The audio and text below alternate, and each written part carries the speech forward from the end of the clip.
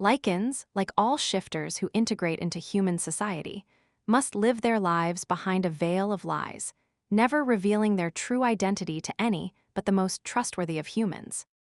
Measuring that trust can be difficult, and an alpha must put aside all personal feelings when making a determination. An error in judgment can have catastrophic consequences, both for shifters and humans alike. Source: Book of the Law. Prologue: Stump River, Ontario, Canada. Armand. John narrowed his eyes as he watched the scene unfolding. While a casual observer might well assume nothing was happening, he knew differently. It was dusk, the solid shapes of trees and shrubs slowly blending with the growing shadows as his eyes struggled to adjust to the changing light. The conditions were perfect for a foe to strike, and so he searched the tree line looking for an anomaly in the shape of a trunk, some hint that an individual was using it as cover. When nothing revealed itself, his gaze shifted lower to the tangle of grass and weeds. The height was sufficient to hide someone crawling on their belly.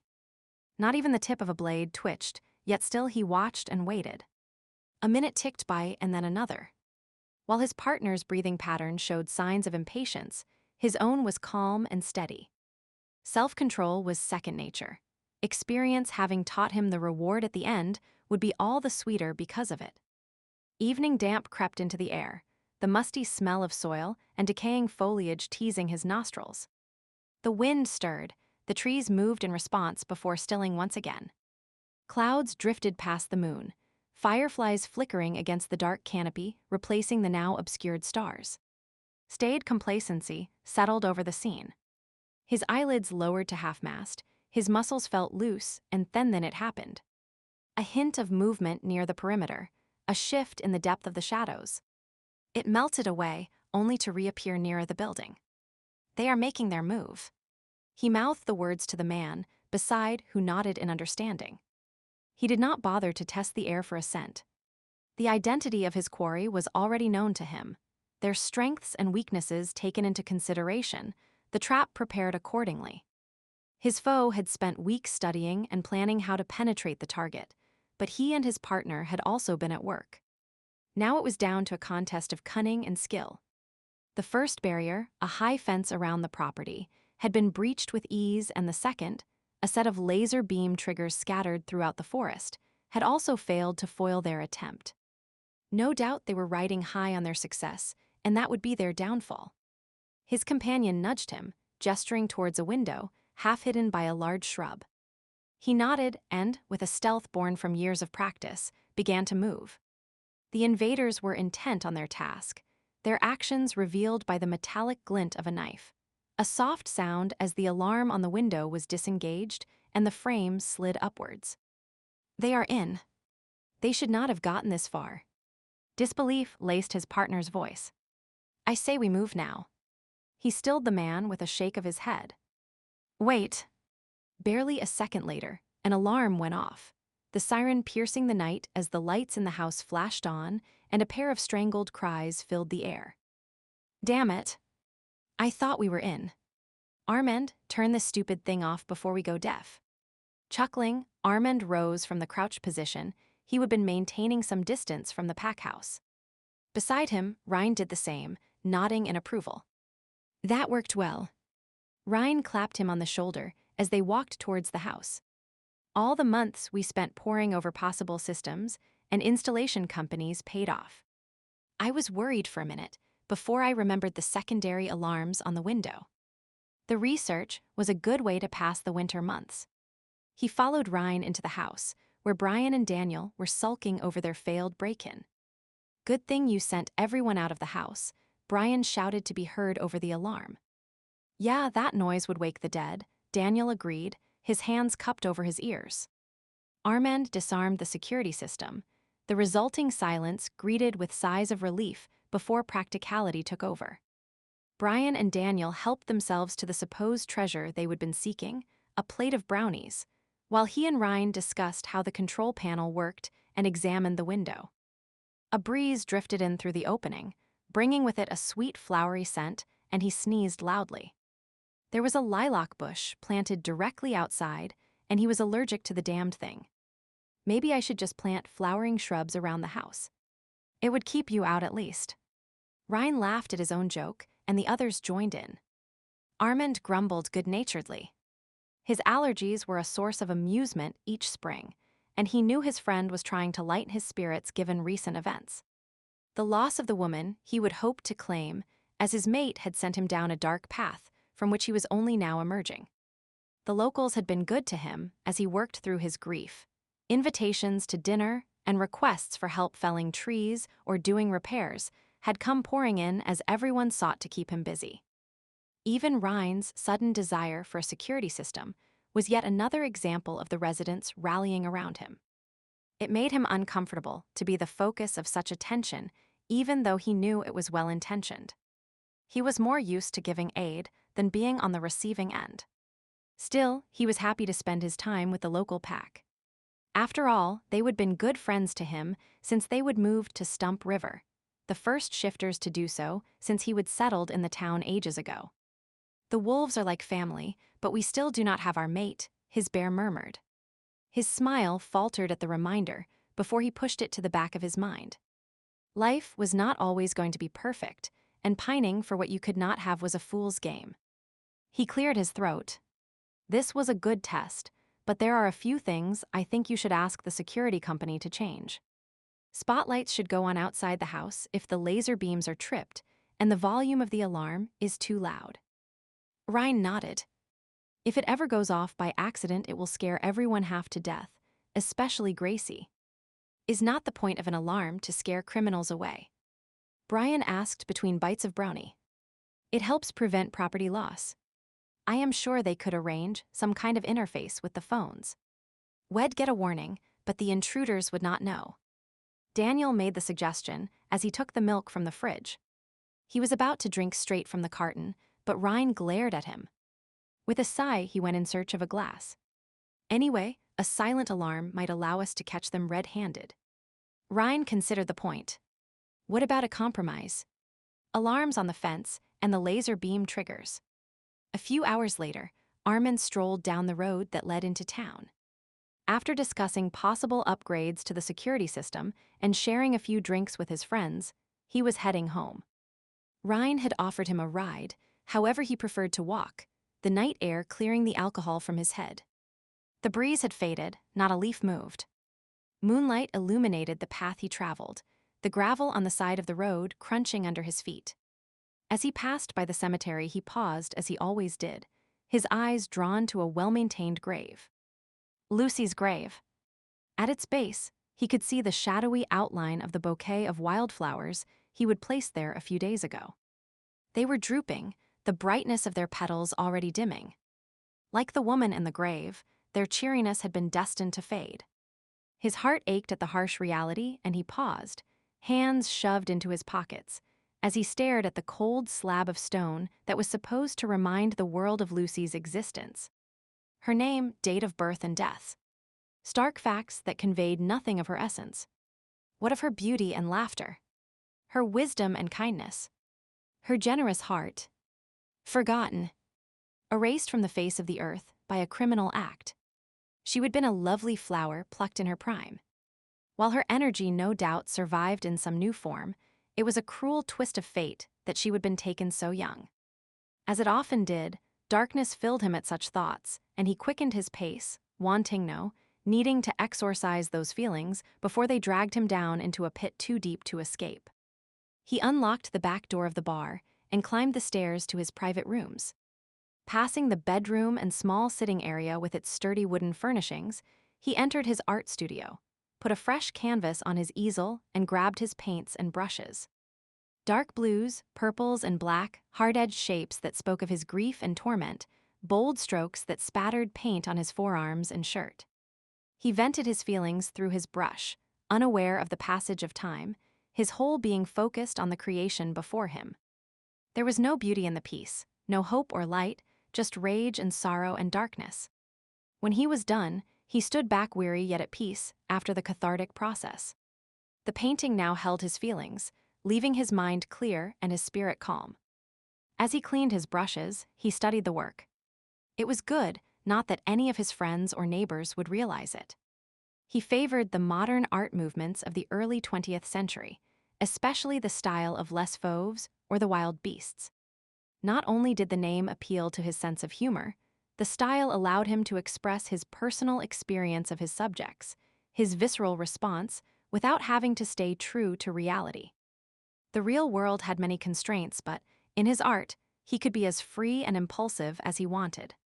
Long ago, he would made apologies for his painting, the activity not seeming to suit the burly bear that he was. Now he lived to please himself. He was who he was. There was enough deception in his life due to being a shifter. He was not going to complicate matters by lying about what made him happy.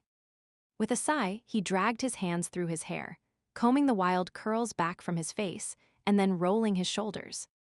Too many memories filled his mind tonight, and it would be dawn soon. He should go to bed, try to get a few hours rest. When the painting was dry, he would find a place to hang it downstairs. The walls of his own rooms were reserved for more uplifting pieces, canvases covered in pure, bright colors and natural forms that spoke of nature, beauty, and all that had been Lucy. It was his private collection, the emotion too personal to share. A yawn cracked his jaw, and he rubbed his eyes. Sleep. That was what he needed, energy to face the day and all that it might bring. Our mate. His bear hinted. No. Not Lucy. She was gone. But someday, maybe the right woman would walk through his door. Life was about moving on, or so he told himself. Giving the painting one last look, he turned off the light and shut the door.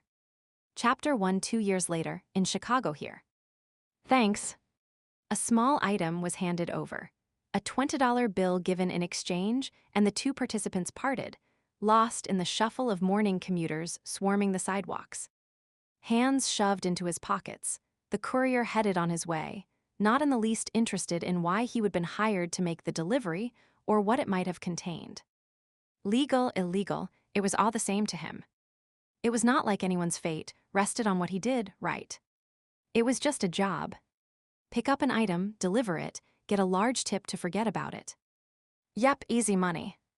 Later that day, on the other side of the city, the hands on the clock eased forward, settling on the 12 and the 2, an event that brought a silent sigh of relief to the waitress who had been working since early morning. She arched her back and wiggled her toes in her shoes, thinking longingly of sitting with her feet up once she got home. Too bad it was not going to happen for another 3 hours. When she would agreed to fill in for a friend at the drop-in center after work, she had not anticipated being this tired. At least when she was done, she could relax. Her community college classes had finished.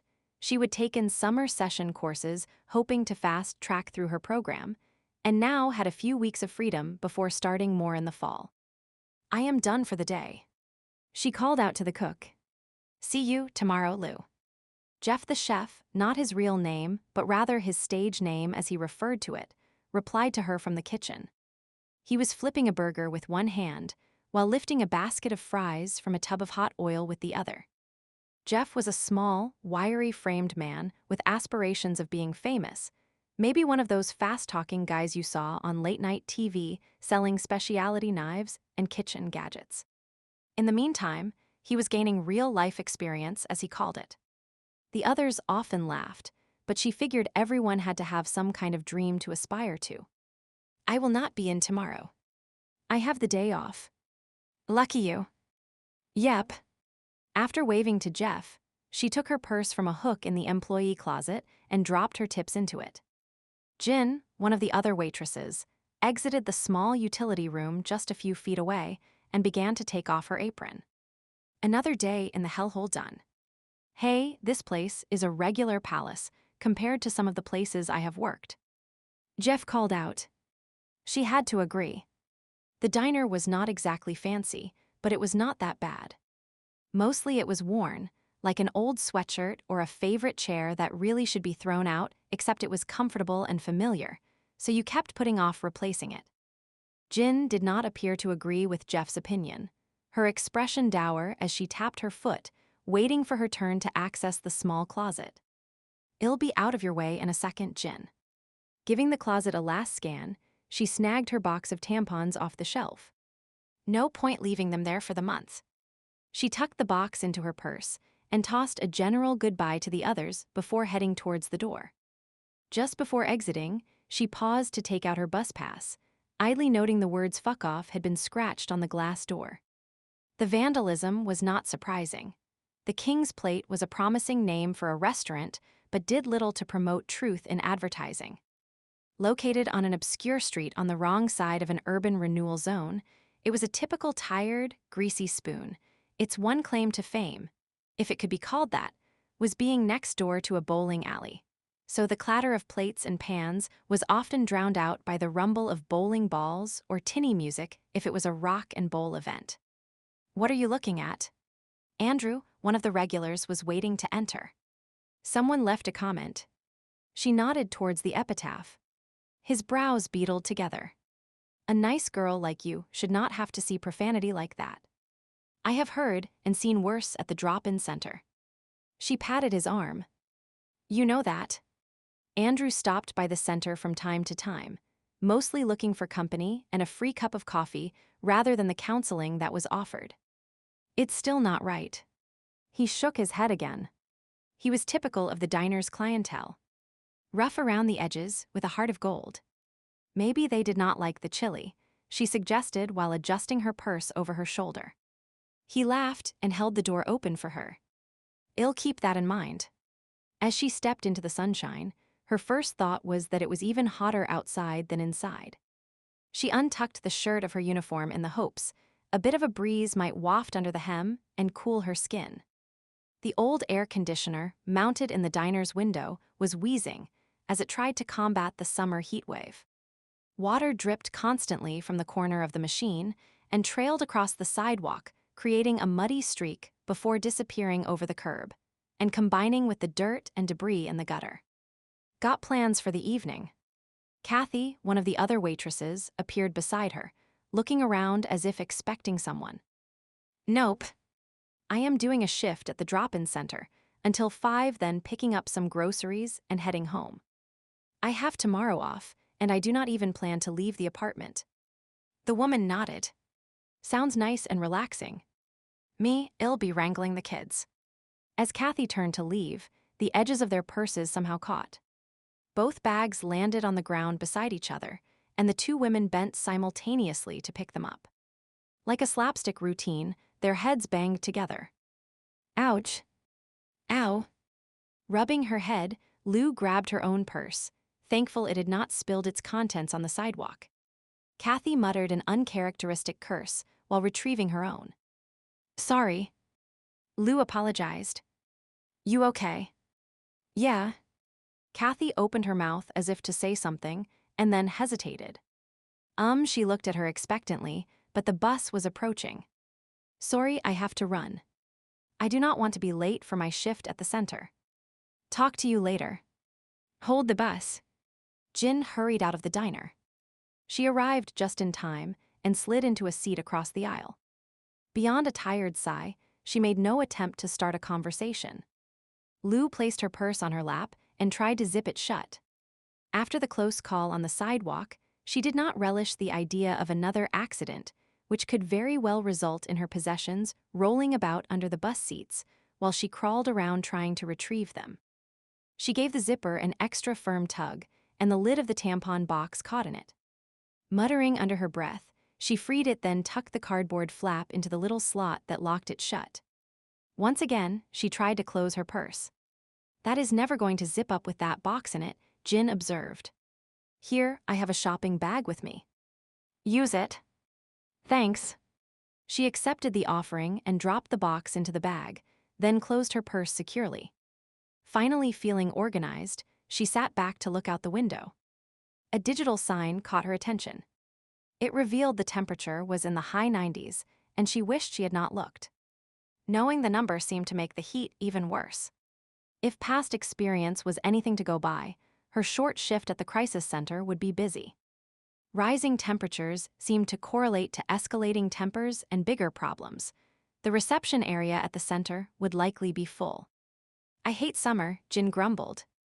Taking the remark as an invitation to talk, she responded, and they discussed the weather. It was not a scintillating conversation, however. Considering it was with Jin, that was not surprising. The bus approached her stop and she stood up, purse strap slung over her shoulder. "Do not forget your stuff." Jin jerked her chin towards the shopping bag that sat on the seat. "Thanks." She should have just left the darn things at work. Once at the center, she stowed her items under the reception desk and started her shift. Clients came and went, some for counseling while others used the pool table or cooled off in front of the large fans that were strategically positioned around the building. "Hey, Lou." Neil, one of the counselors, gave her a wave. He was a nice guy and had shown an interest in her, but getting involved with someone was not part of her plan. She had her eyes set on earning a degree, and in the meantime worked at the diner to pay the bills and helped at the center to gain experience. While she was not allowed to counsel the clients at the center, she helped with filing and fielding non-emergency phone calls, made sure the pamphlet racks were filled, sorted mail, and offered a friendly smile to those who were waiting in the reception area. All the while she was watching and listening to the professionals. It was knowledge that might help her in her own career one day. "Hi, Neil. Looks like a full house today." "Yep." He handed her a file and lingered to talk for a few minutes before heading back to his office for his next appointment. If she were looking for someone, Neil would be the kind she would choose. There was nothing remarkable about his appearance, but he was calm and steady and seemed the sort who would stick around for the long run. In her experience, most men were about as reliable as an ice cube in the desert. If you found a good one, you had to hang on to him with both hands, or he would melt away. 1 hour passed, and then another until it was closing time. She and Neil checked no one was left inside and locked the door. "Can I give you a ride home?" Neil paused at the bottom of the steps. "The car is air-conditioned." She nudged her glasses up on her nose, sweat already doing her skin even though they would only been outside a minute. Tempting, but no. "I have to get groceries on the way home." He nodded, his shoulders slumping. "Then I'll see you in a couple of days." "Right." She gave him a polite yet distracted smile, not wanting to encourage him. "Here comes my bus." "Bye." He watched until she was inside and seated, then gave her a wave through the window. She nodded and sank down in her seat, wishing he had not. It was awkward, constantly rebuffing his attempts to start something between them. It would not have been a problem years ago, her old self reminded her. We would have accepted anyone who had shown an interest. And look where it got us, she countered. Nowhere. Folding her arms, she firmly ignored the voice in her head. Chicago had not always been her home, but she was making a new life for herself here. She had goals and she was sticking to them. The mistakes of the past, expecting to find the perfect man to complete her life and make her happy, would not be repeated. As the bus wound its way through the streets, she mentally reviewed her shopping list and, at the stop for her local grocery store, jumped off the bus to join the throngs on the sidewalk, all of whom looked equally hot and tired now that their workday was over.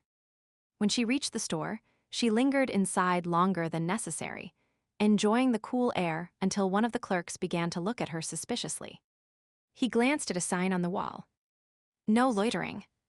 She gave him a broad smile. "Just getting my second wind before heading back out." "Yeah, we'll do that somewhere else. We're running a business here, not a cooling station." Part of her wondered if he would have been so rude if she would looked like she used to. Glasses and mousy brown hair did not gain her special favors the way blonde hair and tight clothing had. Not that she was complaining, her current appearance was better suited to her goals. She smiled sweetly at the clerk. "And you have a lovely day, too." Not surprisingly, he took no notice of her comment. Back home, people lingered in the stores chatting with the owners or other customers, her old self said, but not here. She had to agree. Everyone was always in a rush to get somewhere, not quite meeting each other's gaze. She would found it odd at first, still did if the truth be told. Not everyone was like that, just enough that it could get discouraging. The groceries paid for, she stuffed them in the shopping bag Jin had given her and started the walk to her apartment. Her old self made disparaging comments as the heat reflecting off the concrete made it seem hotter than it already was. Back home, the streets are lined with trees, their leaves rustling gently and casting shade onto the sidewalk. Giving her head a shake, she halted her journey down memory lane. This was home now. No point in moaning about what you no longer had. Instead, she focused on getting to her apartment, taking a shower, cool clothing. A fan pointing straight at her, she twitched her shoulders as she paused at an intersection waiting for the light to change. A sense of discomfort coming over her as if someone was studying her. Looking around, she did not see who it might be. No one appeared to be paying attention to her. Maybe it was the heat getting to her. Sweat dripping down your spine was enough to make anyone twitchy. The light changed color and she crossed the road, walked one more block, then turned the corner. A bunch of young men were gathered near a car, looking under the hood, laughing and jostling each other. They barely glanced her way. Just a few years ago, she would have put an extra sachet in her walk to draw their attention instead of ducking her head as she did now. Funny how life changed a person. Her building came into view, and she quickened her pace, the image of a cold glass of water acting like the proverbial carrot.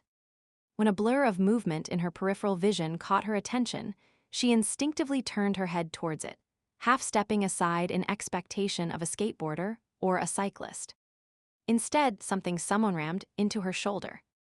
With a cry of surprise, she stumbled, her arm tightening on her bag of groceries, the other shooting out to offset her shifting center of gravity.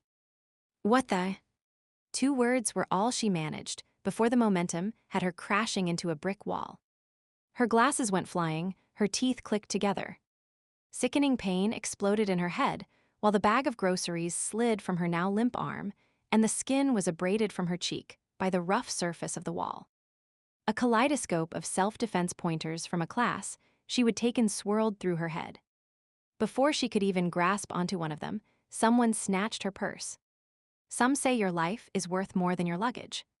Too bad her reflexes had not remembered that. As the strap slipped down her arm, she automatically tightened her grip, jerking it back towards her. "Give it to me." The mugger yanked harder on the purse. Kicking sideways at her attacker, she tried to use her elbow as a weapon, but somehow her finger became caught in the strap. Her nail ripped back and she cried out, instinctively pulling away. It was enough to change the balance of power. Her assailant gained possession of the purse and fled down an alley. She took a staggering step after him, then stopped. It was pointless. He would moved incredibly fast, and superhuman speed had not been covered in her class. Maybe she should ask for a refund. The small huff of laughter that accompanied the thought threatened to dissolve into tears, and she blinked hard, pressing her trembling lips together. Falling apart is not an option, the voice inside reminded her. Right. It was a fact she would learned young in life. When things went wrong, you pulled yourself together and carried on, trying to find a hint of a rainbow amongst the rain. She was not injured, at least not much, and now she had an excuse to buy a new purse. Yeah, that was a because for celebration. Sort of. She leaned against the wall, cradling her hand to her body and trying to steady her nerves. "Hey, lady. You okay?" The sound of pounding feet accompanied the shouted words, and then she was surrounded by the young men she would seen moments before. My purse still stunned, she mumbled the words. "Where did he go?" One of them asked. She nodded towards the alley, and a few of the men took off running in search of the mugger. "Are you hurt?" Those who remained behind hovered around her, not seeming to know what to do, some shifting their attention from staring at her to picking up her groceries. She reached up to check her head. No blood. Her finger throbbed where her nail had ripped and her cheek and arm hurt, but it could have been worse. "I am fine." "Thanks." Just a bit shaken. She took a deep breath and slowly exhaled while trying to believe her own words. "Do you see my glasses?"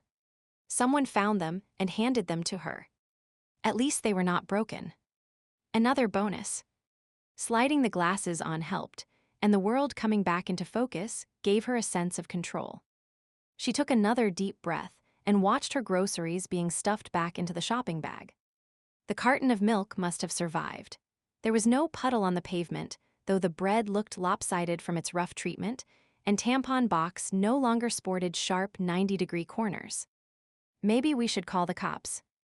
No. Her reply was sharper than intended, yet no one made a comment. In fact, they seemed relieved, which had her wondering if they would been hot-wiring the car rather than fixing it. Or maybe they just did not want to waste time being interviewed by the police. This yours? One of those who had chased the mugger reappeared holding her purse. Yes, it is. Thank you. She reached for it, hope momentarily surging. Getting her things back was better than a new purse any day. We found it tossed in a corner. He probably took your money, then dumped it. Right. She did a quick search of the contents. Her phone was still there. Her tips were gone, though, and so were her wallet and ID. Can we walk you home or call someone? Wetting her lips, she tried to control the panic that was filling her at the thought of her missing ID. I live over there. She gestured towards her building. It'll be fine. Thanks for the offer. Forcing her lips to curve upward, she looked at her rescuers. I really appreciate your help. It's good to know there are heroes in the neighborhood. Hey, no problem. They puffed up at her choice of words, no doubt pleased with themselves. If Wed noticed what was going down, we would have got here sooner. The bastard would not have stood a chance against us. I am sure. She smiled again, accepting the bag of groceries that was handed to her, hugging it and her purse to her chest. I am going to head home now. Thanks again. Not wanting anyone to see how truly shaken she was, she walked away with her head up and her pace steady. When she reached the entrance of her building, she glanced back. The young men were still standing at the site of the mugging, talking and high-fiving each other. The tale would grow to epic proportions before the night was over. At least her name would not be part of it. Anonymity was one of the bonuses of living in a big city. She entered the building, only relaxing when the door shut behind her, and she was safely ensconced in the familiarity of the foyer. When she would first come to the city, she would envision living in some swanky high-rise, maybe even meeting a rich executive like you would read about in a book. Now she was happy to be in her old walk-up with no air conditioning. It had been a nice enough place in its day, but like the rest of the neighborhood, it was showing its age. In a few years, it would probably be turned into upscale condos, but for the time being it was shabby yet affordable, the latter being the important consideration. Before heading upstairs, she took one last look outside, scanning the street. Not that a mugger would stay in the area, she assured herself. He would be off spending her tip money or trying to use her credit card. She would need to cancel it and her debit card, too. And replace her ID. Damn. She began the climb to her apartment. The stairs were good for her butt, or so she told herself each time she made the trek up the numerous flights. Unfortunately, it was also hotter, the warmth from the other units rising to hers while the sun beat down on the flat roof, turning her place into an oven. It had been hard enough to find an apartment within her budget and close to work. Amenities like AC were out of her reach. By the time she was at her door, sweat had her glasses sliding down her nose and the tendrils of hair that had escaped her ponytail sticking to her cheeks. She fumbled with the key, trying to fit it into the lock, and had just succeeded when the door suddenly swung open. Hey there, Lulu. Perfect timing. Roxy, her roommate, grinned at her, not seeming to notice her reaction. Instead, she reached for the bag of groceries and emptied the contents on the entryway table. You remembered the bread. Yay. I am starved. Yes, I remembered. She pushed the door shut and locked it, then gave the handle an extra tug just to be sure.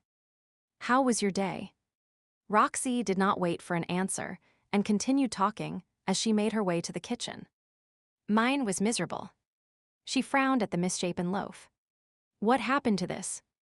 I dropped it. What made your day miserable? She did not want to talk about her own experience yet, needing some time to absorb the comfort and safety of being home behind a locked door.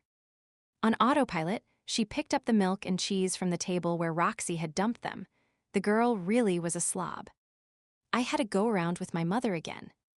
Roxy was smearing peanut butter on a slice of bread, her shiny black hair pulled back in a high ponytail that bobbed with each movement. Roxanne Dominique Accardo was perpetually hungry, yet never seemed to gain an ounce. Her figure model thin, whereas Lou's tended to be more rounded. It was not a fact that bothered her too much. The world needed a variety of shapes to keep things interesting, right? I should have known better than to call her. Roxy spoke around a mouthful of food. Is she upset because she hates your new boyfriend, Joe, or whatever his name is? No. I dumped him last night.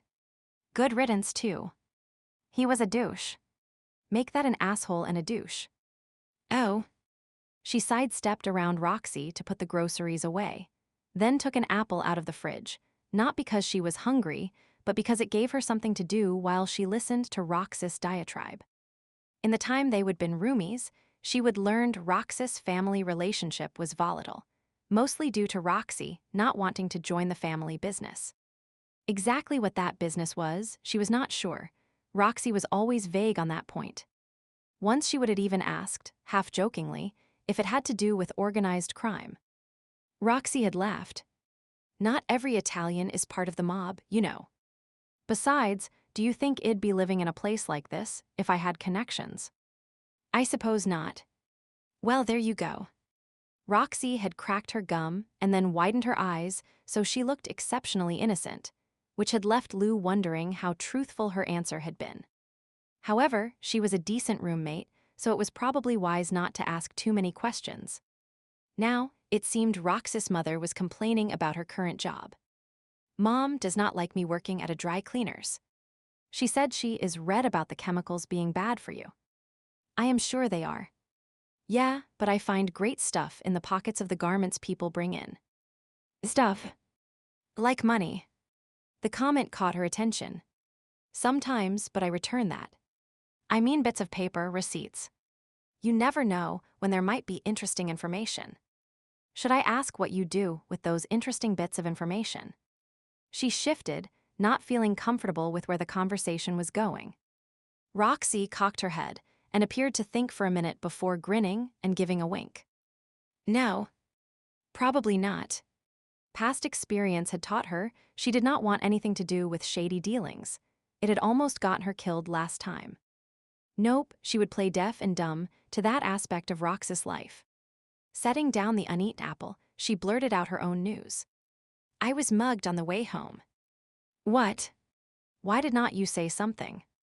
Roxy turned in the middle of getting a glass from the cupboard and fixed her with an incredulous stare. In typical Roxy fashion, she did not wait for a reply, beginning an inquisition while turning her this way and that. Are you hurt? There is a scrape on your arm and your cheek. I cannot believe I did not notice. I'll call the cops and no. I am okay. You do not have to call anyone. The guy is long gone.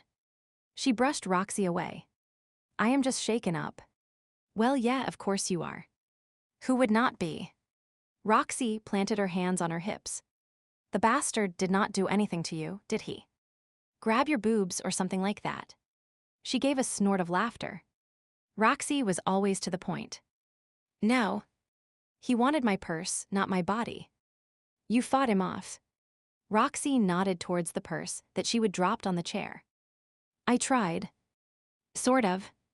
It all happened so fast. She glanced down at her finger and wiggled it experimentally. It was not dislocated, just a bit swollen, and there was a streak of blood showing under the nail. We had a tug-of-war over the purse. He won and ran off before I could even think to do anything else. Some guys saw what was going on and came to my rescue. They found the purse minus my tips and wallet. Guys. The ones at the corner working on the car. Roxy glanced towards the window. If you craned your neck just right, you could see the location in question. I saw them earlier. Some of them are sort of hot. I did not notice. They were real nice to me, though. She adjusted her glasses, wondering if one of the side pieces was bent. The whole world seemed askew, or maybe it was just the greasy smears from the fingers of the young man who would pick them up. Did automotive grease wash off easily? Roxy tapped a finger to her lip. Next time I walk by, I might have to thank them for saving you. She barely managed to stop herself from rolling her eyes. Sure, you do that. So you are going to spend the night on the phone, reporting all your cards stolen. Something like that. Her stomach gave a nervous twist as she considered one call she would have to make. Want me to cancel my shift? Stay with you and keep you company. No, it'll be fine. Wrapping her arms around herself, she winced as she encountered the scrape on her arm and angled the limb so she could see the injured area. I should go wash this off and put some peroxide on it. She stared at the abrasion but made no move. The simple act seemed gargantuan. Roxy poured some milk and watched her over the rim of the glass as she drank. After finishing, she rinsed it out. I think you are more shook up than you are letting on. Probably, but I am a big girl. Hundreds of people get mugged every day, and the world keeps turning. She tried to inject some life into her voice. I'll make some phone calls, have a shower, watch a comedy. You do not need to fuss over me. Roxy looked doubtful. I can mention what happened to Jimmy. Have him watch out for anyone hanging around the building if it would make you feel any better. Jimmy lived on the first floor and was the building superintendent. A retired cop, he also served as a watchdog for the building most of the time. A love of alcohol and increasing age hindered his abilities on occasion. However, when he was sober, he could still be imposing, having never lost that commanding stare and authoritative bark. No. Well, okay. She hesitated. The mugger probably will not show up around here again, but I suppose it cannot hurt. Okay. I'll give you a call later on to make sure you're all right. And if you need something, let me know. I can close up early. And lose your job in the process. So, Roxy shrugged. It would make my mother happy. She laughed and gave the girl a hug. You do not have to jeopardize your career in laundry for me. Now scoot or you will be late. Roxy grabbed her purse and keys. Lock up behind me. I always do. After Roxy left, she secured the door and then stood in the small entranceway. She was alone in the apartment, just like most nights. It was not very big. A kitchen on the right that was separated from the combo dining living room by a half wall with a countertop that served as a breakfast bar. Straight ahead was a hallway leading to 2 bedrooms and a bathroom. It was simple but fulfilled her needs. Since the incident a few years back, her life had been quiet. No evenings at the bar or having fun with a boyfriend, her old self mourned. Right, because our life is going in a different direction this time. It's not very exciting, nothing like we dreamed city life would be like. But it's safe and respectable, and no one can judge us. She pushed off from the door and, after checking the lock on the window that led to the fire escape, headed to the bathroom to inspect her scrapes. The abrasions were minimal as she would suspected, stinging more than anything else. Planning to tend to them after her shower, she shewood her work clothes and stepped under the soothing spray to wash away the cares of the day. When she finally felt clean, she lowered the water temperature until she was covered in goosebumps and then turned off the water. It was good to be chilled. Too bad it would not last. Padding to her room, she donned the coolest clothes she could find and was just going to start combing out her hair when a sound had her pausing. Were the floorboards creaking in the hall outside her apartment? Her stomach did a flip-flop as she remembered her stolen ID.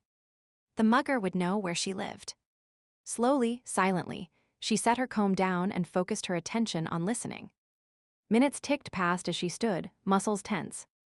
Only the sound of her own breathing reached her ears. No one was there. It must have been her imagination, or maybe the heat was making the wood expand. She was not sure if that was possible, but clung to the explanation because it was preferable to thinking someone had been outside her door. The apartment was at the end of the hall, and there was no reason for anyone to be walking by. Her old self came to the foreground. No cowering. Picking up the baseball bat she kept by her bed, she stepped out of her room. The apartment was quiet. The door to the hall was closed and locked. No shadow showed under the crack near its base. Gaining confidence, she took a deep breath and walked towards the entrance, then looked through the peephole. It showed the familiar faded beige wall opposite her apartment and nothing else. No shadowy shapes, no inexplicably burned-out light bulbs. Just normal. She exhaled loudly, her shoulders slumping. Obviously, The events of the day were playing games with her mind. That had to be it. Giving her head a shake, she returned the bat to its place beside her bed and finished combing her hair. Next, she tended to her scrapes and finally grabbed her small fan. She would set it by the window and draw in the relatively cooler night air. Her actions stuttered to a halt as she caught a glimpse of a black limo disappearing around the corner, and her mind transported her back in time. The black car outside the apartment. The door opening. An explosion of pain, then lying in a pool of blood. Feeling her life force fading away, she felt faint as memories from the past washed over her. It could not be. Not after all this time could it. Panic tightened her chest, any remnants of her braver former self fading away. Her vision blurred, and she struggled to breathe. Without thinking, she grabbed her phone and, crouching in the corner on the far side of her bed, placed a call to the only person who could help her, the only person who knew the truth. She said she would never make contact again, that part of her life was over, but she did not know what else to do. Her hands trembled as she brushed the hair from her eyes and listened to the phone ring. Was the number even correct? After so many years, it could have changed. Please answer, please answer. She mentally chanted the words, her fear growing each minute. Hello? A familiar, gruff voice sounded in her ear, and like some miracle drug, it filled her with relief. Her tense muscles relaxed, a sense of safety washing over her. Memories of another time, another life, rushed in as if a plug had been pulled, and unexpected tears pricked her eyes. Hello? Who is this? Impatient, demanding, he would not change. Her breathing hitched. She opened her mouth to speak, then paused, wondering if she would made a mistake, but it was too late to change her mind now. Besides, she needed him, needed his help. Her ID was gone, and he was the only one who knew, who would understand why she could not just replace it. She wet her lips and forced herself to reply. Hi, Ryan. It's me. Chapter 2, Ryan shut off the garden hose. Pool's ready. Melody emerged from the house, carrying their baby girl, Grace. Let her play until she is good and tired. Do not worry, I will. He barely suppressed a yawn. If she is tired enough, we might get some sleep ourselves. Right. Melody set the baby in the water. I promise I will not be gone long. Take all the time you need. We'll be fine together. He snagged a lawn chair and set it near the plastic wading pool. He would have been careful to place the pool in the shade, so the baby would not burn yet not too close to the trees where there would be more bugs. It was just after dinner, later than they would usually think of having her play in the water. However, these were desperate times. I have put sunscreen on her. Do not forget to light the citronella candle to keep mosquitoes away, and Melody, I have got this. He took his mate by the shoulders and gave her a gentle kiss. Go on your way. She hesitated and then nodded. Okay. Have fun. Taking the keys from her purse, she headed around the corner of the house to where the cars were parked. He shook his head. She was a devoted mother, but at times went slightly overboard. He was capable of caring for his little girl. After all, he was an alpha, and that is what alphas did, care for their pack members, even the pint-sized ones. Sitting down in the lawn chair, he sighed. He was tired. A heat wave had gripped the continent, extending its blistering tentacles as far north as Stump River and beyond. He would become used to the relative coolness of a northern summer, and this sudden change had him and everyone else hot and irritable. Summer in northern Canada had its challenges. Mosquitoes, deer flies he swatted at one of the pesky bugs, then wiped the sweat from his face on the pink and purple towel he had ready for Grace. Yeah, he was used to bugs. This much heat. No. He did not bother to check the thermometer again, knowing what he would see. Way too much red. Everyone was talking about the record-breaking temperatures and grumbling about global warming. That was why Melody had gone into town. She was hoping to interview some of the locals for an article. She worked for the town newspaper that was published once a week. There was never much news to report, and she often bemoaned how difficult it was to find something interesting to write about. There are only so many times I can report on a brawl at the Broken Antler, or Mr. Vandersimpel, complaining that the local kids are too noisy when they skateboard past his house. He agreed with her to a certain point. Nothing ever happened in Stump River, but that was how he liked it. His days of living on the wild side were over. Being alpha to his pack and helping raise his daughter was enough for him. And speaking of his daughter, he smiled down at Grace. She was adorable with her mother's big brown eyes and a heart-grabbing grin. The boys would be chasing her someday, and he intended to be there to put a healthy dose of fear into each and every suitor. Right now, however, she was prattling in her wading pool, wearing a floppy pink hat dotted with white and yellow flowers that matched her minuscule bikini top and swim diaper. He kicked off his sandals and rested his feet in the pool, absorbing some of the coolness while watching her play. Wiggling his toes, he created waves and she kicked her chubby legs. Da-da-da-da. He would never believed those simple syllables could melt his heart the way they did. Leaning forward, he picked her up and held her over his head before blowing raspberries against her belly. She giggled and squealed, patting his head until he set her back in the water again. 2 white teeth showed as she smiled up at him before resuming playing with her water toys. Those teeth were part of the reason he was so tired. She was teething and keeping both him and Melody up most of the night. Hell, half the pack was probably up too, given the volume of her wails. The girl certainly had a set of lungs on her. In between pacing the floor, joggling her, and fetching cold teething rings, he and Melody had argued about who she took after in that respect. His phone rang, and he picked it up, not bothering to glance at the number as he reached forward and shooed a bug away from his little girl. She might keep him awake at night, but he would do anything for his pup. Hello? No one answered. There was only heavy breathing. Great, just what he needed, a breather. Well, maybe Melody could turn it into a story. Crank caller harasses locals, or something like that. Hello? Who is this? He tried once again, preparing to hang up when the caller finally spoke. Hi, Ryan. It's me. He stiffened, the sound of the woman's voice immediately triggering a slew of memories, both good and bad. His fingers tightened on the phone as he answered cautiously. Hey there. Fancy hearing from you. Can you talk? Is anyone around? A quick glance revealed the rest of the pack was nowhere about. Yep, the coast is clear. Good. His mind started to race when she did not immediately speak again. What was going on? When they would parted, she would been adamant it was the end, that she would never contact him again. He would done his best, pulling some strings, getting Lycan Link to help arrange things for her. A new identity, a plausible background. It had been highly irregular, but he would pushed, calling in a few favors and promising a few more.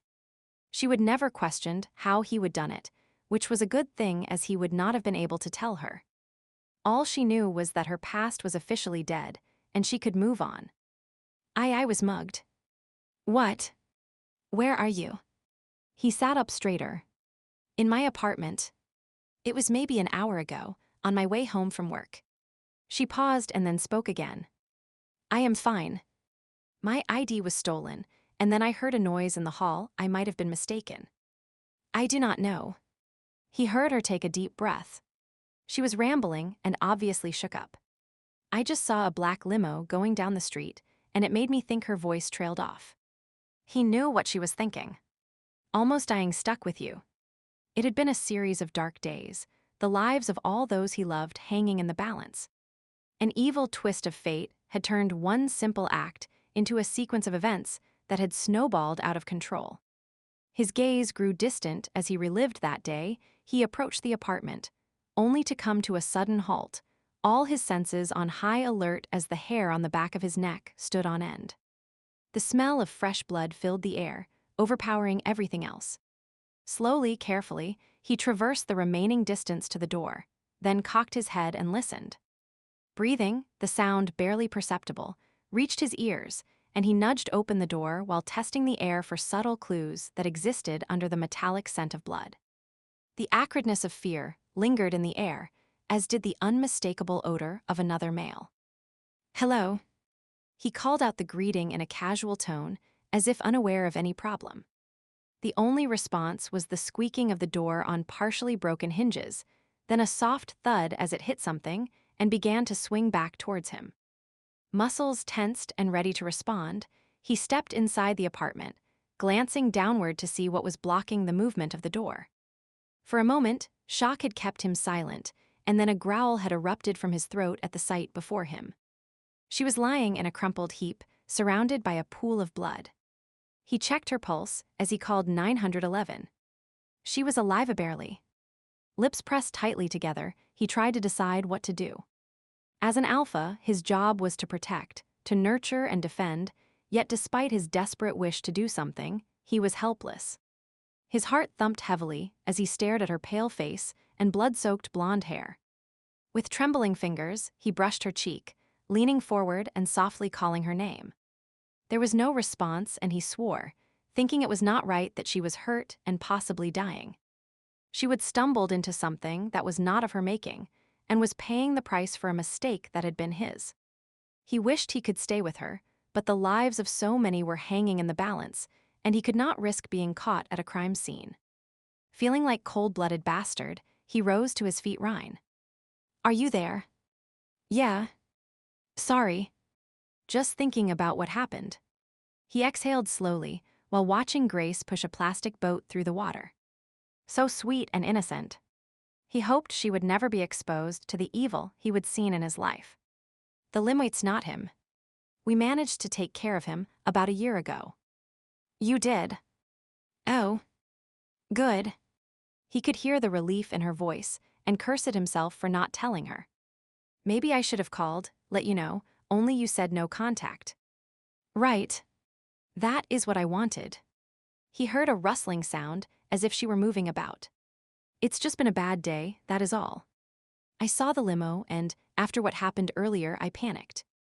Understandable. Are you alone? Is there someone you can depend on? My roommate, Roxy, and there is Jimmy. Jimmy? Is he your man? No. Just someone who lives in my building. I should not have called. I can figure this out on my own. Maybe I am homesick for the cooler weather. It's so hot. Nothing cool here, sorry. The heat wave has hit us too. Oh. There was something about her voice, a certain nuance that had him frowning. Are you happy?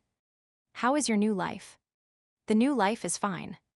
He noticed she did not say she was happy, but she spoke again before he could pursue the point. What about you?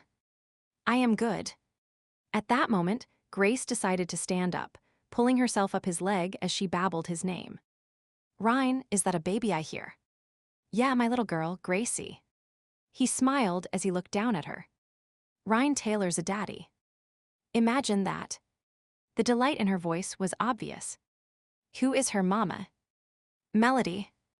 Melody Green. You got back together. I am so glad. How is Ruth? And what about R? She stopped and then cleared her throat. Never mind. I should let you go. Your daughter needs you. He lifted Grace with his free arm, cuddling her wet body to his. Do you want me to come to Chicago and check things out? Help you get your ID replaced and no. You have a family that needs you. Have you contacted the police about the mugging? I did not dare. What if they try to check into my background and find out? They will not. Your new identity is rock solid.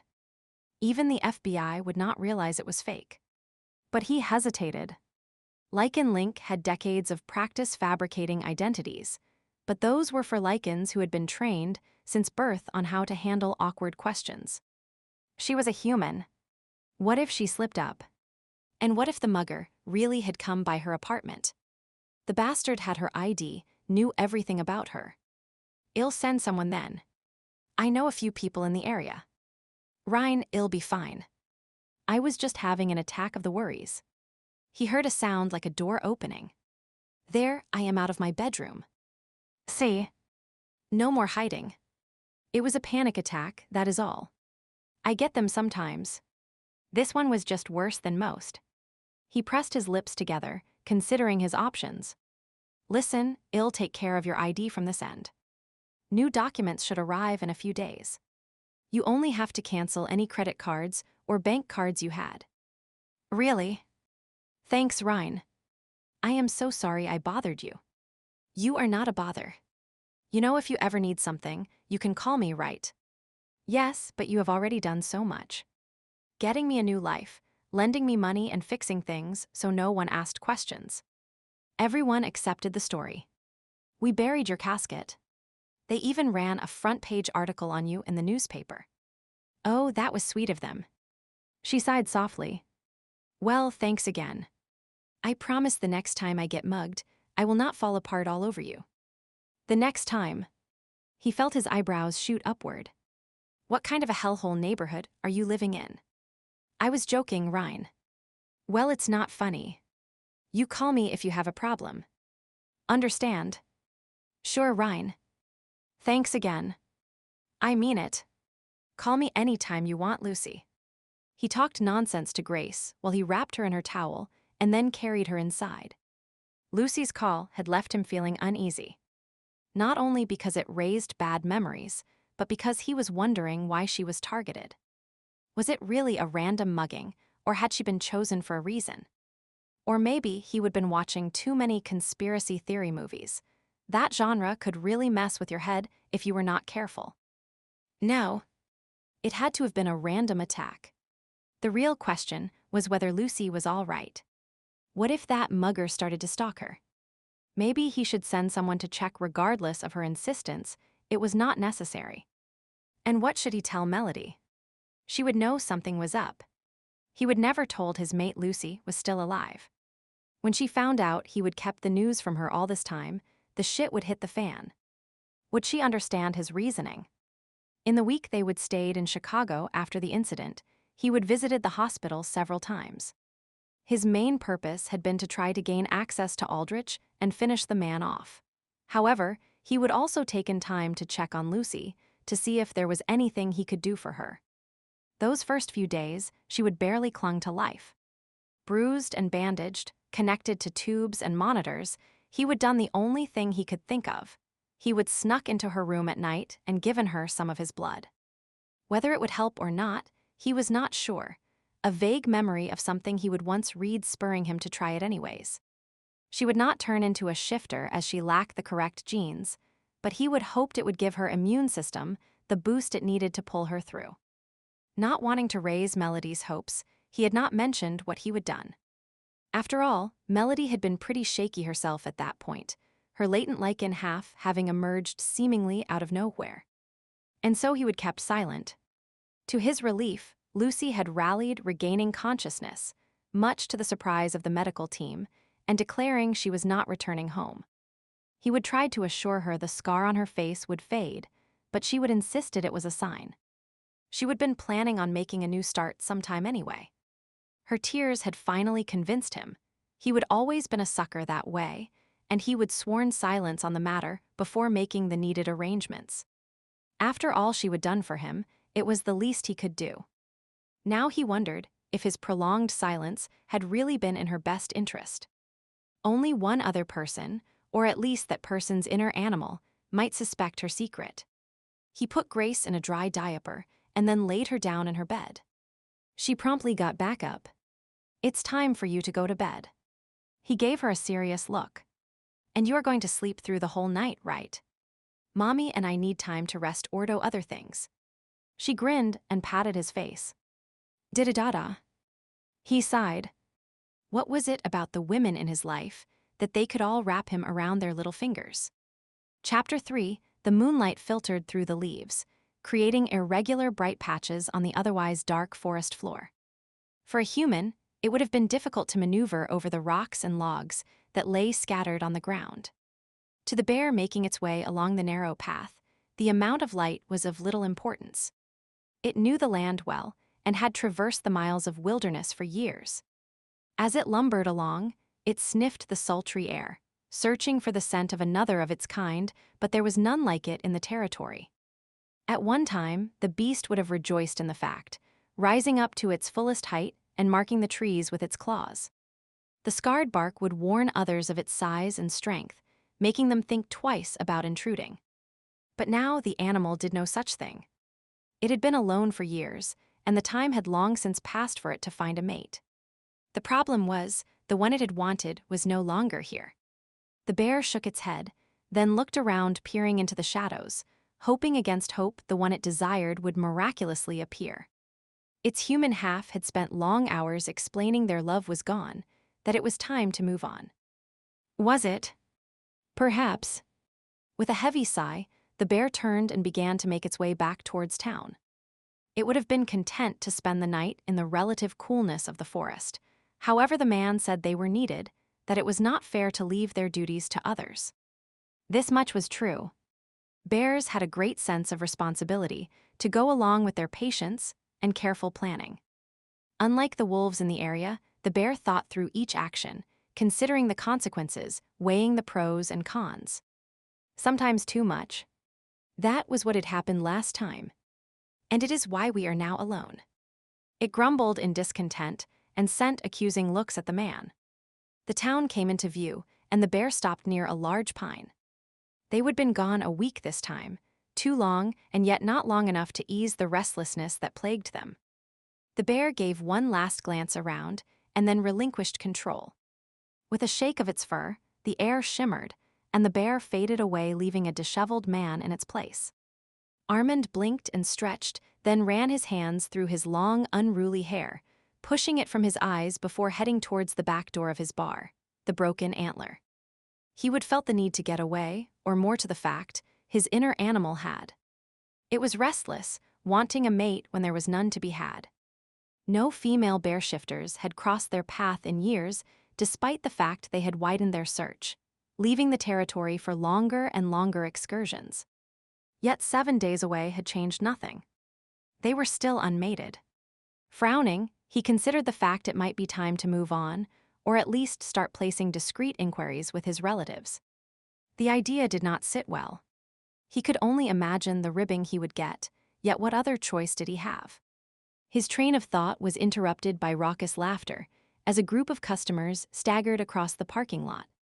He veered to intercept them before they reached their vehicle.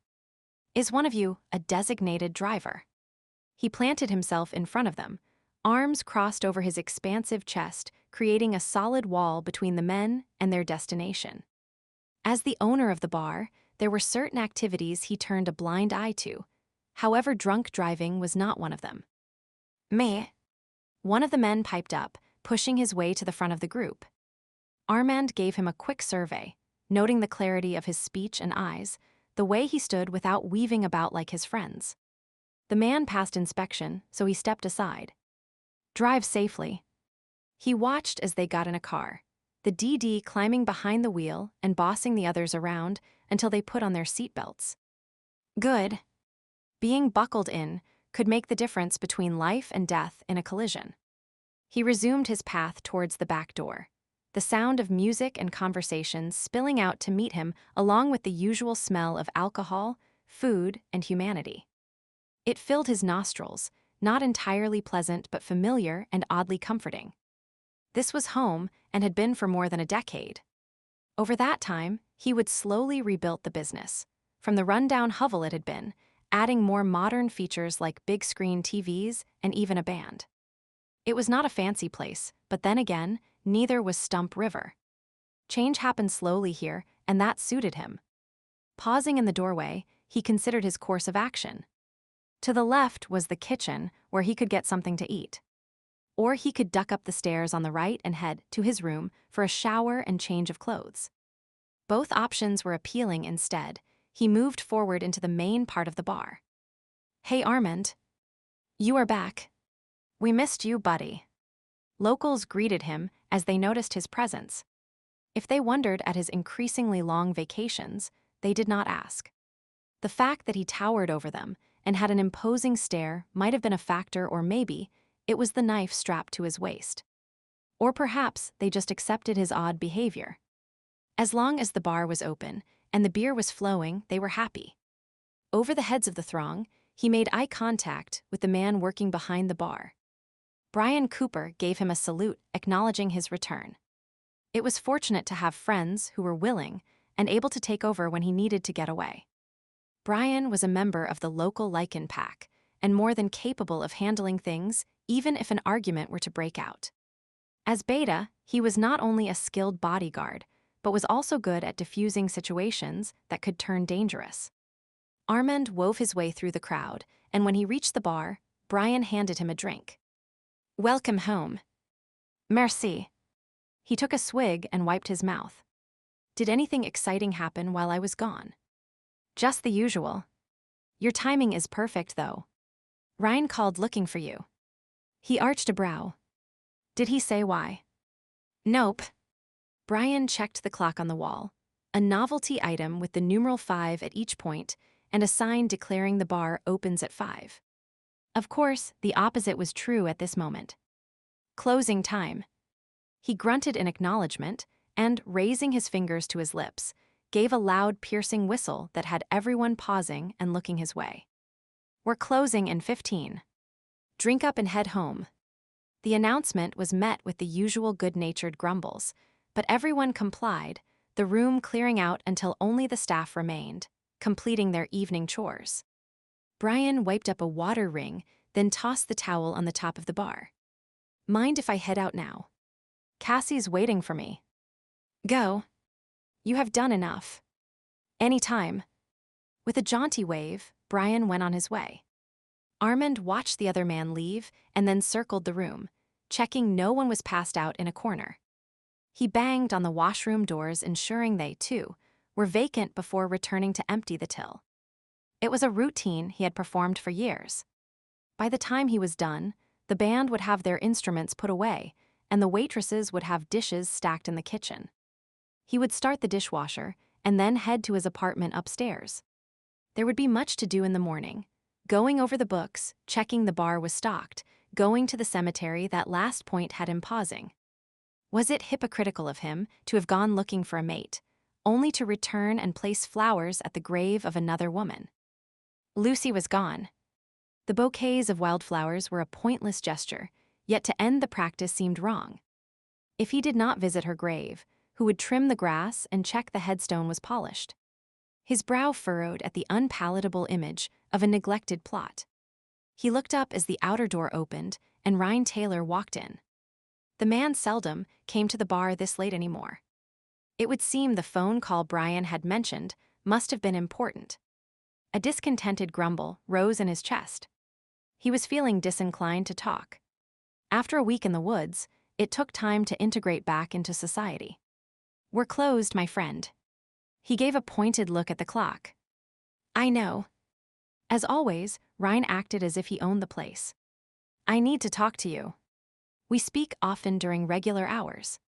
"True, but something has come up. We need to have a conversation in private." That caught his attention. He looked around the room. Most of the waitresses were gone, only young Tessa remained. Her brother Marco would be arriving soon to take her home, just as he always did.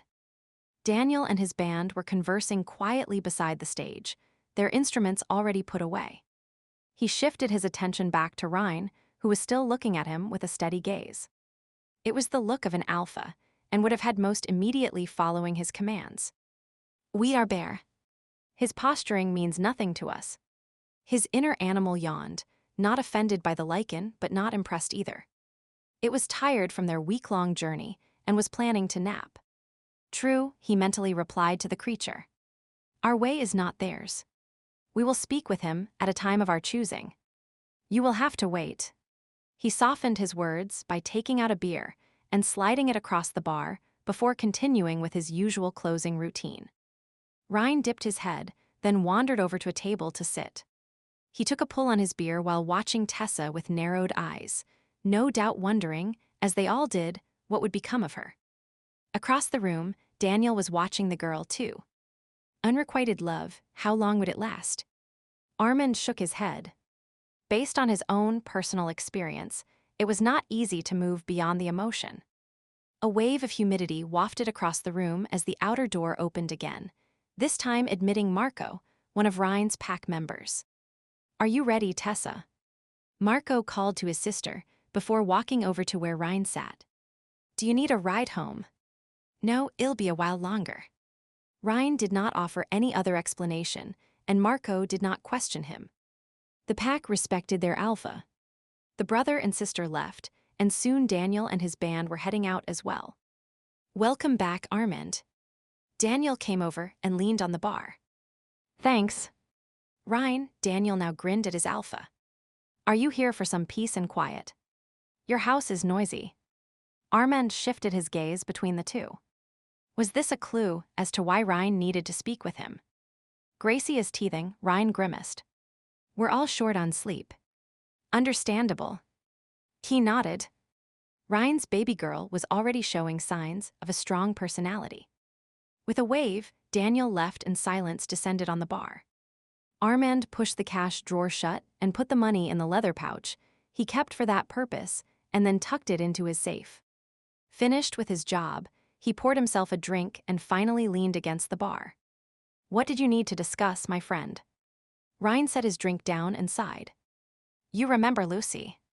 His bear's ears twitched at the name, and it raised its head. As for himself, he waited a beat before speaking, the question unexpected. Hearing her name still caused pain in his heart.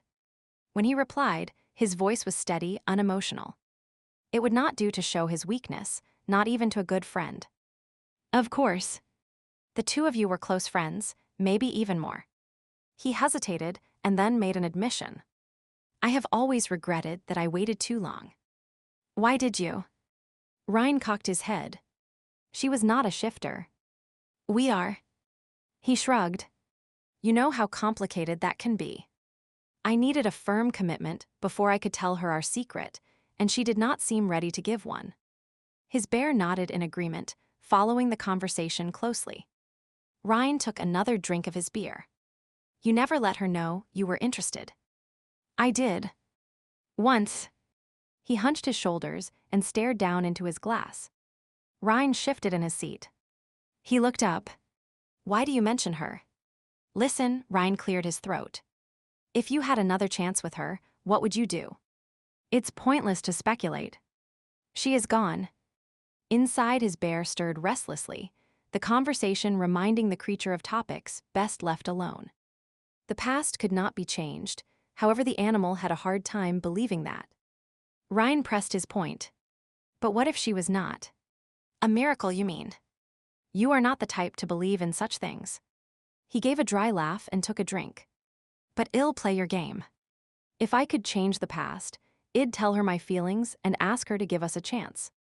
"That is what I thought." Ryan made a face and then took a deep breath. "Armand, I have been keeping something from you." One brow quirked, he lifted his glass to take a drink only to freeze when Ryan spoke. "Lucy is not dead." "Pardon?" He blinked and his inner beast rose to its feet. "You heard me." Ryan scowled. It was her idea. She wanted to start a new life. "Lucy is alive." His fingers tightened into fists. The glass he was holding shattered, shards slicing his fingers, blood dripping from his hand to stain the floor. He took no notice, felt no pain, his brain trying to process what he had just heard. "Yes. But the funeral. Her grave. We brought an empty casket back and buried it." Ryan shrugged. "I said there would been an accident, that Lucy was gone. Everyone assumed that meant she was dead. I just never corrected them." Disbelief had held him frozen in place, but now it transformed into rage, twisting and rolling, until it exploded into an inferno that could not be contained. His vision blurred as reason was forced to the mere edges of consciousness. Ryan continued to speak. "I gave Lucy my word that with a snarl, he leapt across the bar, grabbed Ryan by the front of his shirt and lifted him from his seat. Ryan lowered his voice in warning. "You lied." He growled the words and slammed his fist into Ryan's face, sending the other man reeling backwards into a table halfway across the room. The crack of splintering wood coincided with the breaking of his self-restraint. "Fuck, that hurt." Ryan gave his head a shake as he regained his footing. Armand stalked towards the Lycan, lips curled and hands clenched. The air began to shimmer as the bear inside him struggled to escape. A deep huff reverberated from the animal, a sure sign it would attack if let free. Most sane persons would have backed away. Ryan did not. In a fight between a bear and a bear had the size and power. A wolf's advantage came from the pack, multiple adversaries distracting the bear, giving the others a chance to attack. Ryan had no pack to help him right now, but he was quick and agile, a strategic fighter and a badass alpha despite the outward appearance that being mated and a father had softened him. Ryan tested his jaw, then wiped his mouth with the back of his hand, a thin streak of blood showing. "I'll give you that one. Try it again, and I am going to kick your ass." The warning did not even register. "Why did not you tell me?" He shoved a chair that was in his path. Ryan nimbly jumped out of the way as the furniture slid across the room before crashing into the wall. One of the paintings hanging above that spot slipped sideways on the nail. Thankfully, it did not fall. If it had, it would have pushed him over the edge. Ryan narrowed his eyes, judging his opponent's next move. "I did not like doing it. You are my friend. And friends do not deceive each other."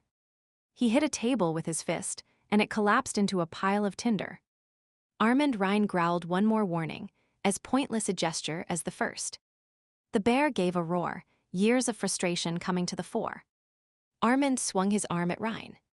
Ryan caught it, and with a twist of his body, used the momentum to propel him over his shoulder. Armand hit the ground, rolled and charged at his opponent, his shoulder slamming into Ryan, driving them both into the bar. Air whooshed from Ryan's lungs, yet even as Armand stepped back, Ryan used the bar to brace himself, raised both legs and rammed them into Armand's gut. Staggering backward, Armand grabbed a nearby chair and swung it at Ryan. The chair disintegrated as it struck the bar, Ryan barely managing to duck in time. After that, it was a free-for-all with grunts, curses, and the sound of breaking furniture filling the bar. The two volleyed for supremacy, but were, surprisingly, equally matched as brute strength was met with speed and cunning. "You are right. Friends do not deceive each other." Ryan circled around, not increasing the distance between them, but moving so the bar was once again at his back. "But Lucy Was is also a friend." "Yes." Armand spat blood from his mouth. "The two of you were indeed friends." If Ryan noticed the extra emphasis on the last word, he ignored it. "And if a friend needs help, you give it. Could I do any less for her than I would for you?" Armand paused, fists clenched. Since Ryan's arrival in Stump River, the man had been his friend, never hesitating to help, even offering his pack members to watch the bar when he needed to get away. Bears had no pack to rely on, their clans usually scattered across the miles.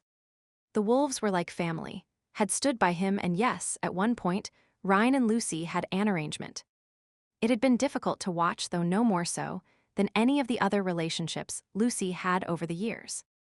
And in the end, Ryan had shifted his interest to Melody. He shook his head to clear his thinking, reason and rage vying for control. Ryan had lied, but that was the only issue between them. His anger was disproportionate to the crime, his bear's frustration misplaced. Inhaling through his nostrils, he slowly released his breath, trying to bring his logical, more civilized self to the fore again. Who else knows that Lucy is alive? No one. He slid a look at Ryan. Not even your mate. No. He considered the point, then gave a dark laugh. She will carve you to pieces with her words when she learns of your deception. Yeah, I know. Ryan gently touched his nose and winced. I'd prefer being punched. Almost. She is a formidable woman. He flexed his hand and examined his bleeding knuckles. You are lucky to have her. Ryan nodded and then waited. With a heavy sigh, Armand pulled his hair back from his face and once again considered the fact that he had no mate, perhaps never would. Blaming the fact on the Lycan, exacting some form of revenge had been momentarily satisfying, yet changed nothing. Nor was it justified. His solitary state was his own doing. His bear, recognizing the wisdom of its humans' thinking, subsided. It was not content, but was willing to listen to the conversation. He looked around, noting the broken furniture. It would need to be repaired or removed before he opened the bar tomorrow. At least there were no windows broken. One of his paintings, an interpretation of the sun setting over a nearby lake, was crooked, so he straightened it, pausing to study the composition and use of color before taking a seat at one of the tables that was still intact. Stroking his beard, he stared sightlessly across the room, trying to come to terms with what he would learned. Ryan appeared at his side with 2 glasses and a bottle of whiskey. Pouring a shot into each glass, he took a seat as well. "Thanks." The liquor slid down his throat, the burn a distraction from the ache in his heart. "I should not have kept the truth from you, Armand." Ryan tossed back his own drink. "At the time, I did not realize you were that interested in Lucy." He shrugged. "I tried to keep it to myself. I was not sure. It was only when she said she was leaving on vacation that I had a feeling, a premonition." He shook his head. "It was too late. I am sorry." Ryan poured 2 more shots. One of his eyes was almost swollen shut, but he managed the task without spilling a drop. They both drank again, then sat in silence studying the amber liquid. Eventually he spoke. "Why are you telling me this now?" "Lucy called earlier this evening. It's the first time I have heard from her since leaving her in Chicago.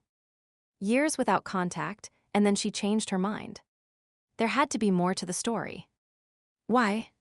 "She was worried the man who almost killed her was back." He looked up sharply. "Explain." "When Melody first came here, she was trying to write an article on me, remember? But what she did not know was that it was really for some rich recluse who was trying to find Lycans." Armand searched his memory, then nodded slowly.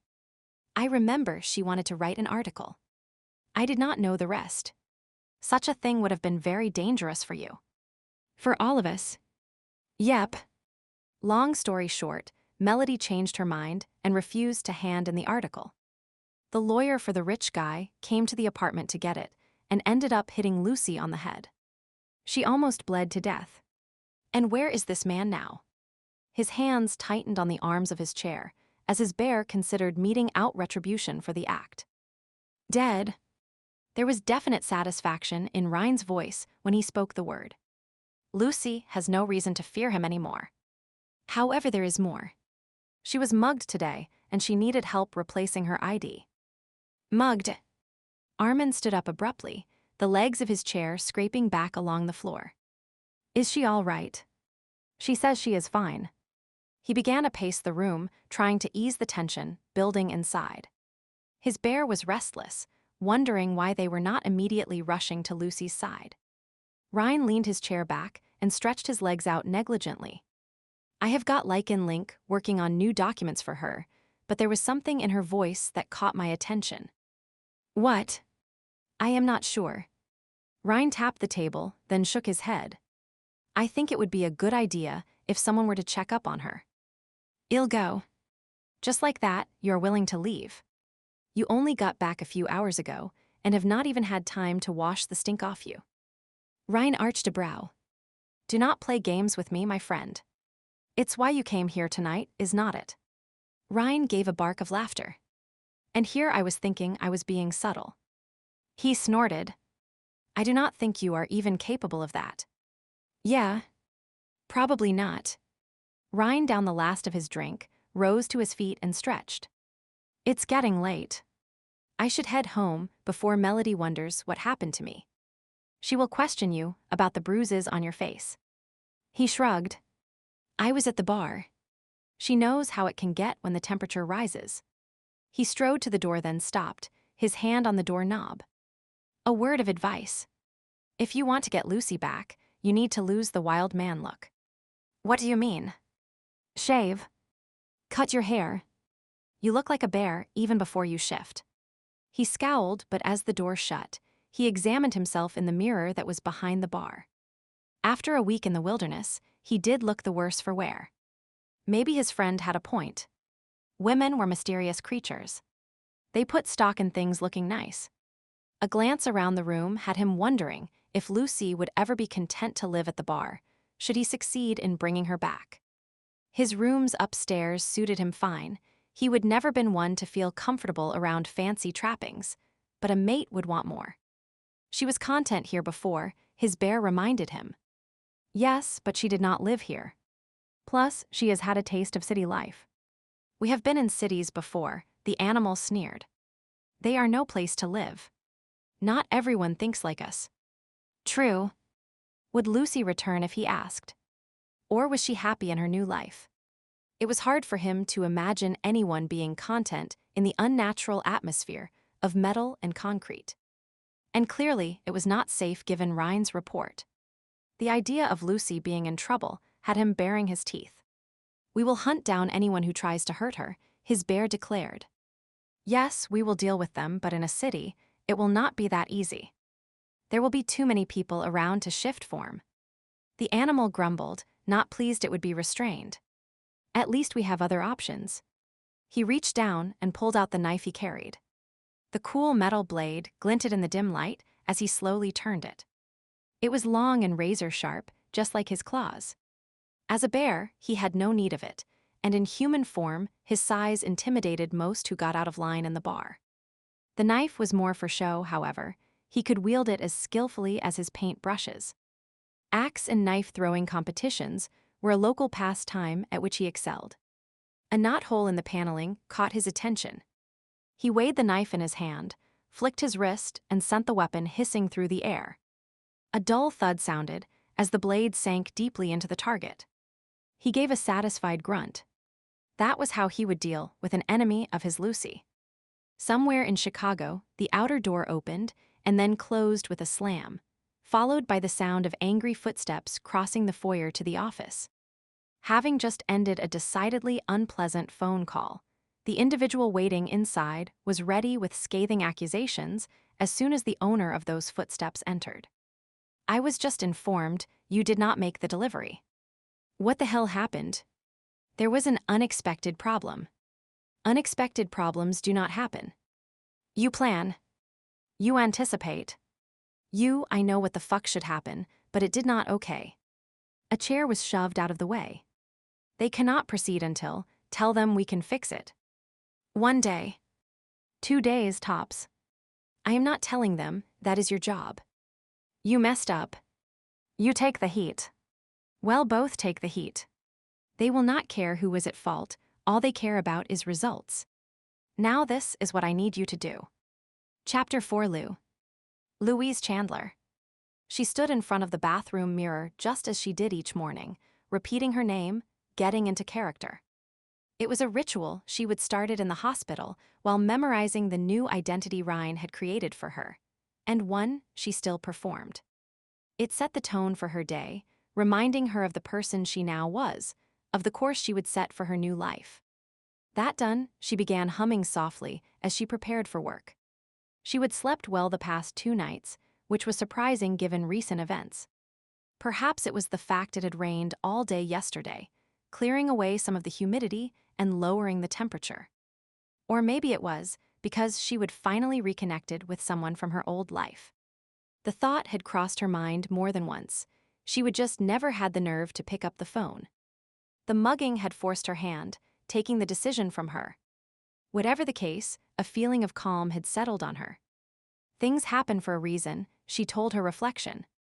Memories of Stump River often filled her thoughts, especially at night when she could not sleep.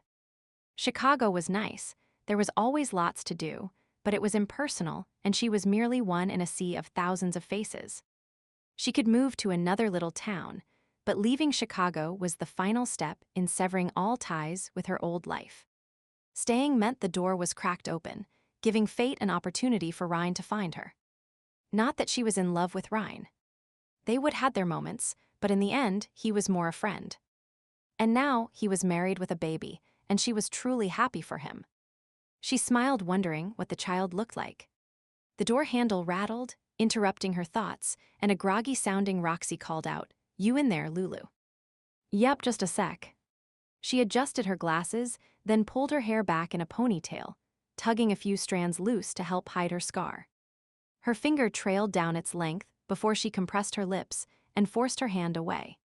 The puckered skin did not matter. She had value beyond her appearance. Gathering her things, she left the bathroom. Roxy was leaning against the wall, her eyes half-closed and her hair sticking out at odd angles. "Morning." Roxy mumbled the word. "Looks like you had a good time last night." Ahem. Roxy pushed off from the wall and stumbled into the bathroom. She was not a morning person, even on the best of days. Lou finished dressing, then made herself a piece of toast. Roxy eventually wandered into the kitchen and poured a glass of juice, then slumped down at the breakfast bar. Why do I do things like this? Like what? Eat too much, drink too much, dance all night and stay out too late. Because you are young. It's a rite of passage, I think. Yeah, that must be it. Roxy drank her juice, and Lou munched her toast, thinking how she used to spend her nights at the Broken Antler. It had been fun and then it had not. The voice in her head sighed. Was she getting old? Even though Roxy was younger, she would never thought that much about their age gap. Mostly it was different experiences, she supposed. Roxy had street smarts from living in a big city, whereas she knew about relationships. Or at least how not to have one. Growing up, she would moved a lot, her mother drifting from one town to another, always chasing a better life that never materialized. Stump River was the place they would remain the longest, not because her mother had finally found her happily ever after, but because she would become ill, years of hard living leading to an early grave. At 18, with no other family, she would remain in the town after her mother's death, the townspeople kindly helping her through that difficult time. She still remembered how Ruth had found her a room to rent, and Armand had offered her a job at the Broken Antler to help supplement her wages from the diner. At the time, she would wondered if he was interested in her, but when he did not make a move, she would decided she was mistaken and found companionship elsewhere. As for Armand, he would remain a good friend, yet always ignoring her subtle hints she would like more. Or at least until the day we left Stump River. Right. Maybe, if he would made his move sooner, she would not have begged Ryan to help her with this ruse. Maybe she would have returned. Or maybe not. All she would known during those first dark days was that one kiss after years of being ignored was too slim a chance to bet the rest of one's life on. Should not you be leaving for work? Roxy's voice startled her from her musings. Yikes. I'd better get moving. She brushed the toast crumbs from her fingers and finished the rest of her coffee. Have a good day. I'll be late getting home. I am heading to the drop-in center after work. See you later. She grabbed her keys and purse, pausing to check the contents, and then hurried on her way. As she jogged down the stairs, she speculated about the arrival of her new ID. It had arrived yesterday afternoon, delivered by a good-looking, taciturn messenger. He would asked her name, then handed her the package and left. How Ryan had been able to get the document so quickly, she had no idea. She was not even sure she would told him her address. She shook her head. That man sure had connections. He was tight-lipped and seemed to know more about what was going on around him than he should. She would once speculated that he was a secret agent or one of those special ops types. After all, men like Ryan Taylor did not settle in places like Stump River unless they had a good reason. The thing was, no one dared question what that reason might be. Ryan gave off a vibe that radiated proceed with caution. Reaching the bottom of the stairs, she crossed the foyer and stepped out onto the street. It was a sunny day, the air warm, the humidity low, and the sky a beautiful shade of blue. It put an extra bounce in her step and erased any thoughts of black limos or weird being followed feelings. In fact, everyone seemed to be in a better mood, a few giving her a friendly nod and a smile as they passed on the sidewalk. On days like this, she could not think why she would ever consider leaving the city. Good morning, Jeff. She pushed open the door of the diner and started to greet the cook, only to realize it was Dylan, the afternoon chef. Sorry, Dylan. Where is Jeff? He had an appointment. I said I'd cover for him. He'll be back before the lunch hour rush. Oh. Okay. She began to check the tables had menus, and the sugar containers were full. Jin was already making coffee for the breakfast customers that would be coming in soon. Kathy was wrapping utensils in paper napkins. Morning at the King's Plate was falling into its usual rhythm. It was peaceful in the way any familiar routine was, allowing a person to function on autopilot while their brains slowly got up to full speed. The bowling alley did not open until noon, so the diner was relatively quiet. The sound of oil sizzling and dishes clattering blended with the hum of conversation, and the soft ting of the bell that indicated an order was ready to be served. No one had to raise their voice to be heard over the sound of a strike, and the music was just a local radio station. Yeah, morning shifts were good. The hours passed, the breakfast customers leaving to be replaced by those searching for a mid-morning coffee. Jeff returned and resumed his usual place in the kitchen. "Hey Lou, check this out." He began to slice onions into rings. "It slices. It dices." He flipped the knife in the air, catching it by the handle and continuing to slice the onions. The blade is perfectly balanced, becoming one with the chef who uses it. He ended with flourish. She grinned. "That was a good trick." "Thanks. I saw it on TV last night and practiced until I could do it. Only nicked myself a few times." "Well, use that trick if you ever get an audition for TV, and I am sure you will get the job." "You think so?" The look on his face full of hope. She patted his shoulder. "If it's meant to be. And if you do not, then better things are coming, right?" "Right." He smiled and nodded before getting back to work. The lunchtime crowd was now filling the eatery. Regulars like Paul, Andrew, and Will stopped in, as did Karen and Lester, an elderly couple. With practiced ease, she delivered meals, topped up coffee, and kept a banter going with the boys, then nodded as Karen and Lester shared bits of news from the paper they were both perusing. "When are you going to go out with me?" Paul asked. He was middle-aged, balding, and had the beginnings of a paunch. "You?" Will shook his head. "She is mine." In contrast to Paul, Will was small and wiry with a droopy mustache that gave him a perpetually sad look. They were brothers, never married to the best of her knowledge, yet real gentlemen all the same. Just look at how they fussed over her, looking beyond her scar and acting as if she was something special. She added an extra dollop of whipped cream to their pieces of pie. Andrew rolled his eyes and shot the others a warning look. He seemed to feel it was his duty to ensure the others behaved around her. It was kind of him, even if it was unnecessary. After working at the Broken Antler, she could handle the clientele herself. The two brothers were no threat. Sorry boys, no fraternizing. She flashed a smile. Back home, she would accepted every invitation, thinking she would never know who was Mr. Right if she did not give them a chance. The strategy had not worked in her favor, though. Good old Lucy, that was who she would become, great for a romp but never good enough to marry. It was one of the reasons she would decided to start a new life. She would wanted more, had deserved more, and since Stump River did not seem inclined to give it to her, she would find it herself right here in Chicago. The door opened, and she sensed another customer entering, pausing and then finding a seat. She had the vague impression it was a man, and he would chosen a spot in Jin's section. Knowing the other waitress would deal with him, she continued with her own customers. A glance at the next table showed they were done with their meal, so she went to see if they wanted anything else, and when they said no, she handed them their bill. "Pay at the register when you are ready." The next booth of diners had already left, so she grabbed a tray, a damp cloth, and a bottle of disinfectant in order to clear the dishes away and wipe the table. As she worked, a twitchiness developed between her shoulder blades again. It was different from the feeling she had when she knew a customer was trying to catch her eye. This was more like the sensation she would had a few days ago, just before she would been mugged. Her movement slowed, her fingers curling into the cloth. Was it the mugger? Had he discovered where she worked? Perhaps following her here from her apartment. She swallowed hard and tried to use the reflection in the window to see behind her.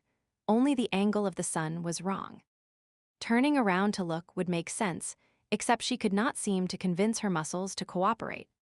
Instead, she kept clearing the table, eyes focused on her work as she scraped the leftovers onto one plate, then stacked the others and placed them on the tray. Next, she gathered napkins and empty sugar packets, setting the utensils on top so the napkins would not blow off as she walked. She added the cups and water glasses. Whoever was looking at her had not stopped. The watcher's gaze seemed to be boring a hole into her back. Her hand trembled as she arranged the salt and pepper shakers.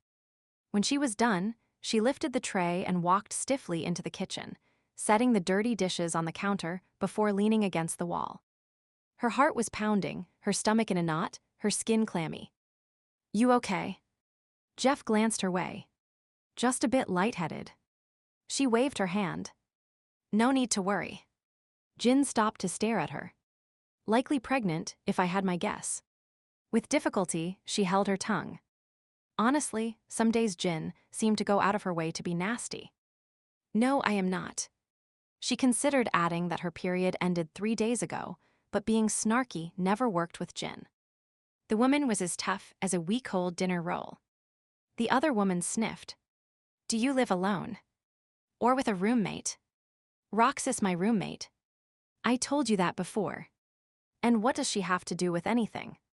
"Maybe she gave you a stomach flu." Jin shrugged and walked away. Well, that had been a pointless exchange. At least it had distracted her enough that her breathing was beginning to settle. Kathy, the other waitress, was passing by and Lou snagged her arm.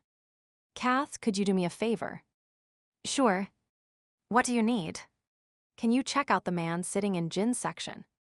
"I think he's near the door." "Is he cute?" Cassie grinned. "I do not know." She ran her hand nervously over her scar. Ryan had said the man in the limo who attacked her was dead, and she would believed him. He would not lie about a thing like that. So, the only other person who could be watching her was the mugger. Unless it was all in her head. Maybe the person had been staring at a poster on the wall, and she would just assumed, oh good lord, she was losing her mind. "Can you just look, please?" "Okay." "I'll take a peek while I am delivering the next order." While waiting for Kathy to return, she tried to convince herself it was just a case of a man looking at her. After all, men had done that all her life. She would developed curves early, and her boobs had always drawn attention. Plus, she was not hard on the ice, or at least she did not used to be. Plain brown hair, thick glasses, and her scar had changed that. The kitchen door swung open, and Kathy reappeared making a fanning gesture with her hand. I stopped by his table and wow. Dark hair with a beard. Muscles everywhere. Not exactly handsome, but sexy in a back-to-nature kind of way, if you know what I mean. Jeff looked up from his work. "Who are you talking about?" Kathy explained, and Jeff peered out the serving window. "I have never seen him in here before, but look at those arms. I bet he could bench press a fridge." Cassie grinned. "He reminds me of a big teddy bear. The kind that is easygoing and takes forever to get a rise out of, but once you make him angry, you are going to be sorry." Or Jeff scrunched his face thinking, one of those rugged guys on TV commercials for pickup trucks. Denim, plaid shirts, hauling lumber down a country road. Jin sniffed. "You are all a bunch of fools. He's a customer, that is all." "Well, I am going to enjoy serving him." Kathy licked her lips. "It'd do him in a minute if I did not already have a man. I mean, a guy that size has to bewell, you know. Get your mind out of the gutter. And if you think you are serving him, think again." Jin glared at her. "That is my section, which means my customer and my tips. Could not we trade just this once?" Cassie pleaded. "No." Jin turned on her heel and left. Lou ignored their bickering as a mental image began to form. Suddenly, she was finding it hard to breathe again. Oh, and I think I heard a hint of French in his accent. Cassie pouted. "Jin will not even appreciate it, I bet." "French?" It was too much of a coincidence. It could not be him. Could it? She forced her feet to move so she could look through the small window in the swinging door that led to the dining area. Her gaze swept over the customers and then froze on the one Kathy had just described. Oh, good lord, it was him. Her hand gripped the door frame, her gaze riveted on the man. "No. It cannot be." The voice in her head echoed her shock. He would never leave Stump River. He hates big cities. Right. He would told her so on numerous occasions. Maybe her early morning musing had caused her to conjure up his image. She closed her eyes tightly. When she opened them again, he was still there. Armand sint. John was in the very diner where she worked. Lou. Kathy sounded concerned.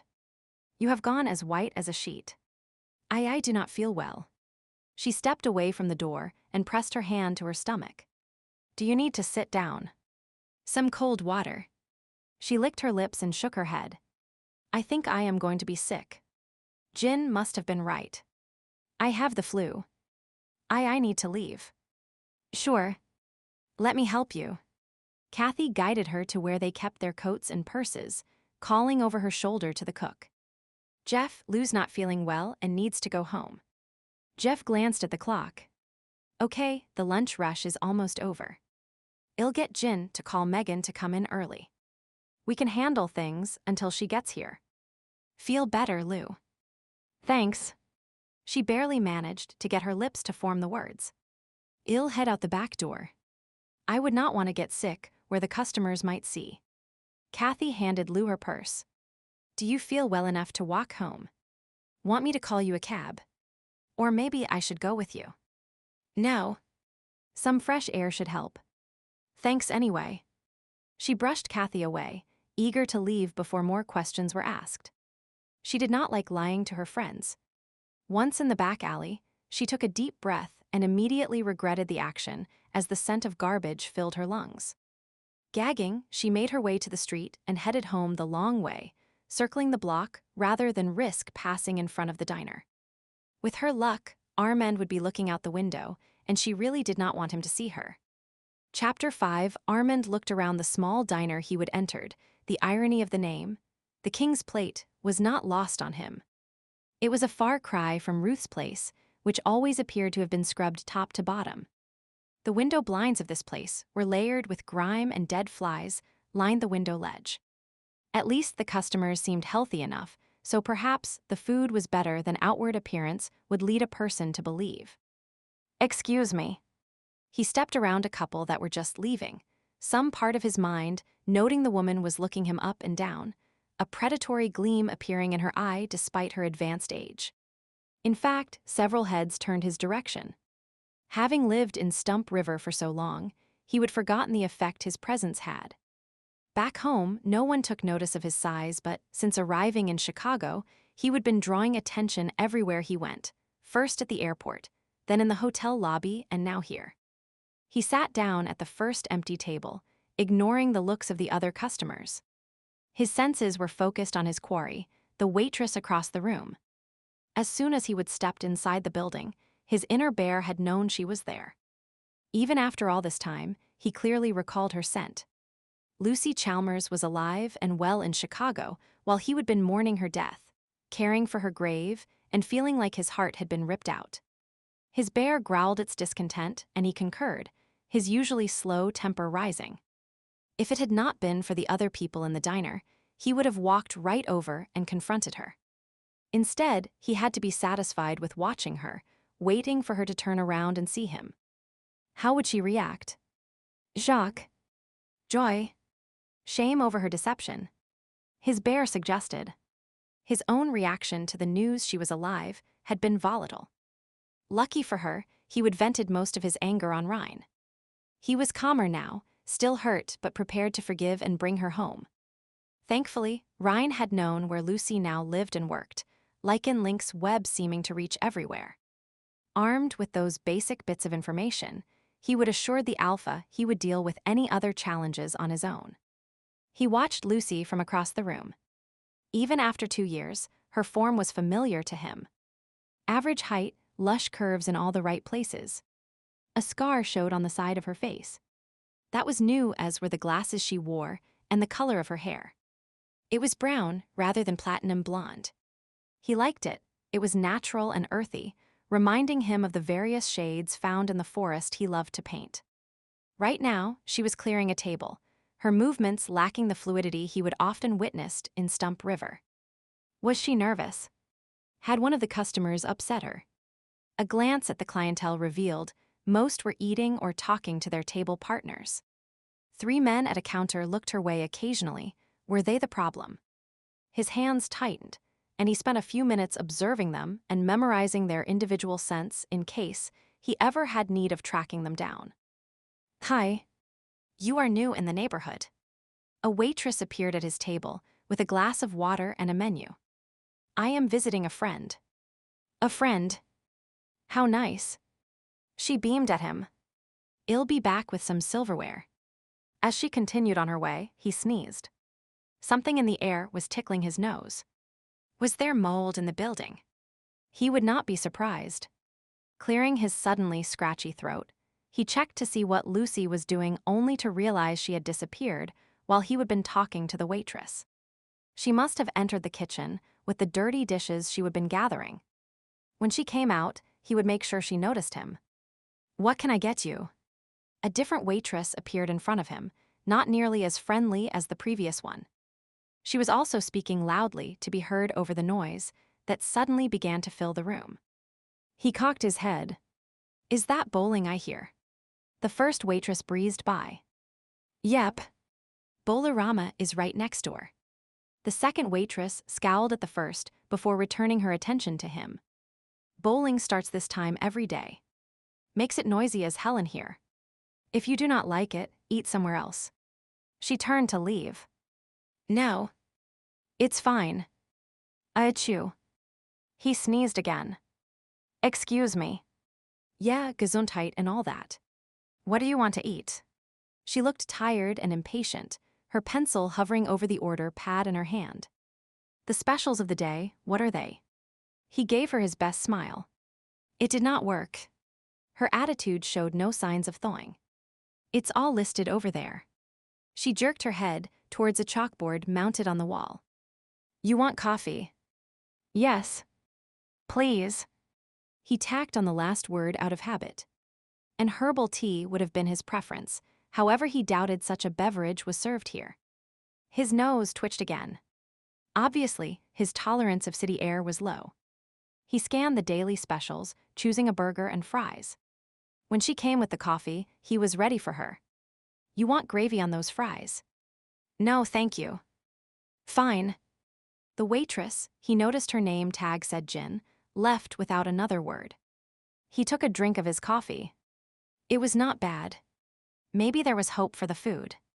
He cleared his throat, which was still feeling scratchy, and scanned the building, noting the water stains on the ceiling and the cracked tile floor. Yes, the place had seen better days, and the environment was likely unhealthy to work in. Minutes ticked by. Lucy still did not appear. He resisted the urge to drum his fingers and instead eased back in his seat. It felt too small for his large frame. Like most bears, he was big-boned and well-muscled, preferring large spaces and sturdy furnishings. Crowded places, such as this, made him feel awkward and out of place. He rubbed his neck, his shorter hair still unfamiliar. Early this morning he had gotten his hair and beard trimmed, as per Ryan's suggestion. "Such fussing is unnecessary," his bear had grumbled. He would ignored the complaint, the only concession being that his hair remained long enough to be tied back. Growing up, proper grooming had been insisted upon, as they would often had unexpected and prestigious guests dropping in. However, he was the rebel in the family, much happier in his jeans, plaid shirts and wild man look, as Ryan liked to call it. Or at least he had been. Now he was preening like a peacock, trying to attract a female. Well, not exactly preening, though he was hoping to capture a mate. If she ever reappeared from the kitchen. His meal arrived. Lucy did not. "Where is she?" His bear shuffled its feet impatiently. Beginning to worry, he raised his hand, catching the attention of the waitress. "You have another server working here." "Lucy. I am a friend of hers and would like to speak with her." He ended the sentence with another sneeze.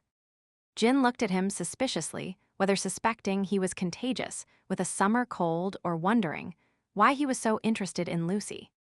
She took a step back before replying. "I have never seen you around here before. I flew in this morning." She did not mention you. He smiled in a way that he knew made his eyes twinkle and thickened his accent. "Mon voyage, my trip, it wasn't expected." "Yeah. Right." She rolled her eyes, clearly not impressed. "Well, we do not have a Lucy. only a Louise, and she went home sick. Sick. He flicked a look behind the woman, still expecting to see Lucier, rather Louise. Ryan had mentioned the name change, but he could not wrap his head around it. She was here just a few minutes ago. Jin shrugged. Well, she is not here now. Are you going to want dessert? No, this will be fine. She slapped the bill down on the table. Pay at the register when you leave. For a moment, he sat there fuming, not due to the waitress' rudeness, but because Lucy must have noticed him and run. It was too much of a coincidence that she would become ill the minute he appeared. Had she left because she did not want to see him, or had she merely been surprised? Either way, her behavior was out of character. Back home, she would have stalked over to the table, given the customer a piece of her mind, and then ended the scolding with a wide smile that would have left the offender bemused and doling out a larger-than-average tip. He stroked his beard. Yes, it would seem she had changed, and it went deeper than glasses and hair color. Why had she decided to start a new life in Chicago rather than returning to him when he would finally expressed his interest? It was a point he would considered many times throughout the 10-hour drive to Toronto and the 2-hour flight to Chicago. As soon as he would seen her as a young woman, he would been drawn to her. At the time, she would barely been old enough to work at the Broken Antler, yet he would immediately been captivated by her smile and sunny disposition. He would given her a job, and then he would waited. His bear had not been pleased, but had been persuaded of the wisdom of the decision. A relationship needs more than instant attraction, he would explain to the animal. A mate should be your friend as well as your lover. And so he would set about creating a foundation for their future, inviting Lucy to join him in planting a vegetable garden behind the Broken Antler in the spring and going ice fishing in the winter. One year, he would taught her to drive this is loose gravel, the tires have less traction. Slow down. And watch out for the potholes. He winced as the truck bounced and swerved down the road. She flashed a wide smile at him. You are a worrywart, Armand. This is fun. Like a ride at the county fair. The truck fishtailing is not fun. We are not in a smash-up derby. Fine. She eased off the gas.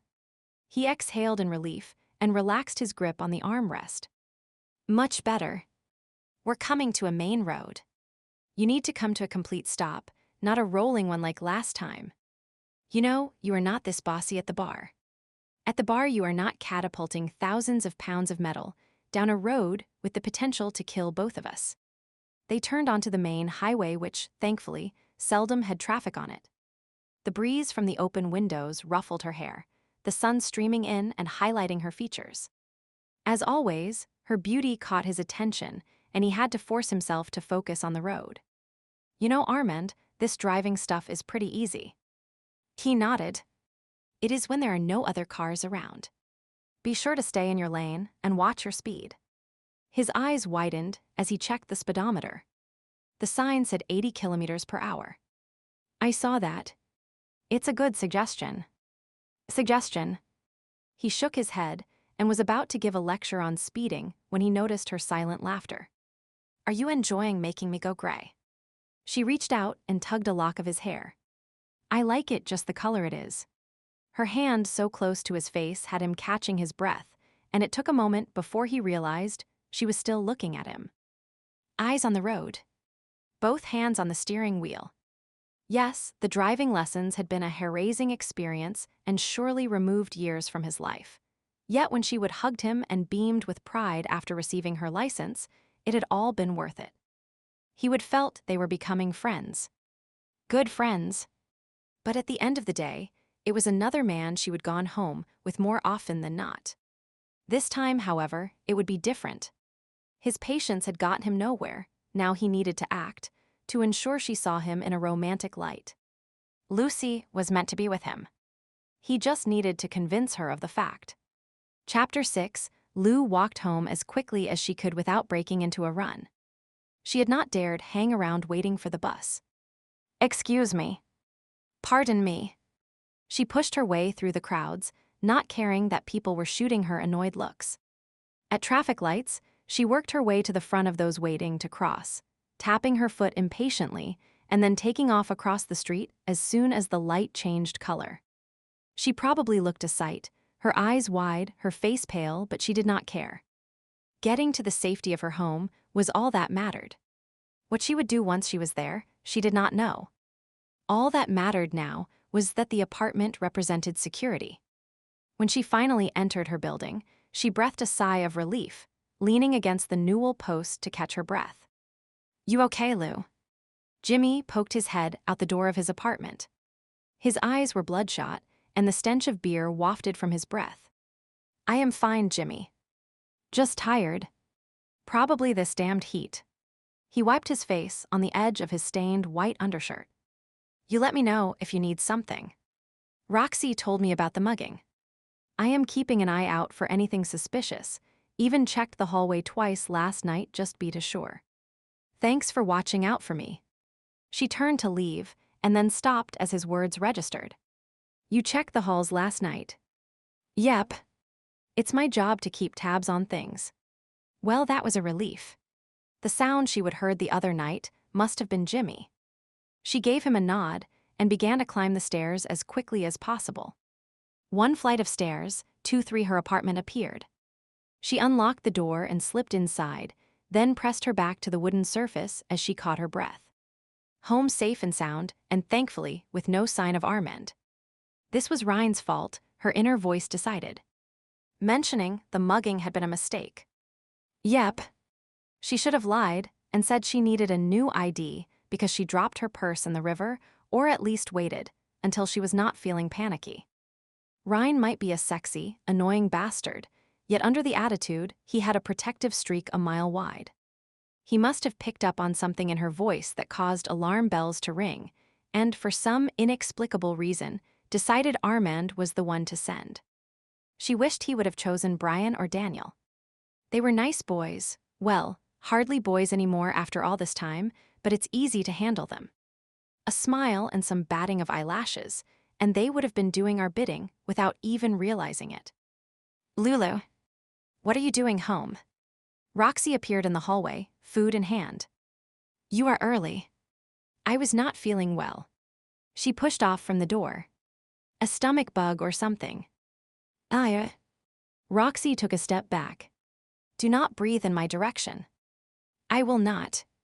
She dropped her keys into her purse. Roxy took a bite of her snack, a chocolate chip muffin from the look of it, then spoke with a muffled voice. "Hey, you do not know anything about someone coming around to fit our window for an air conditioner, do you?" "No." "That is what I figured. Some guy was knocking at the door this morning saying he had an appointment to measure the windows. Probably some kind of scam." "Yeah, I figured you could not afford AC. Plus, he did not even have a tape measure or clipboard or anything. It would have been a nice birthday present, though." She sighed dramatically and then slid a meaningful look at her roommate. "Forget it. Your birthday is not until the fall." "I know." She gave a cheeky grin. "It never hurts to plan ahead." She rubbed her temples, tired of Rox's chatter. "Listen, I am going to go lie down. If anyone stops by, tell them I am asleep." "Who would be stopping by?" "No one." She answered quickly, regretting her words. Damn, she should not have said anything. Now Rox's radar was on full alert. Then again, it was probably better to warn Roxy ahead of time. If Armand knew where she worked, he must know where she lived. Ryan would have shared that information, too. Roxy cocked her head. "Yeah. Right. Is no one some guy?" "Maybe." She shrugged, refusing to cave in to Rox's unspoken demand for information. Just send him away." "Please." "Okay." Roxy nodded, seeming to accept the request, and licked the chocolate stains from her fingers before speaking again. "Oh, by the way, you left these sitting on the table in the entryway." She handed over a box of tampons. The fake AC guy was eyeing them. "Some kind of perv, I bet." "Thanks." She took the box as she headed to her bedroom, having completely forgotten about bringing it home from work the other day. Roxy followed behind. "So about this no one." She sighed. The girl was like a wasp around a bowl of sugar. She just could not be distracted. Give it a rest, Roxy. Please. Can I at least say I am surprised? You have never been involved with anyone the entire time we have been roommates. So I am full of surprises today. She shut the door firmly before Roxy could speak again. Tossing the box on the dresser, she sat down on the edge of her bed. It was understandable that Roxy was questioning her. She had led a quiet life during the time they would been roommates. Roxy was the wild one. A smile tugged at her lips as she thought of how they would met. After leaving the hospital, she would rented this place, but had not felt comfortable living alone. Her advertisement for a roommate had produced a few inquiries. Then Roxy had arrived. She smiled at the memory. A knock on the door had her glancing at her watch, confirming the person was probably the next roommate interviewee. She would already met 3 potentials. They would all been nice, but she had not felt a connection to any of them. Hello. She opened the door after looking through the peephole and seeing a young woman with dark hair pulled back in a ponytail. Roxanne. Yep, that is me. But call me Roxy. The girl cracked her gum, bent down, picked up a large suitcase and a backpack, then walked in. You are Lou. Yes, she nodded, eyeing the bags. I think I'll call you Lulu. You McKay. Roxy looked around. Nice enough place. Not too much of a dive. She blinked. Well, the rent is not much. Yeah, that is what I liked about the ad. Cheap suits my budget perfectly. Roxy smiled at her and tilted her head. So where is my room? It's the second door from the end of the hall on the left, but Roxy was not listening. The kitchen is dated but clean. The living room furniture Ruho chose that flowered sofa and those chairs. They scream grandma lives here. Oh well, slipcovers can do wonders. She walked down the hall and poked her head in the bathroom before heading into the bedroom. After a glance around, she nodded and set her suitcase on the bed and the backpack on the floor. This will do. I'll bring the rest of my stuff tomorrow. At that point, she knew she had to take back control of the situation. She folded her arms and used a look that had put many a drunk man in his place. Now wait just a minute. This is an interview. You are not just moving in here. You have had other people looking at the place. Yes. 3 in fact and I, but you did not like any of them, did you? I did not dislike them. So why not me? Roxy held her arms out and turned around. Check me out. I am young. I am healthy. I'll pay my half of the expenses. I will not have parties here unless we throw one together. What else do you need to know? She gave a cheeky grin. Something about the girl had her smiling. Bold, brash like she would been in her early days in Stump River. Well, come on, give me a chance. You will not regret it. She took a deep breath, trying not to be sucked in by Rox's energy. Where do you live now? At home. With my mother. Roxy made a face. How old are you? She eyed her up and down. 19. I know, I look younger but I am not. And before you ask, I am leaving because my mother and I do not see eye to eye. She wants me to go into the family business, but I have no talent in that area. A shadow passed over the girl's face. I am the only one that does not fit in, does not meet their expectations. I am tired of hearing about it, so I am going to make a fresh start. A fresh start. Those were the words that had tipped things in Rox's favor. She knew all about fresh starts well. Her fresh start was about to be ruined. She flopped back on her bed and stared at the ceiling. It was her own fault. If she would been paying attention, she would not have been mugged. Or she would at least have used some of the self-defense moves she would been taught. Her ID might have been saved, and she would not have had to contact Ryan. Damn that mugger. Armand walked down the street, eyeing the buildings with disdain. Lucy had given up Stump River for this. He shook his head, not understanding the appeal. There are hardly any trees or grass. No open space. No cool fresh air. His bear sneered in disapproval. He gave a mental nod of agreement. This place did not suit him.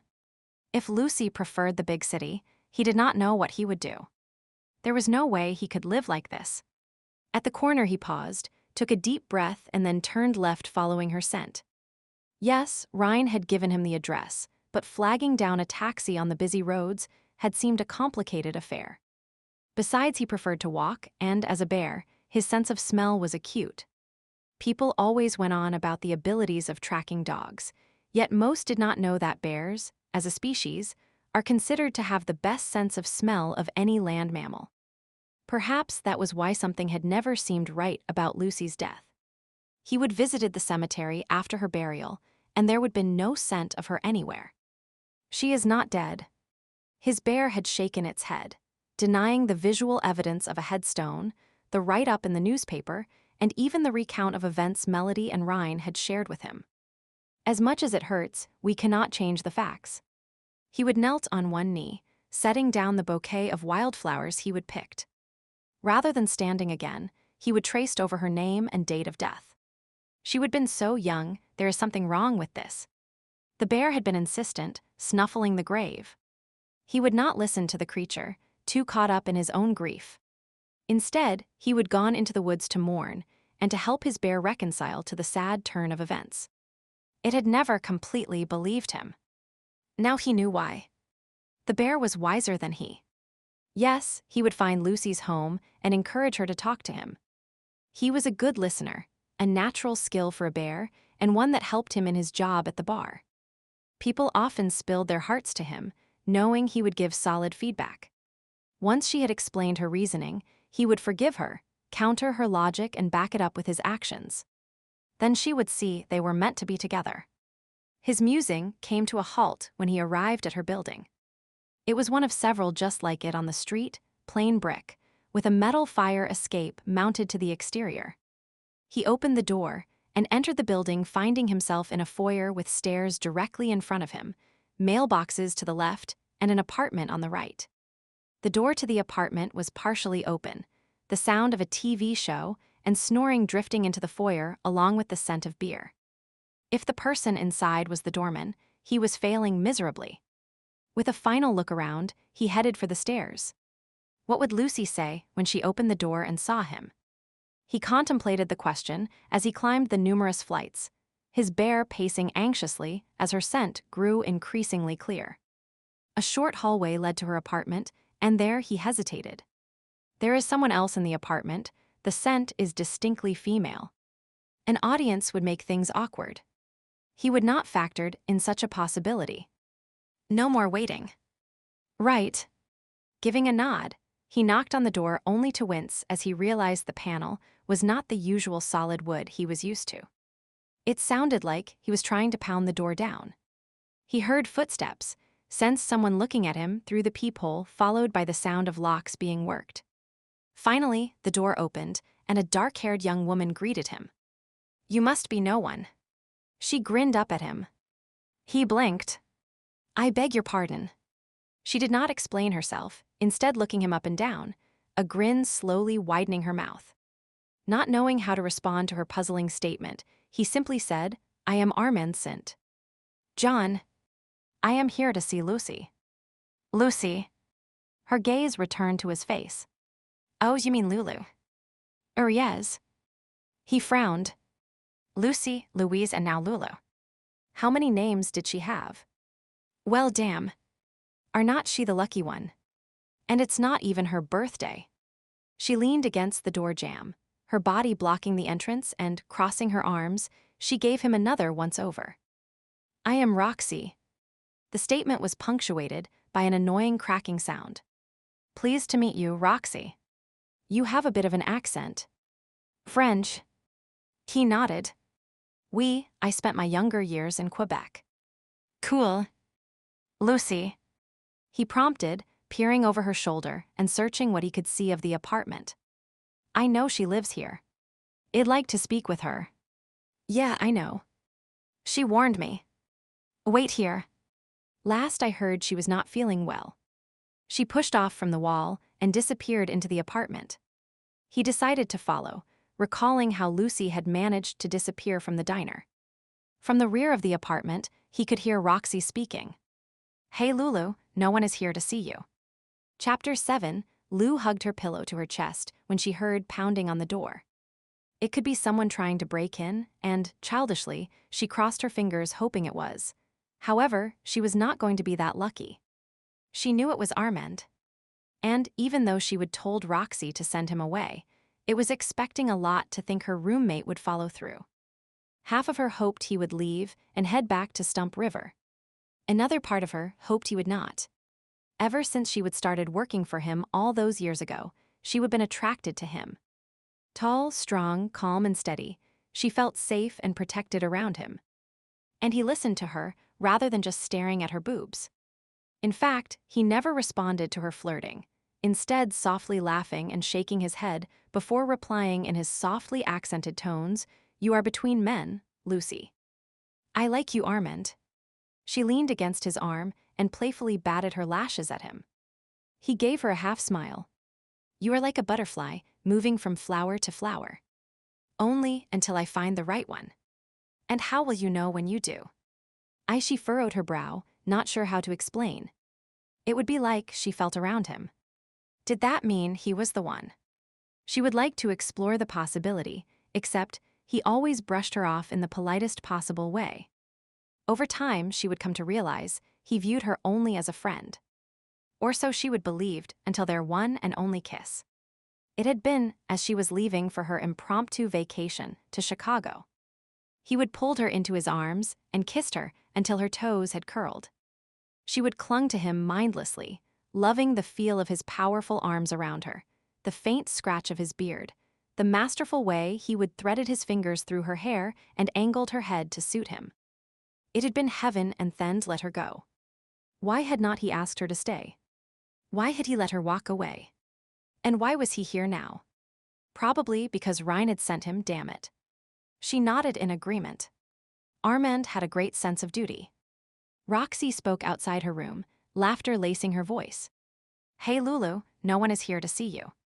Tell him I am sick." It was a vain attempt, she knew it. "Yeah, well, I do not think he cares." "Fine. Tell him I'll be out in a minute." She sighed and tossed her pillow aside, then donned her glasses. Her reflection in the mirror across the room caught her attention. The scar seemed to show up more than ever, and her hair was a mess. Finger combing the locks into place, she debated about changing out of the ragged t-shirt and shorts she would put on, then shrugged. This was who she was now. If Armand did not like it, too bad. Squaring her shoulders, she opened the door to find Roxy grinning at her and Armand standing a few feet behind, arms folded and brows lowered. "Hello, Lucy." "Armand." He looked the same mostly.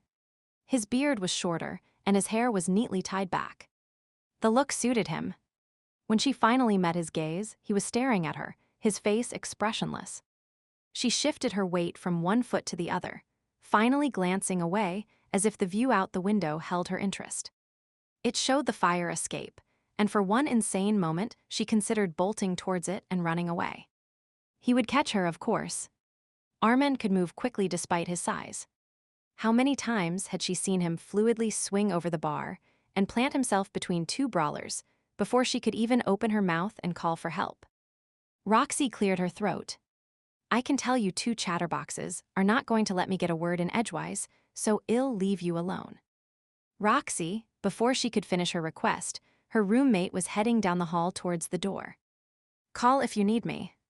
Roxy waggled her fingers, snagged her purse and left. As the door to the apartment shut, she worried her lip nervously and then gestured awkwardly towards the living room. "Why do not we sit down?" Armand nodded and walked to the sitting area, choosing a spot on the sofa. She perched on the edge of a nearby chair and clasped her hands in her lap. He was examining the room, and she wondered what he was thinking. The dark blue slip covers made the second-hand sofa and chairs look pretty good, and the end tables were nicely polished. Of course, given the decor of the broken antler, he probably thought this was a palace. He had not spoken since saying hello. She cleared her throat. "How have you been?" "Alive." "Unlike you." There was no smile on his face as he swung his gaze her way. His eyes bored into hers, darkly accusing. "You are dead." Or so I was led to believe. "You'm about that." "I am sorry." She nervously reached up and touched the scar. For what? That Ryan told me. Or that I found you. He was giving her no quarter, his questions cutting to the very heart. I am sorry I deceived you. She took a deep breath. It was not planned. You know, I'd been talking about moving for a while. Something happened while I was here. You were attacked. You almost died. Yes. I was in shock, scared then you should have come home where your friends would have taken care of you. He would said friends would take care of her, rather than saying he would be the one. That hurt more than it should, but at least she knew where she stood. She swallowed down her emotion. You think I should have gone back to my old life? Yes. He gave an emphatic nod. But then things would never have changed. Changed. She gave a sad smile. Armand, my old life had nothing for me. You had friends, an apartment, a job, too, in fact. He enumerated the points on his fingers. That is not nothing. It's a great deal. Yes. You are right. I did. She stared down at her hands, her fingers twisting nervously. But there was no real future for me there. He cocked his head, frowning. Future? I am not sure what you mean. She was not sure how to explain without revealing her feelings for him. Feelings he did not return. Finally, she gave up and shook her head. Why are you here, Armand? Ryan told me someone is bothering you. I came to make sure you are safe. That is what I thought. She pressed her lips tightly together. Ryan had no right. I told him I was fine. It was just a mugging. He shared what you said to him. Armand folded his arms. We both agreed it would be best to check on you. You both agreed. Do not I have a say in this? We're friends and friends, watch out for each other. He leaned back as if that was the end of things. Armand, I am a grown woman, a beautiful woman on her own. Beautiful. She used to be. It seemed ages since she would heard that word. Not that it mattered, of course. She would come to realize she had value beyond her outward appearance. Lacing her fingers together, she resisted the urge to touch her scar again. To distract herself, she concentrated on his woman on her own comment. I can take care of myself. She had, in fact, been on her own for most of her life, as he well knew. Her mother had loved her, but had not been the maternal sort, barely capable of managing her own life. He did not reply, damn him. Armand could be old-fashioned at times and very stubborn. She rolled her eyes and exhaled loudly. Okay. You are here. You can see that I am fine. Mission accomplished. Now you can go on your way. No. He looked away, a muscle working in his jaw before he swung his gaze back to her. I want to know why you did not return. You said you had no future in Stump River, yet, before you left, I kissed you. In shock, she stared at him. She had not expected him to bring that up. Yes, you did.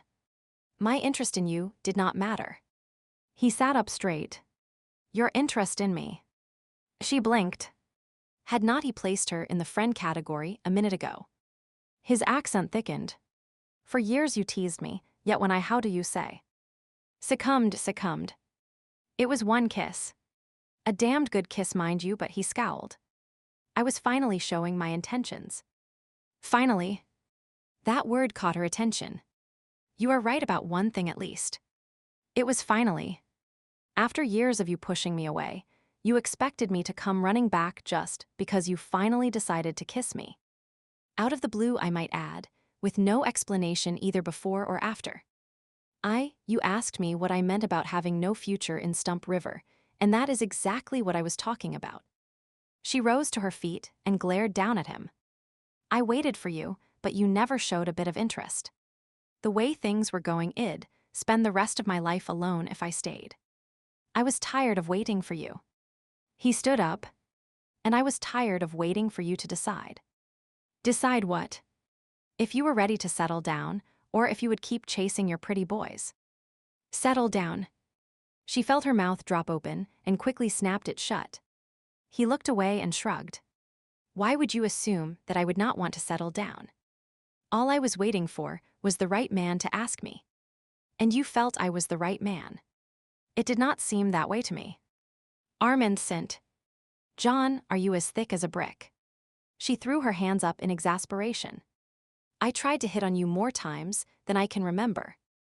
I wanted you to be sure, to be willing to make a commitment.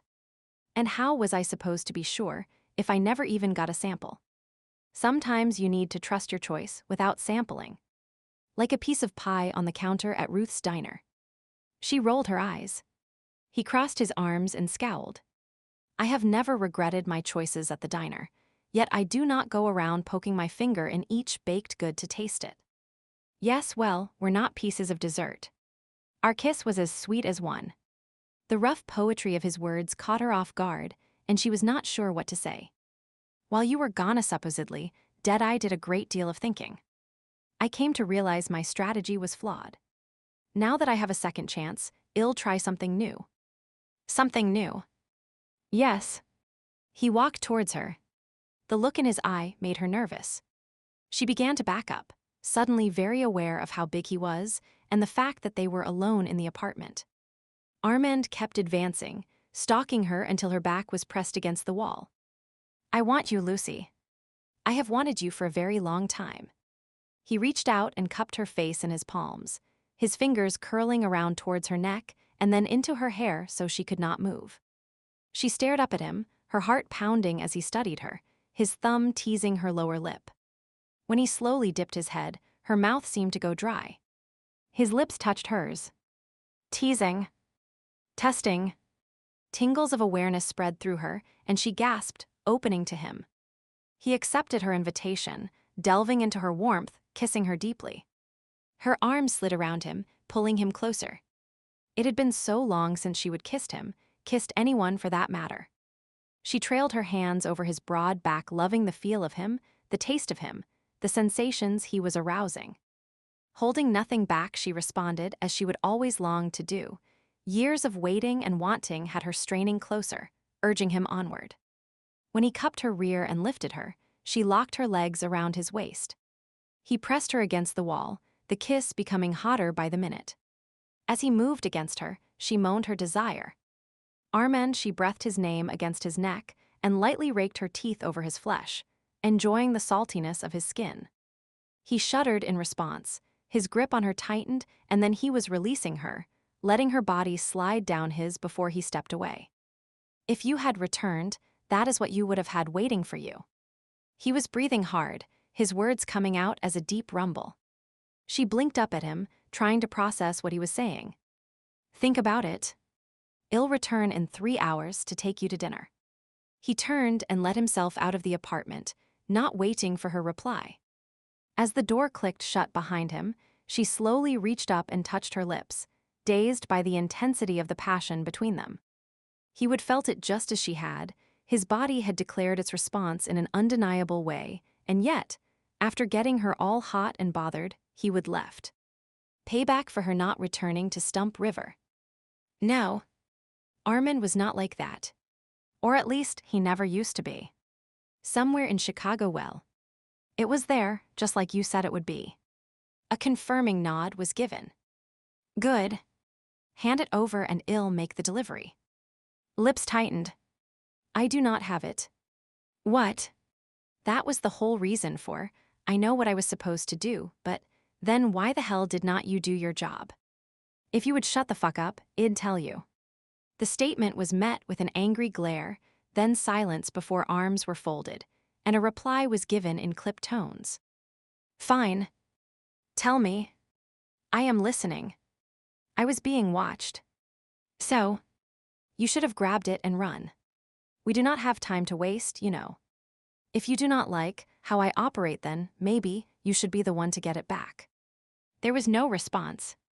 Just a tightening of lips and narrowed eyes, while fingers drummed on the table. Chapter 8, Armand stood in the hallway thinking about what had just happened. He was not aware of the faded paint on the wall or the slight electric drone of the overhead light bulb. Nor was he noticing the cobwebs that hung in the corner near the ceiling or the scent of the dinner being prepared in an apartment down the hallway. No, all those things only registered on a subliminal level, while his mind obsessed over one fact and one fact only. He would kissed Lucy. Again. What was it about her That made his self-control snap. "It is because she is meant to be ours," his bear pointed out, rolling its eyes as if to say duh. Yes, when a bear met its true mate, they often knew immediately or at least sensed a strong pull towards the other person, but he needed a sign from her. Something that let him know she felt the same, that he was not a passing fancy. Like all shifters, bears were cautious about revealing themselves to humans, only disclosing their existence to those who could be completely trusted. 2 years ago, when she would told him she was leaving on a vacation with Melody to Chicago, he would kissed her, letting her know he wanted her for his own. But she would made no declaration of love, had not canceled her trip, had in fact looked at him with a stunned expression before walking away. He would assumed that meant she was not interested, but maybe he should have said something, called her back, insisted she stay except had not. Could have his bear gave him an impatient glare. Was he expecting too much? Wanting her to reveal her feelings while guarding his own. It would be a hard habit to break. Even after all these years, it was hard to forget his training, that an emotional response could lead to deadly error. We have a second chance now. We must not make the same mistake again. Correct. He was not good with words, but he would definitely show her his feelings. This time, Lucy would have no doubt of his desire for her. A few hours later, Lou was in front of her bedroom mirror fixing her hair. "What are you doing?" She looked over her shoulder at her roommate, who was standing in the doorway behind her. "Getting ready to go out. It looks more like you're cleaning out your closet." Roxy glanced at the clothing strewn all over the bed. Lucy followed the direction of her gaze. The bed was covered with a good deal of her wardrobe, garment after garment tossed aside as she would try to decide what to wear. It was not like she had to impress Armand. They would known each other for years, yet an unexpected indecisiveness had plagued her when she would begun to dress. Maybe it was the fact he was taking her out for dinner. Yes, they would had dinners together before. Casual meals eaten at the Broken Antler before the bar had opened, or late-night snacks after closing when they would share tales of the funny events that happened that evening. However, they would never gone to a restaurant before. What kind of place would he take her to? Someplace casual like a fast food joint or one of those fancy restaurants at the top of a high-rise. Not knowing what to expect, she tried on several outfits before finally settling on a simple white and blue cotton dress. It was not expensive, but it made her feel good and she needed all the confidence she could get tonight. "Well," Roxy prompted her. "Simon, spill the beans. Tell me about Mr. No one who came looking for you today." She hesitated, covering her silence by applying lipstick, all the while deciding what she could safely share. Finally, she went with the bare basics. "His name is Armand. And..." She shrugged. "I used to work for him ages ago. He's an old friend. Just a friend." So, if I was interested in him, Roxy let her voice trail off and then laughed when she scowled. "Sorry. You do not have to worry. He's hot but not my type. Too outdoorsy for me. Armand is not the kind you play around with." She issued the warning just in case, while adding a touch of mascara to the tips of her lashes, not too much, just enough to brighten her eyes. "He's different. I have known him for years, and I have never even seen him go out with anyone." "So what is his deal?" She put away the mascara while considering the question. "Well, I guess that is the problem. I do not know." She turned to face Roxy. "I am not even sure why he's here. I had a thing for him for years, but he never showed the least bit of interest in me, at least not until. She traced a pattern on her dress as she recalled the day she left Stump River. "Just before Ia moved away, he kissed me. And that was it. He did not ask you to stay. Or call you. Or anything." "Nope. So why did not you call him?" "I decided to make a clean break, to start over again. Sometimes you just have to cut your losses." So when he appeared today, I was not expecting him. It was a complete shock when he showed up at the King's Plate after all this time. That is why you came home sick." She nodded. "I did not know what to do. I sort of freaked and slipped out the back. He must have followed me. It sounds to me like he's interested. Maybe. She shrugged. All I know is that he's going to be here soon. She put on her glasses and then turned this way and that, examining herself in the mirror. How do I look? Amazing. This dress, is it okay? She tugged at the neckline, wondering if it showed too much cleavage, then smoothed her hands over her hips. Not so long ago, she would have been more concerned about not showing off enough. How things had changed. Roxy pushed away from the doorframe. It's great. You look great. Right. She agreed, even while giving herself a doubtful look and poking at her hair so more of her scar was covered. At least the blue in her dress went well with her eyes and drew attention away from the unsightly mark. Of course, if she wore the pink. Before she could change her clothes again, there was a knock on the door. That must be him. Roxy hurried to answer the summons. She followed more slowly, a hand pressed to her stomach where butterflies were doing a frenzied flamenco. Armand's behavior this afternoon had thrown her for a loop, and she was not sure what to expect from the evening. Lulu, your date is here. Roxy's sing-song voice drifted down the hallway. She would have liked to have said it was not a date, but she did not really know. Taking a deep breath, she pinned a casual, friendly smile to her face and went to greet him. Armand stood in the middle of the room, his size dominating the small space. Hi, Armand. Hello, Lucy. His eyes swept over her. You look very nice. Thanks. She took in his dress pants, neatly buttoned shirt and tie. It was a far cry from the jeans and plaid he normally wore while working at the Broken Antler. You look pretty good, too. From her spot leaning on the breakfast counter, Roxy smirked. Do not you two make the cutest couple? She shot her roommate a dirty look.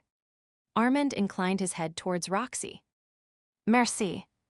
It's kind of you to say so. He then turned his attention back to her and extended his arm in an old-world gesture. Are you ready to go? Sure. She grabbed her purse from where it sat on the table near the door and then took his arm. Do not stay out too late, Roxy called after them. Behave. And be home by midnight. Lucy pulled the apartment door firmly shut. Sorry. She likes to tease. She cares about you. You need someone to watch out for you in a place like this. She stifled a snort of disbelief at the idea of Roxy taking care of her. It was more the other way around. Of course, Armand would not know that. He still thought of her as the person she would been. But if that was the case this afternoon, you said it was because I am a woman. Now it's the place that is the problem. Chicago is a big city. A big city is just filled with people and buildings like a small town is. The only difference is there are more of them. You were mugged. He made a face as if the words left a bad taste in his mouth. That would not have happened back home. Maybe not, but there were still lots of occasions when I had to take care of myself working at the Broken Antler. She began to list some of the more common incidents. Drunken men making passes, the rowdy crowds on hockey nights, poker games that turned nasty.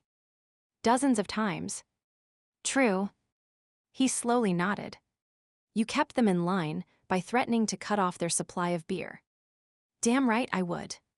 And if there was a bar fight, I was pretty good at using my serving platter to whack anyone who got too close to me. Armand chuckled. The men were afraid of that serving platter. She laughed, enjoying the shared memories. He held the door open for her as they exited the apartment building, helped her into the waiting taxi, and gave the driver the address. As they pulled into traffic, he nodded towards the window. Tell me about this city you live in. She turned her attention to the scenery, acting as a tour guide, explaining various points of interest. There are too many buildings, he grumbled, and not enough trees. It's a city. You expect all these people to live and work in tree houses. He made a disparaging sound as they inched along through the traffic. And there are cars everywhere. Stump River has cars. Not this many. She sighed. Is there anything about Chicago that you like? He slid a glance her way. You. His answer caught her by surprise, and she fumbled over what to say, finally replying as she would have to a customer she was serving.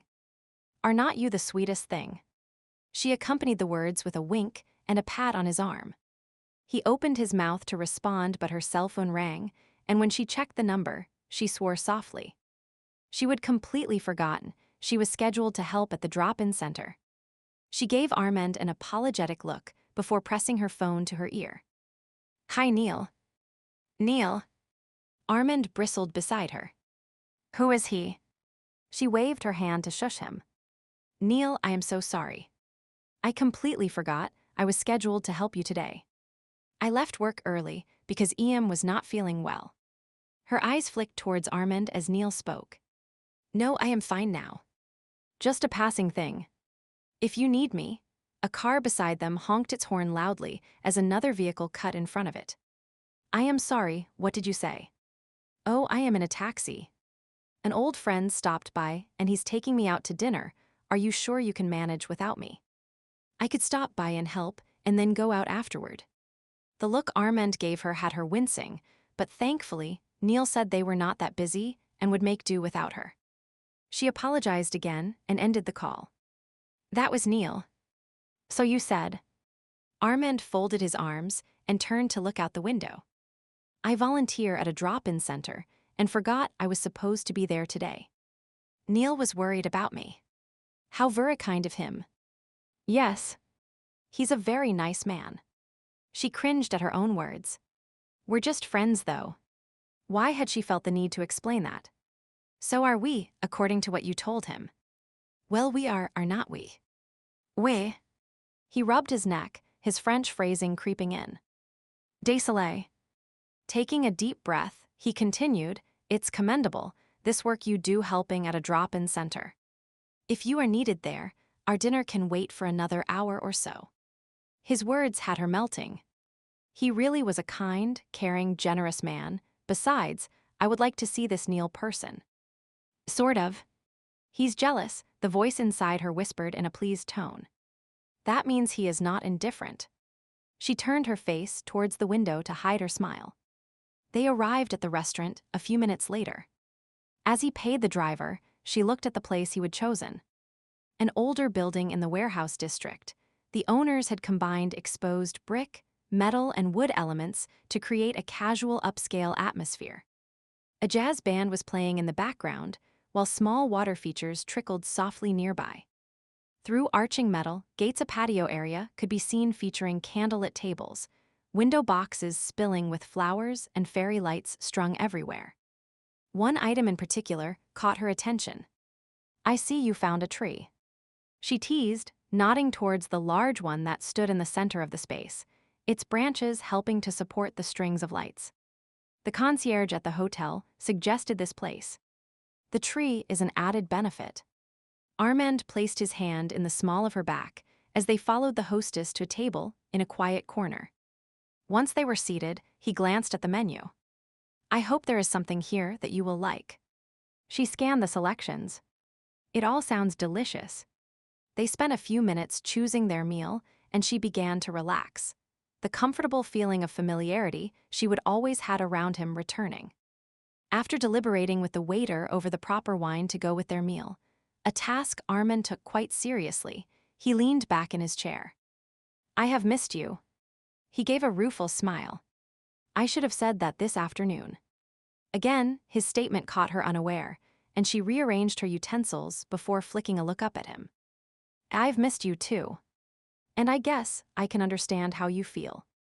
You had to get it off your chest." He slowly nodded. There was an awkward silence. Neither of them knew what to say. Then he cleared his throat. "How are you feeling? Were you badly injured in the mugging?" "I am sure Ryan made it sound worse than it was. I grazed my cheek and ripped a fingernail. It was no big deal." He raised his brows. "And yet it was a big enough deal for you to call him after 2 years of silence." She tried to make light of the incident. "I needed his help to get my ID replaced. He arranged for it the first time, so I figured he could do it again." "And?" Armand gave her a knowing look. Damn, Ryan must have told him everything. "Okay," I panicked. "I heard a noise, saw this big limo and overreacted. I should not have told him though. I am sure he made it sound like I was completely falling apart." I am glad you shared your feelings with him. If you had not, I would not have known you are alive. She flinched at the hint of criticism. Armand, I really am sorry. So you said before. He looked away, his jaw tight. I had my reasons. I told you that. She felt guilty, and yet, at the same time angry with him for making her feel that way. Thankfully, the appetizers arrived, and she managed to change the conversation. Tell me all about Stump River. How is Ruth? Does Bates still run the newspaper? And Ryan, he's a daddy now. Armand gave her a look that let her know he was well aware of her avoidance tactic, but he followed her lead. The rest of the meal passed with him telling her bits and pieces of news. She laughed at the various incidents, glad to hear that most of the residents were still doing well. The happenings in the community were familiar, small-town life seldom changed. It was one of the annoying things about the place, and yet endearing at the same time. You knew who you were and where you stood in a place like that. The only problem was what if you did not like where you stood? It was hard to get out of the niche people assigned you. She sighed quietly to herself, her feelings about Stump River as confused as the ones she had for the man who sat across from her. Roxy sprawled on the sofa, a bowl of popcorn carefully balanced on her stomach and a can of soda on the table beside her. Idly, she flicked through the television channels. News. Nope, too depressing. She clicked the remote. How tin cans are made. I could not care less. The next channel had an action movie, and she watched for a while, munching on her popcorn, but the special effects were laughable.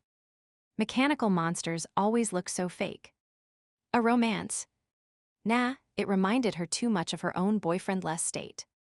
It did have her wondering how Lulu's date was going, though. She was sure Lulu had no idea the man was a shifter, or that a world filled with others even existed. Shifters, witches, and fae lived below the human radar for the most part. And while Lulu said she would known the man for years, it was doubtful he had shared his secret. Of course, she herself knew about the other world. She came from a family of witches, much to her regret. Her family prided itself on its magical abilities, and unfortunately, she was completely lacking in witching ability, a childhood virus leaving her without any powers. When the creators said powers, you thought they said showers, and went to take one. Yeah, that is what the other witchlings had always teased her with. Well, being a witch just makes you a bitch, she would counter back. Yeah, she would held her own against them, and now she lived on the fringes, straddling the realm of humans and others, not really belonging to either group. It might have bothered some, but not her.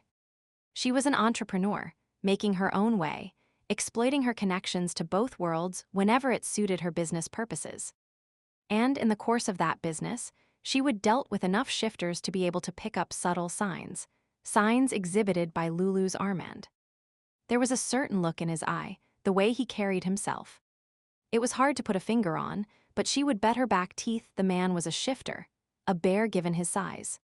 Abandoning trying to find something to watch on TV, she carried the bowl of popcorn to her bedroom. Being between boyfriends especially sucked on weekends. Maybe she would have an early night, read some of her new book, and then go to bed. Or perhaps she would head over to Club Mystique. There was always something happening there. She could gather some interesting information to share. For the right price, of course. No sooner had the idea occurred to her than she began changing her clothes for something more appropriate for going to a club. Decisiveness was one of her strongest qualities. Waffling over a decision drove her insane. She would rather deal with the consequences after the fact. Chapter 9, as they drove back to her apartment, Armand studied Lucy's profile in the dim light of the cab. She was as beautiful as he remembered. Her hair was longer and a different color, but he liked it. She wore less makeup as well. Now it was lightly applied, and he could see the real her. Well, most of her. The glasses she wore did not suit her at all. She must have noticed him studying them, for she reached up and adjusted them on her nose. You wear glasses now. The head injury did something to my vision. Everything is blurry without them. He cocked his head. That frame is unbecoming to you. You are a fashion critic now. No. But I know what looks right on you and what does not. Well, this is the look I want. I am not trying to be a fashion plate. She folded her arms and turned her face away, as if absorbed in the passing scenery. The angle of her head revealed the scar at her temple, a reminder of the injury that had nearly killed her. It made him think of the pain and terror that must have filled her when she was attacked. An experience like that could leave you traumatized for years, change your outlook on life, your personality. He pressed his lips together. Even if it was her own choice, it bothered him to think of her dealing with it on her own. And after all she had been through, here he was criticizing her. I am sorry. I should not have commented on your glasses. She slid a look his way. It's okay. No. It's not. They are your glasses, and you can wear what you like. It does not matter what I think. You need to be you, and if that includes those awful frames, he stopped mid-sentence and groaned. Sorry. Again. The corner of her mouth twitched, and he took a deep breath, trying again. What I am trying to say is you are lovely regardless or no. That is not coming out right either. She laughed and reached over to squeeze his hand. Armand, it's okay. Really? I am over-worrying about my appearance. Her touch distracted him, and he stared down at where her thumb was rubbing over his calloused knuckles. She followed the direction of his gaze and quickly pulled her hand back to her lap. She cleared her throat. Am I going to school now? Taking some college courses when I am not working. What are you studying? He welcomed the change of topic and looked at her with interest. She would never mentioned a desire to further her education when she would been in Stump River. Lots of things. Psychology. Sociology. I want to be a counselor someday. A counselor. She nodded. I am not going to be a waitress all my life. There is nothing wrong with it, if that is what you like doing, but I have decided I want to help people. It's part of my plan to make a new life for myself. And there are lots of people out there who have gone through bad experiences like I did. Maybe I can help them. I know I could have used someone to talk to. She stared down at her hands. Her words echoed his own thoughts, and he wanted to say he would have listened to her, talked to her, if he would known she was alive. However, now was not the time for recriminations, so instead he gave her a nod of approval. It's an admirable goal. Thanks. He did not add there was not much call for counselors back home. It was a fact that worried him. The Lucy he knew, or at least used to know, would have happily divided her time between Ruth's diner and the Broken Antler. After 2 years in Chicago, would she be able to fit back into the small town? She turned to look at him, perhaps sensing his intense study of her, and smiled. I enjoyed the evening. The restaurant was beautiful, and the meal was delicious. Yes, it was. Their eyes met, searching, filling the air with words that should be said, and yet were not. Lucy was the first to look away, gazing out the window and only speaking when they pulled up outside of her apartment building. She began to undo her seat belt. Well, it was great to see you again, Armand. I'll walk you to your apartment. He exited the vehicle, giving her no time to protest. A man did not leave a woman on the curb. All right. She gave him a tentative smile, then waited while he paid the cabbie before taking the arm he offered.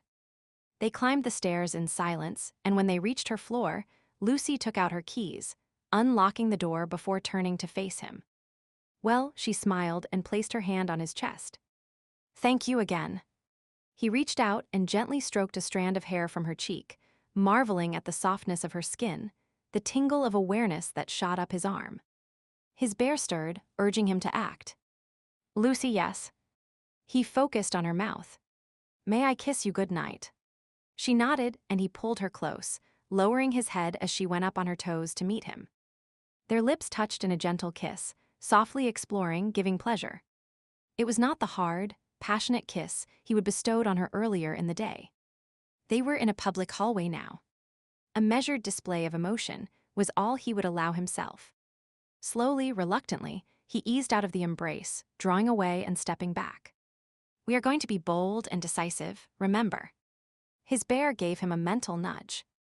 Right. The tip of Lucy's tongue snuck out and wet her lips, gathering the taste of him. He watched the movement hungrily.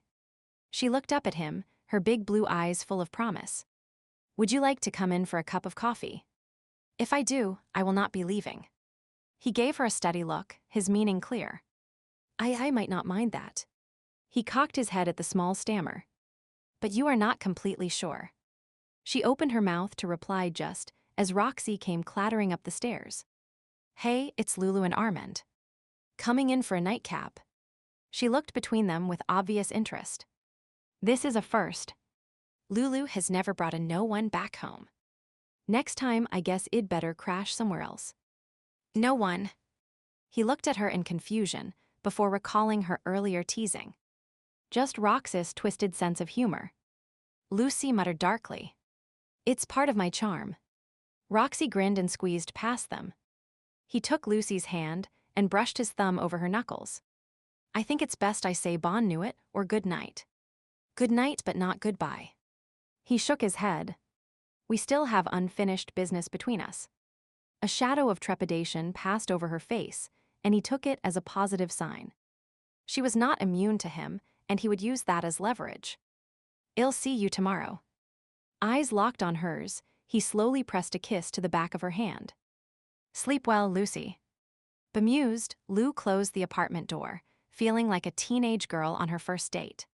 He would kiss her hand. She would never experienced such a courtly gesture, and was taken aback at the impact it had. The contrast between his beard and the softness of his lips had sent tingles up her arm, and the way he would looked into her eyes, as if reading her thoughts. He seemed to see what she would been unable to voice, her desire, her indecision. Even before Roxy had arrived, he would been pulling back rather than pressing his case as most of the men in her past had. Being treated like a piece of fragile glass made her feel like some Victorian lady. It was a pleasant novelty, and she smiled only to be reminded that his taste lingered on her lips, stoking a warmth within that she was sure no lady would admit to. This is what we have been wanting for years, the voice of her old self echoed inside her. But was it a wise move? And was wanting him a habit from her old life that was best left behind? The clock chimed, signaling the lateness of the hour. Knowing she had to work the next day, she made her way to her bedroom, turning off the lights in each room and checking the window locks just to be sure. Soon the apartment was cast in shadows save for a sliver of light coming from Roxy's room. Night, Roxy, she called out to her roommate. Roxy gave an indistinct mumble. Through the crack in the door, Lou could see she was sitting on her bed hunched over her phone, texting away. It was odd that she had not stopped to get food. Roxy always ate a huge bedtime snack. Are you okay? Huh? Roxy looked up. Yeah, I am fine. She was frowning, though, and did not appear fine. Are you sure? She pushed the door open wider. Did something happen? Nah. I just overheard something at the club I went to. Now I need to figure out what to do with it. Her gaze drifted back to the phone she held in her hand. Oh. Okay. Lou stepped back into the hall, letting the door slowly creak back on its hinges. I'll talk to you tomorrow then. Roxy and her information gathering really did have a sketchy air to it. When she arrived for work the next day, Jeff the chef immediately stopped what he was doing and asked how she was feeling. His concern brought a smile to her face. Surprisingly, Jin, too, asked how she was feeling in a roundabout way. Not puking, I see. I am feeling much better, thank you, Jin. What about your roommate? Is she sick now? No. Roxy is fine. She going to work today? Yes, as far as I know she is working this afternoon. She gave the woman a wary look. Why the 20 questions? I am being friendly. Everyone complains when I do not talk to them, so now I am. Geez, you cannot win around here. She rolled her eyes and stomped into the dining area.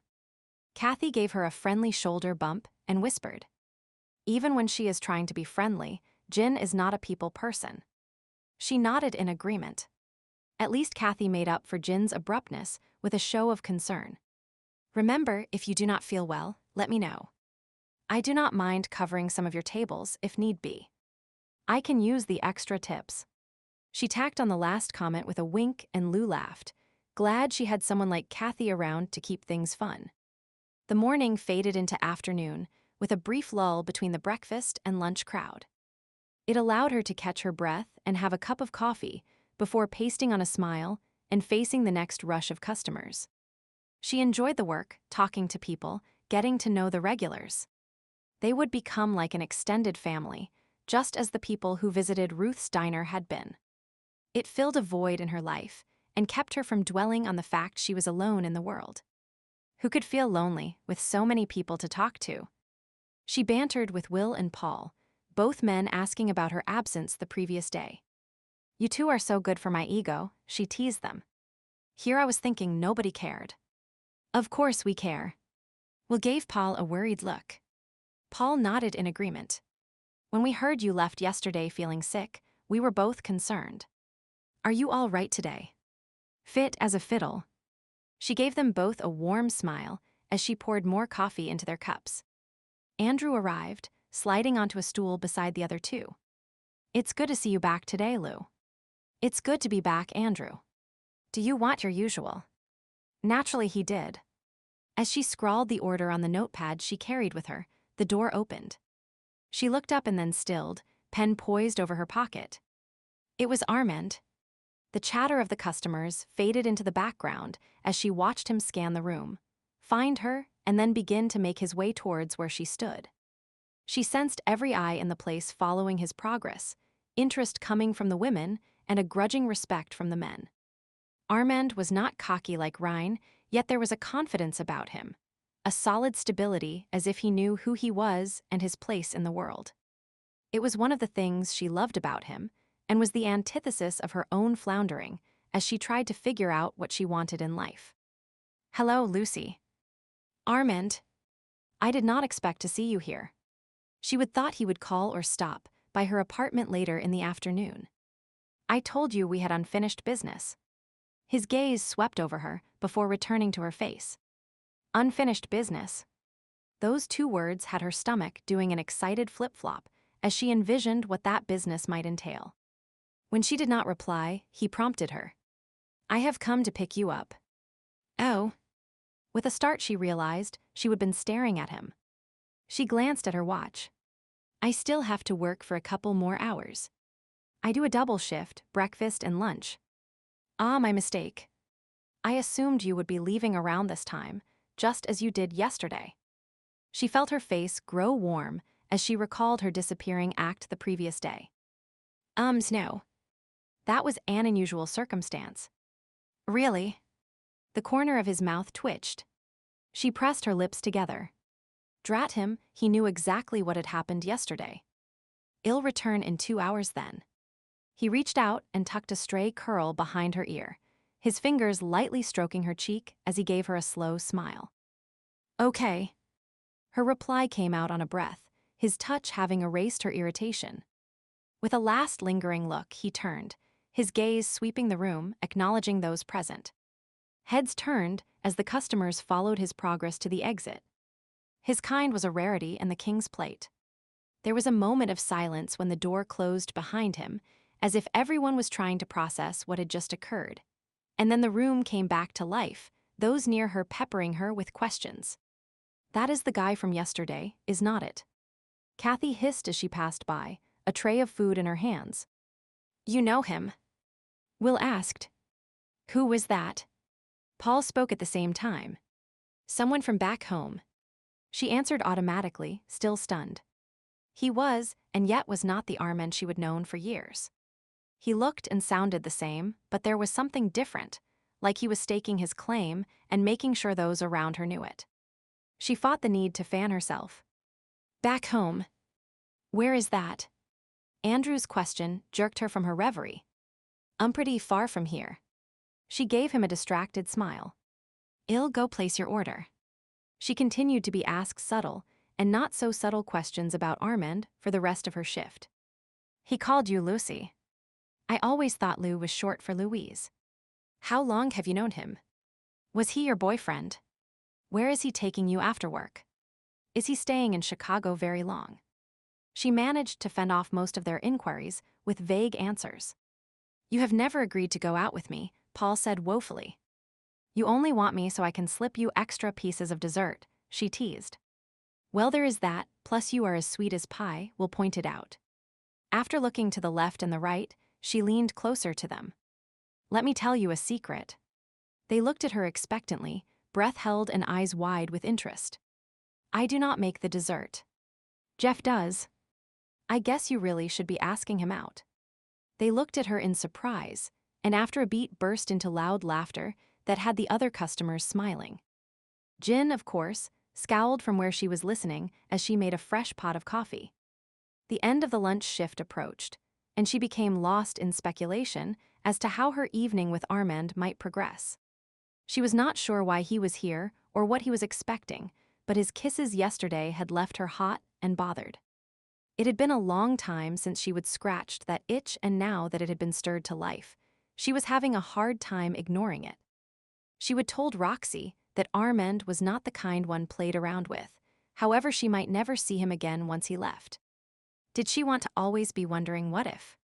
Distracted by her thoughts, she was not paying attention when she went to the utility room to get more cloths for cleaning the tables.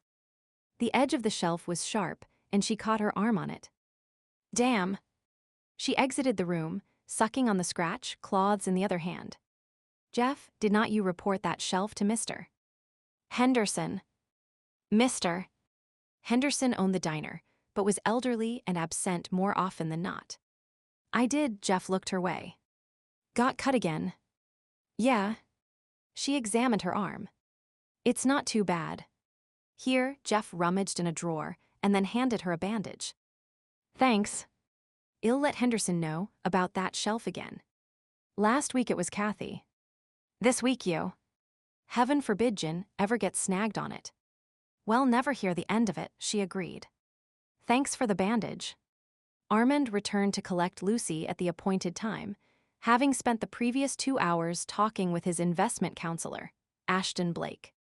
After rearranging his finances, a tidy nest egg he would accumulated from working up north as a rigger for several years, he walked away, thankful someone else was in charge of managing the money. The broken antler provided him with enough to live on, and that was all that mattered. Now he was waiting patiently at the door, as Lucy tucked away her tips. Several people noticed him standing there and eyed him curiously. He returned their looks with a steady gaze, before placing a possessive hand in the small of Lucy's back and leading her out of the diner. Sorry to keep you waiting. He shrugged. I was early. What did you do with your day? Find a park with some trees and sit there pretending you were not surrounded by buildings. He laughed. I considered it. Instead, I contacted a friend. It was the truth. Ashton was a friend of sorts. That is nice. It's always good to keep track of family and friends.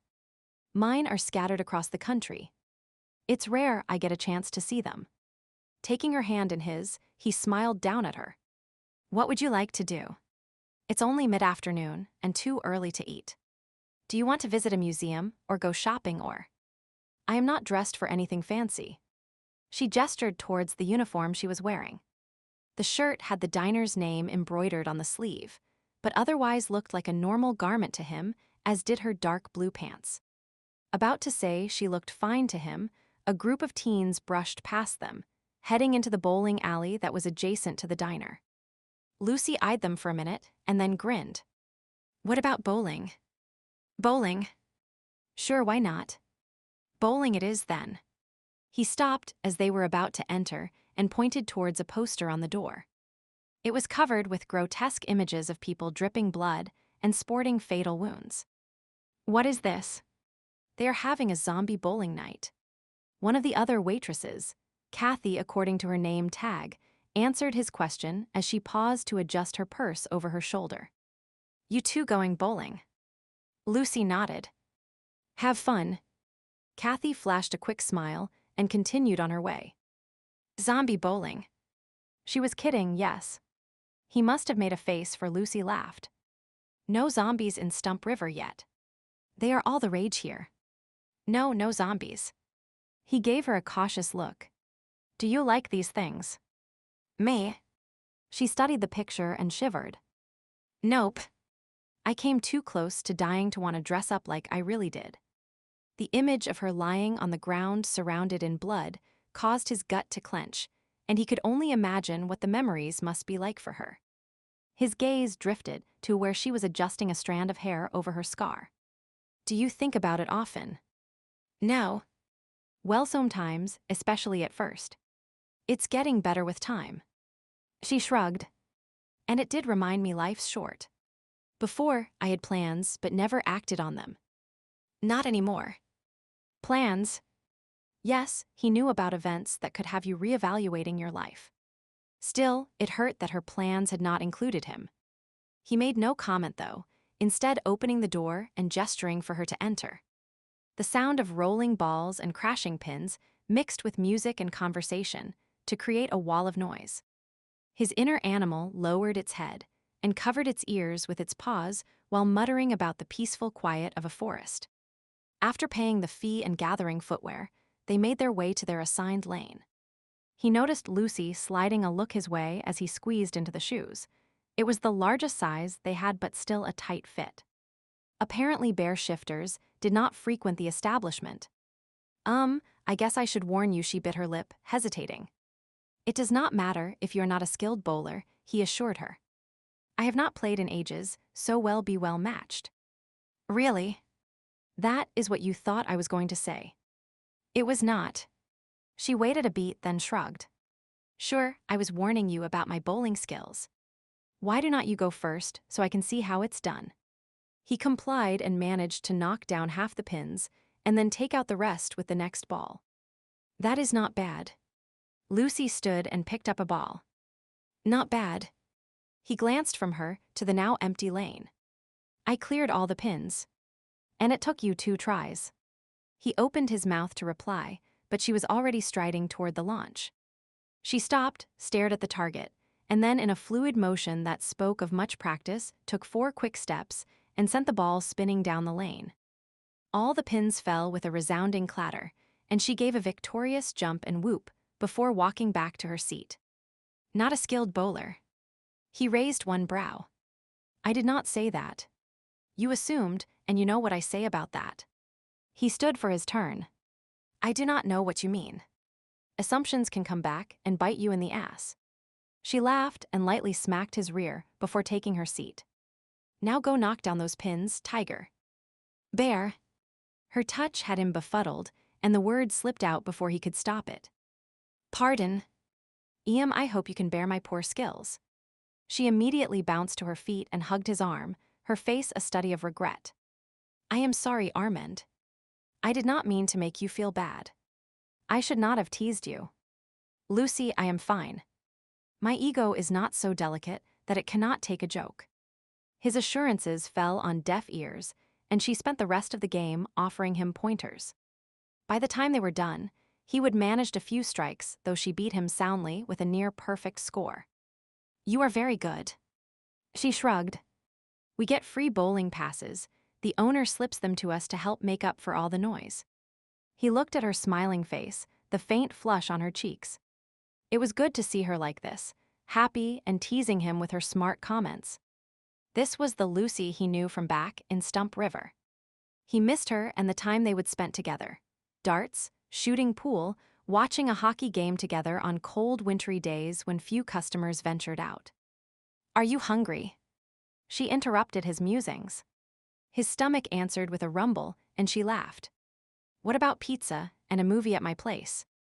I would have thought, being in a big city, you would want to do something more exciting. I used to. She shrugged. But after a while it gets to be old. A quiet night at home is nice, especially if you can share it with a friend. A friend? Your roommate will not be home. Nope. Not until late tonight if she comes home at all, or so she told me this morning. She took his hand and gave it a squeeze. His inner bear nodded in approval. It had not been pleased with him for walking away last night, only seeing reason when he mentioned Roxas' presence would put a damper on certain activities. The girl had a twisted sense of humor and would quite likely find it amusing to interrupt them. They stopped and bought a pizza near Lucy's apartment and then made their way to her place. The scent of the hot cheese caused his stomach to rumble once again, and she was teasing him about it as they climbed the last flight of stairs. "I think you should have stayed at the diner this afternoon." "I could have slipped you he interrupted her, pressing a finger to her lips. 1 foot on the landing, she gave him a questioning look. He gestured with his chin towards her door. It was shut. Outwardly, nothing appeared out of the ordinary. "What is wrong?" She mouthed the words. Leaning close, he whispered into her ear. "I hear someone inside." She cocked her head. "I do not hear anything." "I do." He moved so he was between her and the apartment. "Did not you say Roxy was at work?" She nodded and pulled out her phone, sending a text to Roxy asking where she was. Mere seconds passed before there was an answer. Turning the phone, she showed him the reply. Yes, she was working. "Stay here." He traded the pizza for her key and quietly walked the short distance to the door. With utmost care, he unlocked it and turned the handle, easing the door open. The apartment was dimly lit, late afternoon sunlight struggling to work its way between the tall buildings to the windows, one of which was wide open, the curtains stirring gently in the breeze. They must have got in using the fire escape. Lucy hissed the words as she peered over his shoulder. "Wait outside." "It's my apartment." He scowled at her, and she took a mere half-step back. Holding back a sigh, he returned his attention to the noise coming from the rear of the apartment. The thief was likely looking for jewelry or small electronics to pawn. As quietly as possible, he began to make his way across the living room. He would only taken a few steps when a figure appeared in the hallway. Dressed in dark clothing, a small bag in hand, all he could see was the silhouette of a short, lithe individual. Perhaps it was the light from the outer hall, or maybe they would made a noise, for suddenly, the thief gave a start and dove towards the fire escape. "Rart! Stop!" With a shout, he gave chase, stretching out a hand to catch hold of the thief only to miss by a fraction of an inch. He started to follow, but even as he was swinging his leg over the sill, the thief was scrambling down the last flight of stairs and jumping the remaining distance to the ground before landing on a discarded mattress and disappearing down the alley. With a frustrated growl, he hit the wall, his fist leaving a crack in the plaster. And then he gave a loud sneeze. Chapter 10, Lou jumped at the sound of Armand's fist hitting the wall. Light from the window had him silhouetted, bits of plaster dust floating in the air around him like a halo. The curses erupting from him, however, were decidedly unangelic. Armand seldom lost his temper. In fact, she would only seen it happen a few times in all the years she would known him. But when he did, it was best to give him some time to cool down. She closed the apartment door, set the pizza on the counter and her purse on a chair, and pondered the fact that everything had happened so fast, she had not had time to feel afraid. "We're acting like we used to at the Broken Antler," the voice in her head said. Wading into the fray, ready to act, the realization surprised her, and she gave a half-smile. It had felt good, freeing, and sort of comfortable, like slipping on an old tatty sweatshirt. Perhaps we need to do this more often. Be less cautious. She considered the point until she realized Armand was done cursing. Taking that as a good sign, she went a peer through the broken window. "Did you get a look at the person?" "No, damn it," he grumbled as he glared at the fire escape. "Was anything stolen?" She scanned the living room. The shelves that held their books and movies were still nicely organized. The TV and DVD player still sat on the stand. Everything looks normal unless the thief was a neat freak and tidied up after ransacking. "I'll go check the bedrooms." Roxas' room was the usual disaster, so there was no way of knowing if it had been disturbed or not. Her own room seemed unchanged. The dresser drawers were shut, her jewelry box was closed. Of course, it only contained cheap costume stuff, but the thief might not have known that. "I think we surprised him just as he broke in." "Nothing's been touched." She called out the news to Armand. "The bathroom." Armand's voice echoed down the hall. "Sure, feel free to use it." "No, I mean the thief was in there." "You, The idea of some scumbag using her toilet made her feel creepy, and she envisioned having to douse everything in bleach. When she got there, Armand was studying the open medicine cabinet. Toothbrushes were scattered on the small vanity, while mouthwash created a mint-green river as it dripped down the white porcelain. Below, rolls of toilet paper and cleaning products spilled from the open cabinet beneath the sink, and the towels had been tossed from the drawers. "This is the state you normally leave your washroom in." Armand quirked a brow at her. "No, definitely not." She planted her hands on her hips as she surveyed the disaster. Why would someone trash the bathroom? Looking for prescription narcotics? If so, they would be disappointed. All we had was some over-the-counter painkillers and cough syrup. He went to examine the fire escape once more. Why this apartment? The lower ones would have been easier to reach and provide a faster escape. The other apartments had better windows. She joined him, noting how the thief had only had to pull on the rotted frame, and the security grate had come out regardless of the lock on it. So much for her checking the locks each night. Armand crumbled a section of the wooden frame with his hands and made a sound of disgust. "Go pack a bag. It's not safe for you to live here." She blinked. "And go where?" "You can stay with me." "What about Roxy?" He hesitated before replying. "She will have to come too, if she has nowhere else to go." "For how long?" "What do you mean?" "Armand, I appreciate your concern, but you are here for a visit. I cannot stay in your hotel room indefinitely." She held up her hand, not letting him speak. "If I have learned anything, it's that it's important to face your fears as soon as possible. Running from a bad experience just allows it to build up in your head. Right now, I am not scared." Shocked, surprised, pissed off about the mess in the bathroom, but not scared. "And I am telling myself that lightning does not strike twice. I have joined the ranks of the break and enter victims, and now my turn is over. The thief knows there is nothing to steal here, so he will not be back. Lucy Armand, you are not telling me what to do." He clenched his jaw, his nostrils flaring as he glared at her. Clearly, his temper had not returned to its usual calm state. She fixed him with a hard stare of her own. Eventually, he sighed. "Fine. You can stay. However, I'll remain here as well." He folded his arms and got that implacable look she would seen on him so many times before. "You do not even have a window." It's a sure invitation to anyone who happens to look up. She opened her mouth to speak, except he shook his head and continued. "I understand facing your fears, but you need to consider mine. I would not rest easy, leaving you alone tonight." She imagined herself in his shoes and then conceded. "Okay. But just for tonight." He cocked his head. "Will it be such a hardship, having me here?" "Oh damn."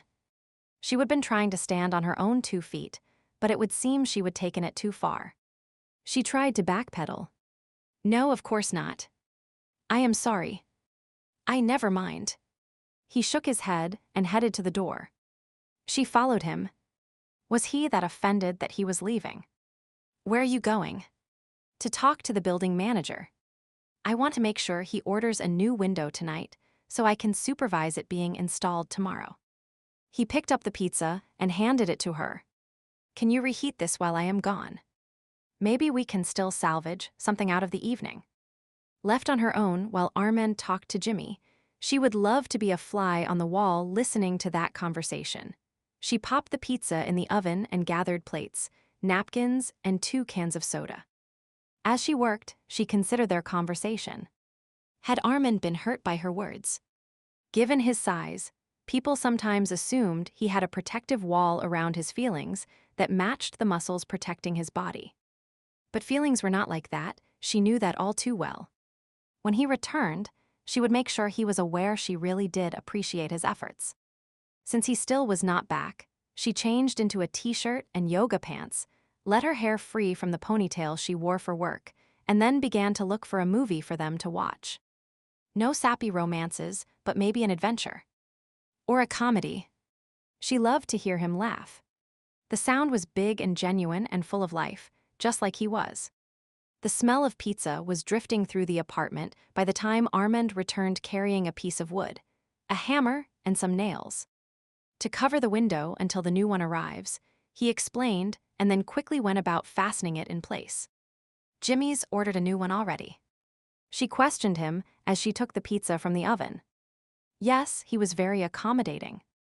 She had little doubt about that. Armand could get this look in his eye that had you automatically doing as he asked, without even realizing it. They settled down to eat their delayed meal and watch the movie she would selected. It was nice, sitting beside Armand, discussing the pros and cons of the plot. When it was finished, the conversation shifted to her plans to become a counselor, and he told her about the changes he would made to the broken antler. After upgrading the kitchen, I renovated 3 of the extra rooms upstairs and installed bathrooms. There are only the Kennedys' cabins for out-of-town guests to stay in, so I decided there was a market. That was a good idea. She curled her legs up onto the couch and turned to face him. His accented tones were soothing. She could listen to him talk for ages. What else have you done? Well, I hired Daniel's band to play a few nights a week. Daniel has a band. That is nice. Yes, he and a few of the locals. They play, he paused. Folk rock. I think that is what they call it. She nodded. I can see that suiting him. The customers enjoy it. And Brian is watching the bar while I am gone. He would be good at that. She shifted to lean her head against Armand's shoulder and softly sighed. In her mind, she could envision each person he spoke of, each change he would made to the broken antler. The bar had been like her home. Are you all right? He placed a finger under her chin and tipped her head so their eyes met. Yes. Maybe a bit homesick. You do not have to be. You know. She pressed her fingers to his mouth, not wanting to be scolded yet again for her choice. Do not go there, Armand. Please. At least not tonight. He hesitated and then nodded, though she could tell he was not pleased. Trying to soften the mood, she reached up and pulled him closer. Let us just enjoy our evening. She ended the comment with a kiss and then a laugh. What is so funny? Your beard. You do not like it. He reached up and stroked his whiskers. She examined him critically. It tickles, but it's a good look for you trimmed like this. Better than the bushy beard. A crooked smile twisted his lips. That is what Ryan said. Ryan really said that. I believe his exact phrase was that I looked like a wild man. Well, she chose her words carefully. As I recall, you used to be pretty furry. This is a more civilized style. Being civilized can be very constraining. He made a face. However, if you like it, I'll keep it this way. Oh no, you need to like it too. You cannot live your life trying to please other people. If it makes you feel good, if you are happy, that is what matters. Really?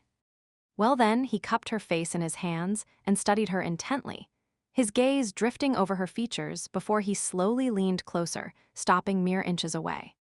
Electricity sparked in the small gap that separated them, her heart beating faster. Making you happy is what makes me happy. He breathed the words, his lips brushing hers. On a soft exhale, she returned the kiss, pulling him closer, savoring the taste of his lips, the warmth of his body pressing her backwards, the woodsy scent of his cologne. The sofa creaked as they moved, not made for a man of his size to stretch out on, and with a frustrated grumble, he pulled back. Merde. This is not going to work. My bed's a lot more comfortable. He stilled. Are you sure? That it's comfortable. She loved teasing him. Lucy. He spoke her name in a low, warning tone. It sent a shiver of excitement down her spine, even as she gave a soft laugh. Tonight, she had the confidence she would lack the previous evening. Maybe it was because of the break-in earlier, or maybe it was the knowledge this might be her only chance to be with him. Whatever the case, she stood and extended her hand. Armand, I have been sure for years. You are the one who was dragging his feet. Something flashed in his eyes, but before she could decide what his was, he surged up from the sofa, swung her into his arms, and carried her to her room. He set her down near the bed, his hands resting lightly on her waist, savoring the closeness, the way her scent surrounded him, the feel of her breasts brushing his chest with each breath. She would said he would been dragging his feet, and his inner bear had concurred. Years had been lost due to his caution, but no more. Carefully, he removed her glasses, perching them like an Alice band on her head, then studying her face, trailing a finger down her cheek to her jaw, marveling at her soft skin and perfect complexion, the fullness of her lips, the blue of her eyes. "Ah, Lucy, 2E's helmet bell." He pressed a kiss to her forehead and began to extend the caress towards her temple, except she pulled away. "Do not." He eased back. "Did I hurt you? Is the scar still tender?" "No. It's just not the puckered skin well, you would not want to touch it. A little scar makes no difference to me." "You are beaut," she pressed her hand to his mouth, shaking her head. "You do not have to keep saying that. I know I am not as pretty as I once was, and it's okay." She lifted her chin. "I am worth more than my appearance." He moved her hand from his mouth to his chest, pressing it over his heart. "I agree. You are worth a great deal regardless of how you look, but to me, you are lovely both inside and out, and always will be. Scar or no scar, my body is still good." She shrugged and looked away. "I am sorry. I did not mean to spoil the mood." "You did not. It's important to discuss, though. You have no need to be ashamed." He took her by the chin and studied her critically. "Your nose is adorable, your lashes are long, and your smile can light up a room. But even if you were not already beautiful on the outside, it would not matter because inside you are beautiful too. You have a great sense of humor. You are smart and hardworking. Your heart is filled with a kindness that shines through your eyes and draws people to you. And your scar," he purposely paused and stared at it before brushing his thumb over its length. "It shows you were stronger than the evil one who attacked you." A wrinkle appeared between her brows. "I had not thought of it that way. It's your badge of courage, a sign of your bravery. You should wear it proudly, just as a soldier would wear a medal." "A badge of courage." He nodded and pressed a slow, lingering kiss to the rough skin. "I love this mark. It means you fought and survived against the odds. Because of that, we can be together now." He drew away and stared directly into her eyes. "I speak the truth. You know I do not lie." A smile tugged at the corner of her mouth. "You really are good for me, Armand." Finale meant she realizes this. He chuckled and brushed her hair back from her face. "You know, I have always wanted to run my fingers through your hair." She tugged loose the tie at his nape and combed her fingers through the strands. He twirled a lock of hers around his finger. "I have felt the same way about yours." And she slid her hands down his shoulders to his chest until her fingers rested on the buttons of his shirt. "I have always wanted to touch your naked chest and feel your muscles moving under my palms." A crooked grin twisted his lips. "Your chest has figured in my dreams as well." She gave him a coy look as she slowly undid the buttons of his shirt. "But not my muscles. You do not want to feel them moving under your palms. My palms definitely want to feel several parts of you." He took the bottom of her shirt and began to work it upwards, skimming his fingertips over her skin. She had his shirt open now and was tracing his pecs, kissing his collarbone, smoothing his shirt from his shoulders before gently grazing her teeth over his nipple. His skin quivered under her touch, his breath catching, and she repeated the tender torture once again. "It'll not last very long if you keep that up, Lucy." Laughing, she relented. "Maybe you should return the favor." "Believe me, I plan to." He ran his hands over her back to the band of her bra, looking for the hook. "Front clasp." She stepped away and pulled off her t-shirt. He copied her and finished removing his shirt, but when she shimmied out of her yoga pants, he froze, his hands stilling in the middle of undoing the button on his pants as he swallowed hard. You could give a man a heart attack doing that. CPR was not the kind of mouth-to-mouth I was planning on. She moved to undo her bra, but he shook his head. "Let me." He reached for the fastener and freed the clasp, a groan escaping him as her breasts spilled from the fabric cups that had restrained them and filled his palms with their soft warmth. Supporting the weight, he rubbed his thumbs over her nipples, watching her eyes half close. "You like that?" "More than like." "Then I suppose I should continue." Pulling her down onto the bed, he gently eased her back against the pillows. He set her glasses on the nightstand and then trailed his hand up her leg to her hip, her ribs, and her breast. Now, where was I? Leaning forward, he took her nipple into his mouth. She grasped his shoulders, her soft whimpers urging him onward. He moved lower, nuzzling her belly, the crease of her thigh, down to her ankles, and then working his way back up again. She purred her approval and gave a luxurious stretch. You are very good at this, Armand. It's like I am floating in a sea of sensation.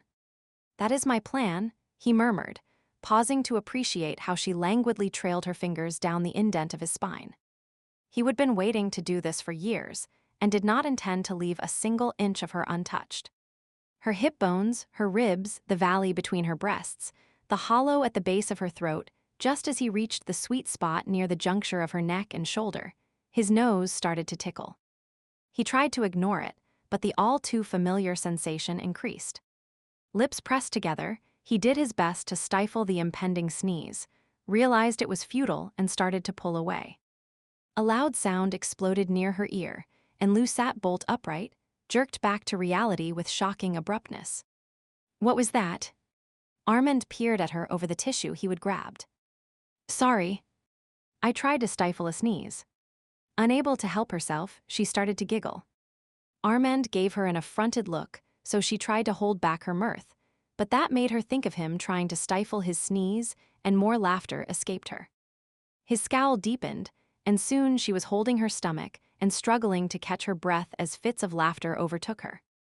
I am glad my allergies amuse you. I am sorry. I should not have laughed. She paused and took a deep breath, then blew it out. The look on your face, and after years of waiting to have sex with you. It's just too. His lips twitched, and then he too was laughing. A deep booming sound that mixed with her own and filled the small room until they were both exhausted. Leaning against the headboard, she wiped the tears of laughter from her face and watched as Armand picked up a pillow, sniffed it tentatively, and sneezed again. He tossed the pillow away as if it were a bomb about to go off. By any chance, do you use lilac-scented laundry soap or fabric softener? Not usually. It was on sale last week, plus I had a coupon for half off, so I thought I'd try it. He groaned. I am allergic to it. Oh. I am sorry, but this bedding. He gestured with his hand and shook his head. It's okay. These things happen. She thought for a minute, then clambered out of bed and went to the closet. Strip the sheets. I have some other ones, and I am sure they were not washed with the lilac stuff. Really? Good. I'd hate to think I was cock-blocked by a lilac. He rolled off the bed and got to work. Eventually, he started to chuckle again. I must admit this is a first. Really? You have never had a sneezing fit during sex, or you have never had to stop and change the bedding. Or were you referring to the break-in earlier? She balled up the offending bedding and chucked it in the hallway while he dealt with the new sheets. I cannot say any of those events have ever been part of my sex life. Then it's our special memory. She grinned and climbed back on the freshly made bed. He sat down beside her, his smile fading as he cupped her face. The way you can laugh and take everything in your stride, it's one of my favorite things about you. Lemons and lemonade, it's what I do. She laced her fingers behind his neck. Now, if you're still in the mood. He kissed her long and slow and deep. Oh, I most definitely am. Good. Now, where were we? She trailed her hands down his chest towards his waist. I believe I was about to nibble on your neck.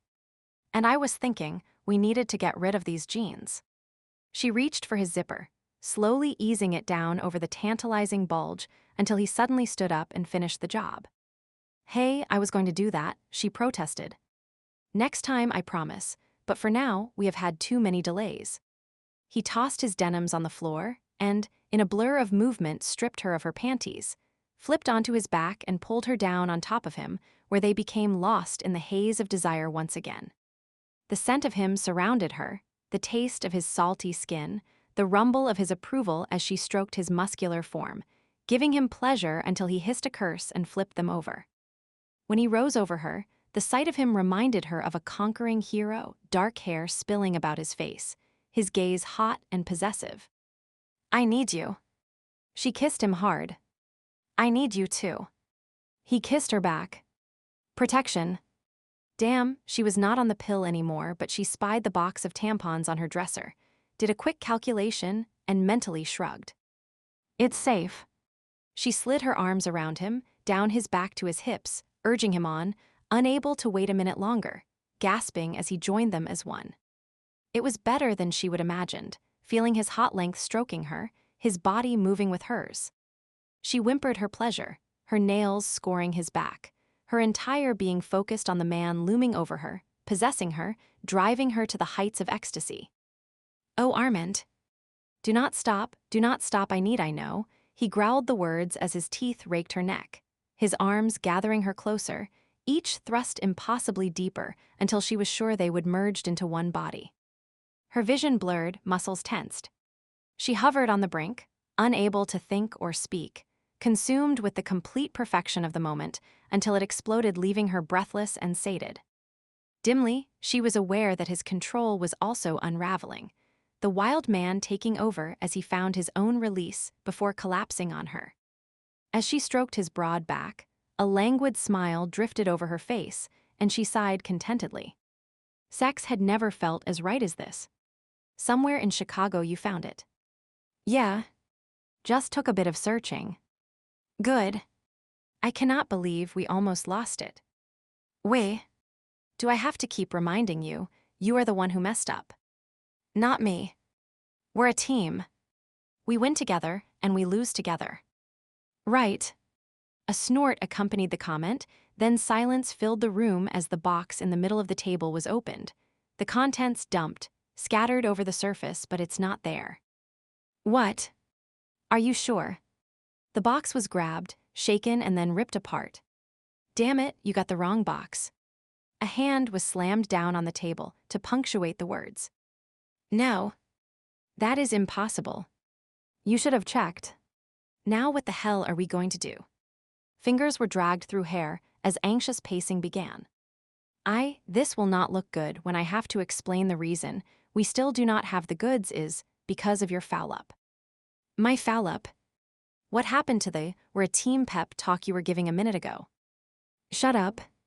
Just shut the fuck up. The remains of the box were crumpled and thrown across the room. Chapter 11, Armand woke with a start, his bear warning him there was someone in the apartment. At his side, Lucy was sleeping soundly, her cheek resting on his shoulder, one arm slung across his chest, her leg over his. He eased away and stood up. In the darkness of the room, his pants were not immediately visible, so he snagged Lucy's bathrobe and wrapped it around his hips, then walked quietly to the door. Yes, someone was definitely in the apartment and shuffling things about in the bathroom. He tried to scent the air with no luck. His head was still congested from the lilac fabric softener. It was unlikely the thief had returned. However, he would sleep better after checking to be sure. Opening the door, he slid into the hallway. Light spilled from the bathroom, and sure enough, there was someone crouched on the floor in front of the vanity, but not a thief. It was Roxy. She looked up, hey, Armand, her voice trailed off as she studied him. Pink and white flowers. That is quite a bold fashion statement. He hitched the robe more securely around his waist. It's just something I threw on. Cocking her head, she pursed her lips and studied him carefully before shaking her head. I hate to tell you, but even with your sexy French accent, that pattern is too small for you to carry off with any panache. Vriment. Really? He struggled to keep a straight face. And I chose it specifically for the occasion. I have a couple of fashion magazines you can borrow. Merci. Next time, I'll consult them first. She laughed and sat down on the floor, leaning back against the side of the tub. So, you and Lucy were getting it on. I am glad I was not home. From the looks of the place, things got pretty wild. His smile faded. No. Someone was in the apartment when we came home. They were searching the bathroom, but escaped out the window. Someone broke in. OMG, for someone so nice, Lulu is sure having a lot of bad karma visited on her lately. She clambered to her feet. Was anything stolen? She does not think so. For some reason, it was only the bathroom that was affected. He scanned the mess. Sorry, we should have cleaned up. It's okay. I am not the neatest person in the world, and I guess you had other things on your mind. She gave him a knowing wink. So what did the cops say? Did they dust for prints? No. Let me guess, you did not call them, did you? She folded her arms. You and Lulu really are a pair. No cops for a mugging. No cops for a break-in. Makes me wonder what you are hiding. She poked her tongue in her cheek and seemed to be hinting at something. We have nothing to hide. He gave her a hard stare. In that getup, you certainly do not. Nice lickable abs, by the way. I'd love a sample.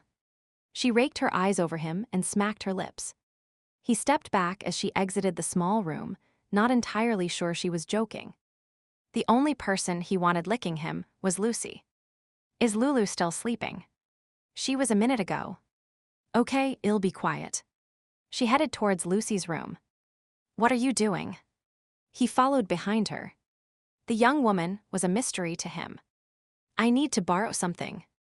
She walked into the room, looked around, then picked up a box off the dresser. Auntie Flo's paying a call. Box in hand, she left. Lucy made a soft noise and sat up, rubbing her eyes. What is going on? Your roommate was borrowing something, he explained. Oh. He climbed back in beside her and tucked her clothes. Your friend, Roxy, she is not involved in anything illegal, is she? No. Of course not. She yawned. At least, I do not think so. What do you mean? Well, she works at the dry cleaners, and hints that she finds things in pockets. She shrugged. Roxy likes to tease, so I am not really sure I should believe her or not. What? Nothing. She seems an unusual person. Yeah, I'd say unusual describes her pretty well. She trailed a finger down his chest. You are not as hairy as I remember.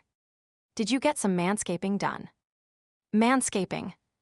I mean, did you shave your chest or get it waxed? No. The very idea appalled him, but he scrambled to think how to explain the fact that, as a bear shifter, his body hair tended to change with the season. You have just never been this close to me before. True. She did not sound convinced. A distraction seemed to be needed, so he rolled over, pinning her beneath him and silencing any further questions with his mouth. Lou hummed softly to herself as she locked the door behind Armand. He had not stayed for breakfast, claiming he had a distant relative who worked in construction with whom he wanted to consult, so he would be properly informed to assess the window installation later in the day. If I have any doubts as to the quality of the work, I will ask Matthias to inspect it. I am sure Jimmy will bring in someone who knows what they are doing, she would told him, but he would not been swayed. Oh well, sometimes it was easier to give in than to argue. Now she stood drinking her morning coffee and dreamily recalling last night. Sex with Armand had been just as she imagined it will, except for the sneezing, but that had been funny and good, too. As for waking with him beside her, there would been a rightness to his presence, a feeling of security and contentment filling her. She could have remained snuggled to his side all day if it had not been for work. She took another sip of coffee and watched as Roxy shuffled into the kitchen, mumbling something indecipherable. You okay? Period cramps suck. The words were accompanied with a scowl as she reached for a glass. It's my day off, so I am taking painkillers and going back to bed. By the way, I borrowed your tampons last night. Mine are not in the bathroom. Really? I saw them there the other day. Well, they are gone now. That is strange. Perhaps they got pushed to the back during the break-in yesterday. She shrugged. I'll go look later. Or the thief was the same creep who tried the AC scam on me the other day. Remember how I said he had a tampon fetish? I bet he came back to steal them. She scowled. Those things are expensive, you know. She laughed. I doubt anyone would break in to steal tampons. That is just too weird. Hey, the world is full of weird. Roxy filled her glass with water, popped her pills, and turned to go. Anyway, I'll talk to you later. Oh, wait. She set down her cup. Jimmy will be coming by with somebody to install the new window, and Armand will be back to supervise. I gave him a key. So it's going to be a 3-ring circus around here today. Damn. Sorry. Roxy shook her head. Not your fault. I'll head over to my mother's for the day then. I thought you just had a big argument with her. I did, but she has great herbal remedies for cramps and stuff like that. Okay, as long as you have a place to go. Lou glanced at her watch. It'd better finish getting ready or I'll be late. She completed her morning routine, which was actually out of routine due to Armand's presence earlier. By the time she was ready, Roxy was leaving the apartment as well. Here. Roxy tossed her a small item, and she caught it. What is this? She exited the apartment and Roxy followed, locking the door. Your flash drive thingy. She looked at the small device. Flash drive? I call these things memory sticks. Really? Well, let us combine the two and call it a memory thingy. Fine by me, but it's still not mine. It was in your box of tampons, so it must be yours. Cool hiding place, by the way. Well, it would be a pretty cool hiding place if I'd put it there, which I did not. Huh? I wonder how it got there then. Roxy frowned as they walked down the stairs together. She shrugged and turned the device over in her hand. There was nothing identifying about it. Maybe somebody at the factory dropped it in the box when the tampons were being manufactured. That is pretty far-fetched. No, it is not. I have read about that kind of thing happening before. Roxy pressed her point. Bored factory workers leave a message in a product asking whoever finds it to write back. Sometimes they even leave help messages saying they are trapped in some kind of slave labor situation. She nodded. I guess I do remember hearing about that, but this is not a message. It could be a high-tech variety. They would reach the bottom of the stairs, so she shoved the device in her pocket. Well, we can talk about it later. I hope you have a good visit with your mother and not too many arguments. It will be okay.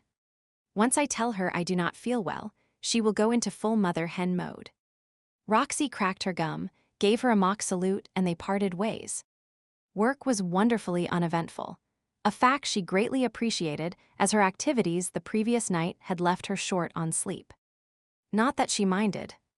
She would gladly give up several nights of sleep if they were all the result of Armand's skilled attentions.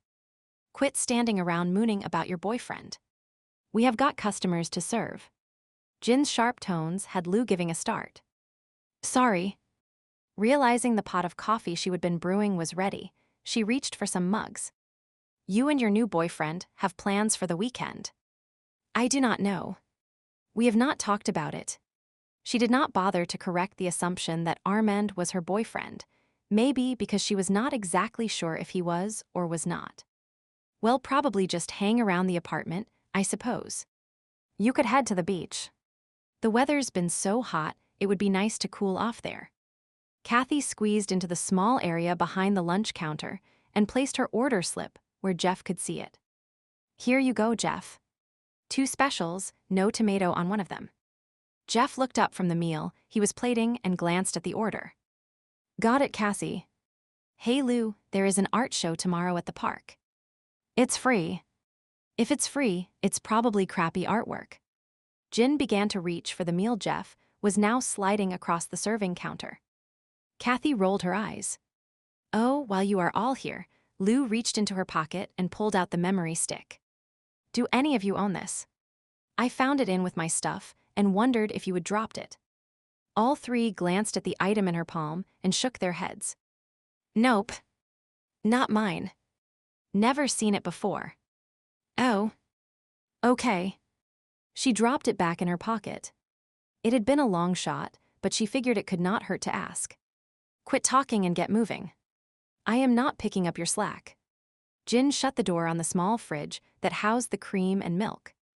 Lou rolled her eyes at the other woman's attitude, placed the coffee cups she had been filling on a tray, and went to take care of her customers. As she worked, she speculated about Jeff's suggestion. An art show might be fun, and she knew Armand liked art even if his paintings were not very good. She remembered once, after a brawl in the bar, He would been staring morosely at the broken frame of one of his pictures, debating if he should hang it up again or not. The customers do not appreciate my work. Well, she was not sure what to say, not wanting to hurt his feelings. The broken antler is my home. I should decorate it as I wish, correct? She would never thought of it that way, and, after a moment's consideration, gave a nod. You know what? You are right. You own the place, so you do what you want. It's not as if you are asking people to buy the paintings. It's sort of like singing in the shower. Unless you are forcing people to stand in the bathroom and listen, it is not anyone's business. You can do something just for the joy of it, even if you suck at it. He looked at her for a minute and then burst out laughing. You are good for my ego, Lucy. She patted him on the shoulder. I try to be. The next day, the painting had once again graced the wall of the bar, so he must have taken her advice. She smiled at the memory and made a mental note to try and take Armand to the art show. There was never anything remotely like that in Stump River. When her shift was over, later than usual due to an extended chat with one of the customers, she began to take her tips from her pocket, as she always did, only to pause when the rear door jerked open and Jeff the chef stomped in. What is wrong, Jeff? He clamped his mouth shut and shook his head, his face flushed. Someone stole my car. I was heading home, started to walk towards my usual parking place, and it was not there. Oh no. Are you sure that is where you parked it? Yeah. I am sure. I always park there. Was it locked? Yeah. Or at least I am pretty sure it was. It's one of those things you do automatically, right? He ran a hand through his hair. Maybe I forgot. Or maybe they smashed the window. It was just a beat-up old junker. You would think they would have better taste in cars to steal. Is there anything I can do to help? Nah. Thanks anyway. I'll call the police, not that it will likely do any good. My car is probably being stripped for parts as we speak. Megan, one of the servers who worked the afternoon shift, walked in. What is up? You two are usually gone by now. She explained, and Megan began making appropriate noises about Jeff's situation. She left the two of them talking and headed outside. What was the city coming to? Jeff's car, her apartment, the mugging, and there went the bus. Her shoulders slumped as she watched it disappear around the corner. Did she want to wait for the next one or start walking? It was not too hot hitching her purse strap on her shoulder. She set off, keeping herself occupied by wondering if the new window was installed and if Armand would be waiting for her. Would he want to spend the night again? Perhaps she would text Roxy and strongly suggest some family time, which would then leave the apartment free for her and Armand. She grinned at the idea and began to play out various tantalizing scenarios in her mind. Since most of them involved her bed, she made a mental note to buy some new unscented laundry products if it looked like he would be staying around for a while. She was almost home, having just turned down a side street, when she caught a glimpse of Armand's familiar figure. Armand, wait up. She called out his name and quickened her pace, intent on catching up with him. He turned and waved, the white of his smile showing against his dark stubble. Rather than waiting for her, he began to retrace his steps. Her heart gave a little skip, a bubble of happiness filling her. Gosh, she would miss this, bumping into him while walking down the street, seeing him smile, just having him there as part of her daily life. They were only yards apart when the sound of screeching tires and blaring horns broke into her thoughts. A car careened around the corner at a ridiculous speed, fishtailing to the left and then the right, completely out of control. Horns blared, drivers slammed on their brakes. In shock, she watched as the car hit the garbage cans lining the other side of the street, sending the containers catapulting into the air before it veered back onto the road, and then it was heading straight towards Armand. Every scent, sight, and sound registered with acute clarity, like a movie advancing one frame at a time. She felt her eyes widen, tasted the acridness of fear, felt the heat of the sun reflected up at her off the pavement where she stood frozen. The roar of the engine seemed to swirl around her, mixing with the screams of onlookers and her own sharp inhalation. Her gaze took in the driver's hands clenched on the steering wheel, noticed the visor was covering the person's face. Armand! She screamed his name, watched as he turned to look behind him. Move! We have to move. The voice in her head prodded. She started to run, knowing she would never reach him in time but still having to try. Her heart was pounding, the adrenaline coursing through her veins as her feet slapped against the ground. At any moment, she expected to see some 4-0 pounds of metal slamming into him, crushing the life force from his body and leaving his mangled remains behind. Please. Oh, please. Random bits of long-forgotten prayers tumbled through her mind. Armand pivoted on the ball of his foot, his muscles bunching, his face contorting into a wild snarl, and then the car struck him, launching him into the air. In horror, she saw him hit the ground, momentum sending him tumbling and turning along the sidewalk until he slammed into the wall of a building. She rushed to his side, dropped to her knees, her hands hovering over him. Was he dead? Armand! Her throat was so tight, she could barely get the word out. Gently, she touched him, feeling weak with relief when she heard him take a ragged breath. He opened his eyes and looked at her. Are you okay? Me? I am not the one that was just hit by a car. She did not get a chance to finish speaking, a dozen voices interrupting as a crowd gathered around them. Armand sat up, brushing away those that reached out to help him. A license plate. Did anyone get the number? He growled the words. Covered in mud. Could not read it, someone answered. Probably high on drugs, another replied. I have already called the cops. A young woman had her cell phone out. I have a picture of the car, but the driver's too blurry to see. She peered at the screen and shook her head. Armand clambered to his feet, and Lou did the same. Good work, young fellow. An elderly man patted Armand's arm. The way you rolled when you were hit. Well, I have not seen anyone perform that kind of a stunt since I saw a tumbling act at the circus as a young boy. Martial arts, Armand murmured as he surveyed the scene before turning towards her. Lou looked at him in surprise. I never realized you would take in martial arts.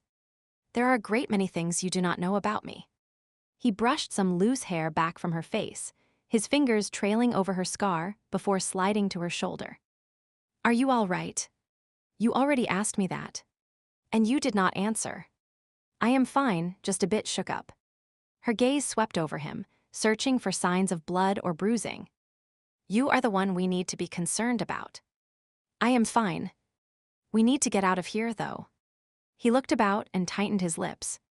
With the crowd around them, there was no way they could slip away before the police arrived. She hoped they would not be questioned too extensively. While Ryan had assured her the identity he would created for her was rock solid, she did not want to test the claim.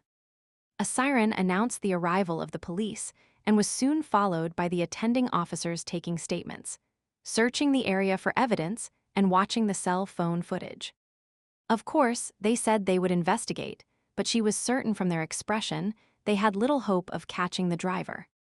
The car was probably stolen. We'll find it torched in a vacant lot or at the bottom of the river, one officer said. Stolen? Was it too much of a coincidence that Armand was almost run down by a stolen car on the very day Jeff's was taken?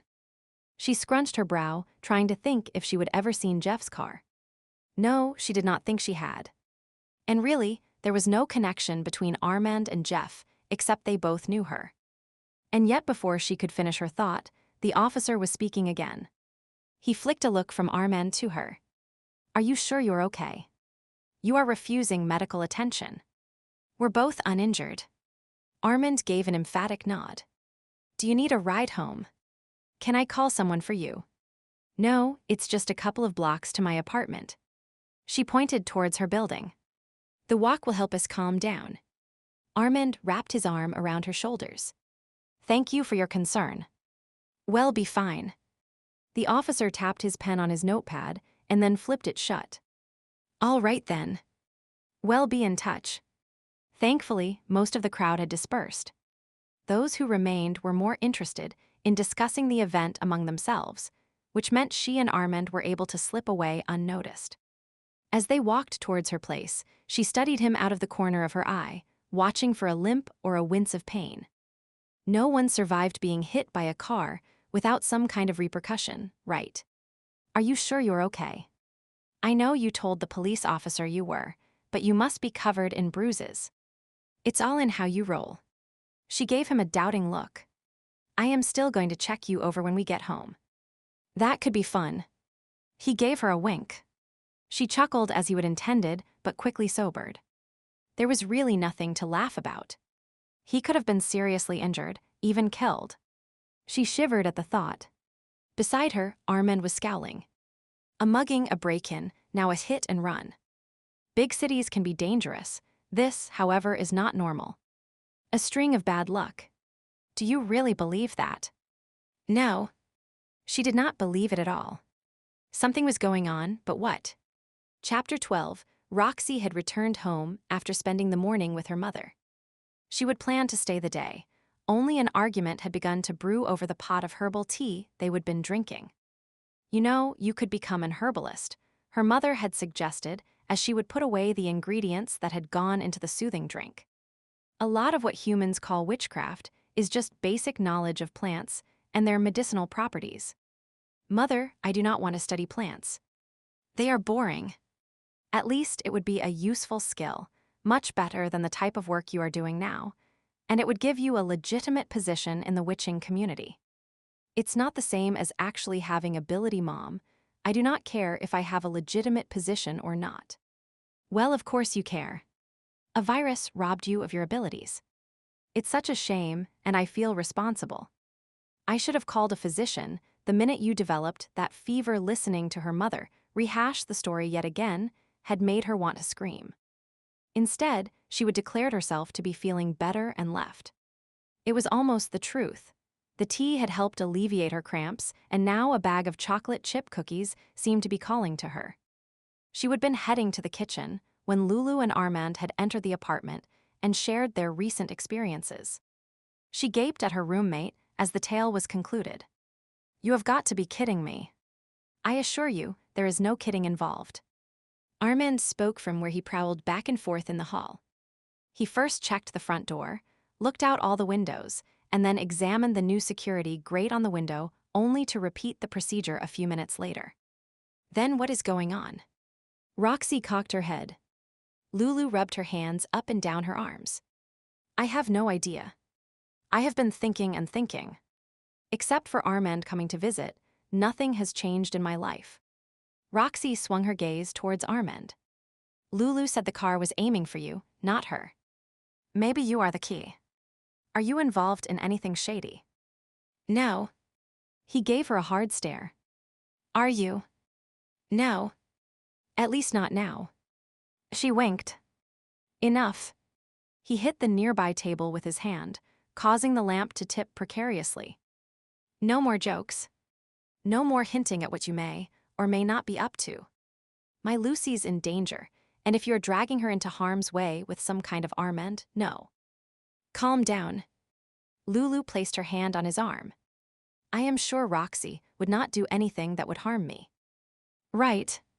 What she said. She looked at Armand warily. The guy might be mellow on the outside, but there was a temper hiding inside, and he had the hots for Lulu. It could be a dangerous combination. There is nothing I am doing that can be remotely associated with Lulu. Plus, I have not even been around when any of these things were happening. True. Armand rubbed his neck and exhaled loudly. I apologize. Accepted. She noticed he was looking exceptionally dreamy, with his dark hair spilling about his face and his eyes all hot and intense. Damn, Lulu was lucky. But enough ogling. She turned to question her roomie. There has not been anything strange happening at the center or the diner. Any weirdo creeping around watching you? No. The only weirdo I know of is the fake AC guy you told me about. Lulu sat down on the edge of the sofa.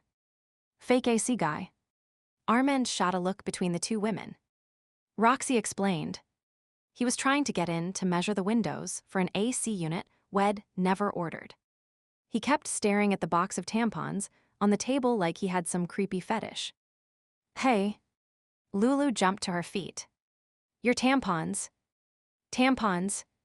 She furrowed her brow, then made the connection and snapped her fingers. That has got to be it. Both girls rushed to the bathroom and began tossing everything out from under the sink. They are definitely missing. Roxy sat back on her heels. What are you doing? Armand stood in the doorway looking at them, as if they would lost their mind. The person who broke in yesterday took Roxy's box of tampons. It's the only thing missing. Lulu withdrew her head from the cabinet. Lucy is mugged. I am almost run down. Your tampons are stolen. Armand shook his head. There is no obvious connection between the events. He's right. Lulu's shoulders slumped. They were not even a name-brand tampon, Roxy commented. There was nothing special about them, except she looked at Lulu, and together they said the same thing. The memory thingy. A memory thingy. Armand made a face. Are you talking in some kind of secret code? No, it's this thing. Lulu got to her feet and pulled the item from her pocket. He visibly relaxed. You mean a USB drive? Yeah, a whatever you call it. Roxy gave her hand a negligent wave. I found it in the box of tampons I borrowed from Lulu last night. I thought it was hers. But it was not, Lulu continued the explanation. We had no idea how it ended up in the box, unless it was dropped in there by mistake at the factory. That is highly unlikely. Armand dismissed the idea. Modern factories weigh their products to ensure the proper amount is in each package. The extra weight would set the sensors off. Then how did it get in there? Roxy planted her hands on her hips, not pleased her favorite theory had been debunked so easily. Lulu led the way out of the bathroom and back to the living room. It could have been at the drop-in center. I was not watching the bag. Maybe Neil had it in his hand, set it on the counter, and it got knocked into the shopping bag. Or someone could have dropped it in at the grocery store. Armand rubbed his chin. Perhaps it was someone walking by you on the street. It could have been in their hand, and it accidentally slipped into your bag. Or Lulu contributed another scenario. It could have happened at the diner. I had the box of tampons in the closet for a few days. It was open. Anyone could have dropped it in there. And whoever put it there likely did not expect you to take the box home when you did. Armand concluded. No, Lulu negated her own idea. I already asked at work, and they did not recognize it. Do not forget about the mugger, Roxy added. What if he was being followed, and just pretended to mug you so he could drop it in your bag? You know, lose the evidence so if he was caught, it was not on him. But where does the hit and run fit in? Armand folded his arms. Until this moment, I did not even know this USB existed. Why would the driver target me? Maybe it really was just a random incident. A drunk driver, perhaps. Roxy gave a shrug. He shook his head. Possible but not probable. Well, whoever owns this memory stick, I bet they have been trying to get it back, and somehow all these events are tied to it. We just have not seen the connection yet. Lulu tapped her finger to her lips. The night of the mugging, I thought I heard someone outside the apartment, but later Jimmy said he had been checking the halls. I decided it must have been him. Maybe it was not. Maybe Jimmy scared the guy off. Roxy rubbed her hands together and grinned. You know, this is just like one of those whodunit movies. Oh, and I saw a black limo in the neighborhood that night. Lulu glanced towards the window. I wonder if that could be a clue, too. Nah, that is Jimmy's bookie. Roxy shook her head. When the others looked at her questioningly, she shrugged. Hey, I know things. They are all possible theories. May I see the USB drive? Armand held out his hand, and Lulu gave it to him. He turned it over, looking for any identifying marks. What is so valuable about this? There is only one way to find out. Roxy ran to get her laptop, and soon the stick was plugged in. The excitement of the moment faded quickly when it became apparent it was encrypted. I can probably find someone who can crack this. Roxy leaned back in her chair and began to mentally go over her list of contacts. But can they be trusted? We do not know what is on it. What if it's sensitive government information? Lulu pointed out. I know someone who might be able to help. He's impeccably honest. I just need to make a call. Armand excused himself from the room. As the door shut behind him, Roxy seized the opportunity for a thorough inquisition about an equally important matter. So, what is going on with you two? She propped her chin in her hand and studied her roommate. Me and Armand. Lulu shrugged. We're old friends. Friends with benefits. She arched a brow. Well, sort of. Not before, but I guess we are now. Lulu did not look very happy at the idea. And what? Is he going to move in here? Are you going to go with him back to wherever it was you used to live? Or try a long-distance relationship? Or is this just a week-long thing? He's only been here a few days. It's just a visit, I guess. But you wish it was more. Maybe. She lifted one shoulder in a half-shrug. Years ago, it was what I wanted, but I have started a new life here. And he'll be heading home again in a few days, I am sure. He hates the city. So you do not want to go back with him? No. Or at least part of me does, but if I return, it's a step backwards. She walked over to the window and stared outside. It'd be giving up everything I have worked for. So you will stay here, even if he asks you to go with him. I have no idea. She bit her lip, a shadow passing over her face. Sorry. I should not have been so nosy. When the time comes, if it comes, you will make the decision that is right for you, I am sure of it. Yep, of course I will. Lulu took a deep breath and nodded. Too bad her expression was not as certain as her words. Armand paced the hall outside Lucy's apartment, his cell phone pressed to his ear. Ryan, I need a favor. I thought I was already doing you one by having the pack watch the bar while you are gone. True, but the amount of alcohol your pack drinks while helping is payment in kind. However, it's actually Daniel's assistance I need. You want someone to serenade Lucy. Ryan chuckled, obviously amused by his own joke. No. I need him to hack into a USB drive. He filled Ryan in on the details, answering the man's questions about the strange course of events and concluding with, 3 criminal activities in 1 week cannot be a coincidence. I agree. And Daniel helping you is fine with me. In fact, the challenge will be good for him. His IT skills are pretty much wasted here. Merci. I'll contact him now. Armand ended the call and then dialed Daniel's number. The young man was, indeed, interested in helping. I'll call you back in 5 minutes. I need to explain what is happening, Tom. He stumbled over saying Lucy's name. Had Ryan told the others Lucy was not dead? It would seem discretion would be best. To my friends. Pocketing his phone, he pushed open the apartment door. Roxy, he paused, immediately noticing Lucy seemed concerned about something. Reaction over recent events. Did you find someone to do the job? Roxy turned to look at him. He dragged his attention from Lucy and nodded. Yes. He has a great deal of experience with computers. Awesome. Who is it? Roxy looked intrigued. His name is Daniel, an old friend of mine. Old? Oh. Some of the light left Roxy's eyes. Lucy laughed, her mood lightening. Daniel is about your age and adorably sweet. All the women swoon over him. Roxy cracked her gum and grinned. He sounds just my type. He's over 1,000 miles away in Canada, Lucy warned. And you would eat him for breakfast. Dang. Roxy leaned back in her chair. Oh well. What is he going to do to get us into the memory thingy? I am not sure. Armand dialed Daniel's number and set the phone on speaker. We're ready for you, Daniel. Great. Whose computer will I be accessing? Daniel's voice sounded over the phone. Mine, Roxy piped up. Do not mess up my porn files. Daniel laughed. I'll be sure to leave them alone. From what Armand told me, there is a USB stick you want opened, right? I am going to take control of your computer and use it to view the files. That okay with you? Roxy gave her permission, following his instructions until he made the connection. Then they watched as Daniel worked his magic, the pointer of the mouse seeming to move on its own over the screen as it opened files.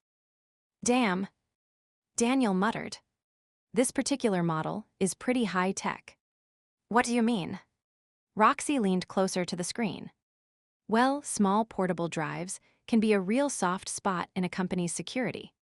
As a result, high-end ones can come with complex password protection and tamper-evident technology. Some can even be controlled remotely by management software, so the company's it can track file activity, reset user passwords remotely, or even disable drives entirely by locking them down in the event of loss or theft. Is that what we're dealing with, Daniel? Armand folded his arms. I am not sure.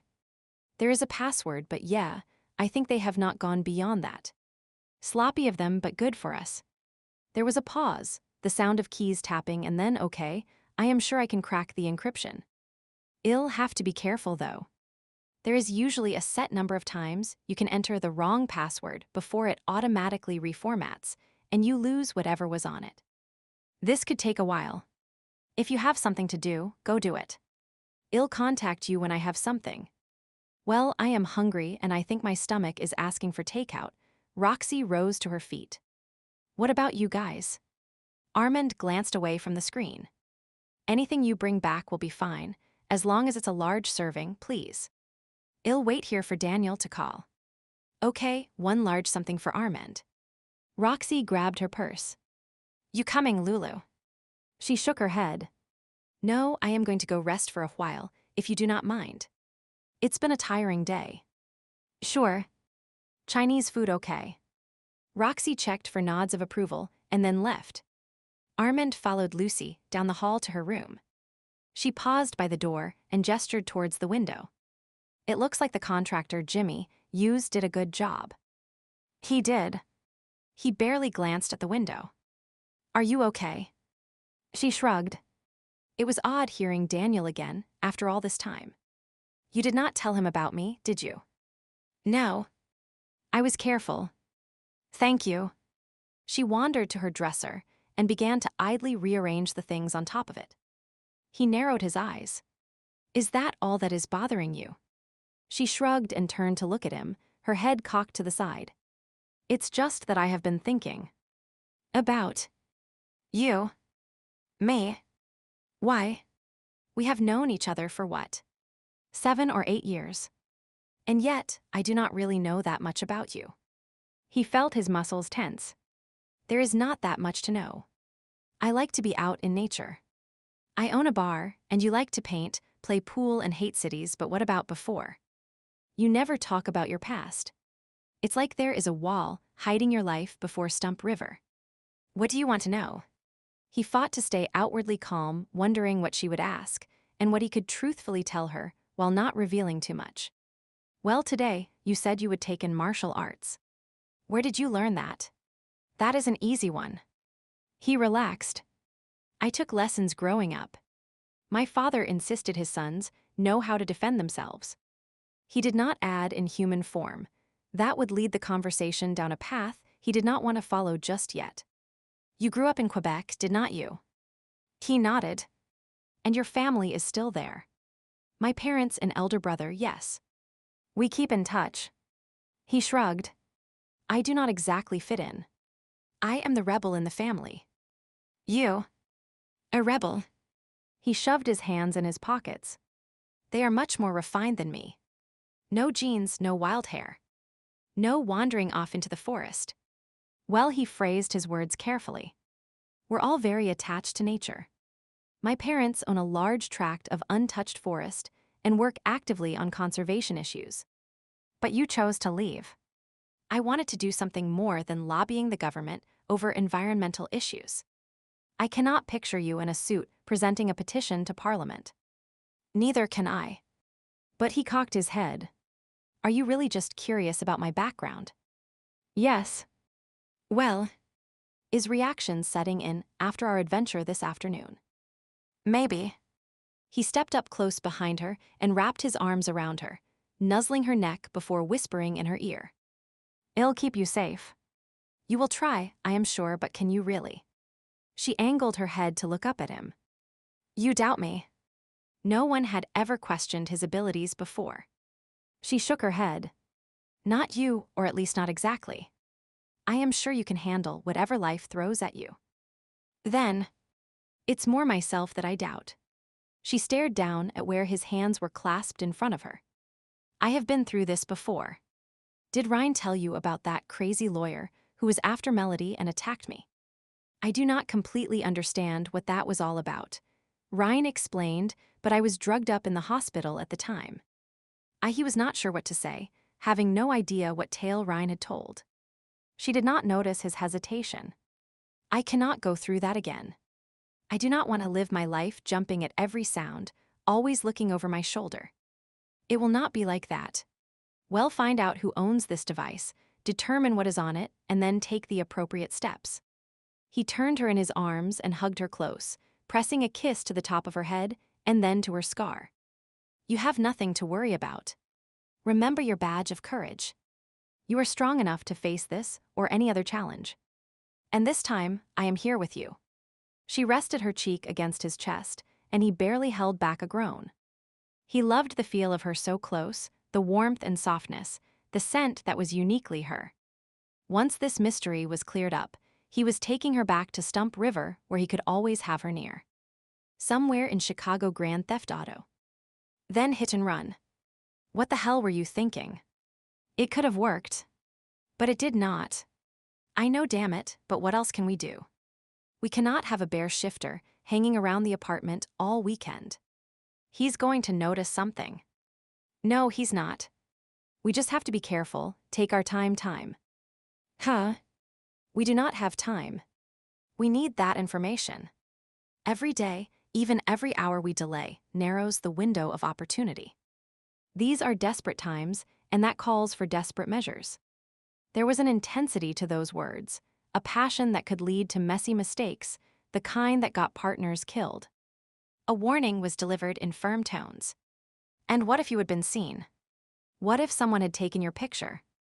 Your face could have been plastered all over social media. And if you were caught and questioned, okay. I get it. It was not the best plan, but I do not see you coming up with anything better. Think of something. An opportunity will present itself. We do not have time to wait for opportunities. Caution is for the weak. Chapter 13. Back in Stump River, Daniel leaned back in his chair, a half smile on his face, his feet propped on the edge of his desk. The hacking job had been trickier than he would imagined, but he would eventually cracked the security code and opened the files on the USB drive. The accomplishment gave him a rush, and he savored the sensation while idly studying the contents. There was no hint as to the owner, but he sat up, his feet dropping to the floor, the smile on his face fading as he realized what he was looking at. Hey Ryan, I need you to see something right away. He sent the text message and then waited, staring at the data and thoughtfully stroking his lower lip. A minute later, there was the sound of pounding feet on the stairs, and then Ryan appeared in the doorway. What is up? Do you know what this is? He turned the screen so it could be viewed. One arm braced on the desk, Ryan leaned closer and scanned the files. No. Not really. It's from the USB drive Armand asked me to hack. Oh. He started to straighten, then paused and pointed to one of the lines. This looks familiar. It's a security code, is not it? For accessing Lycan Link's database. Yep, you have probably encountered it when you have filed reports. And these others, they are more of the same. Access codes to various files, security systems, maybe even passcodes for entering the facility. How do you know that?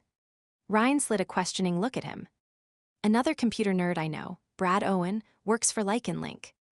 I help him now and then by testing the system. Is that legal? Or do I even want to know? Ryan slowly straightened. Do not worry. It's all on the up and up. He even pays me.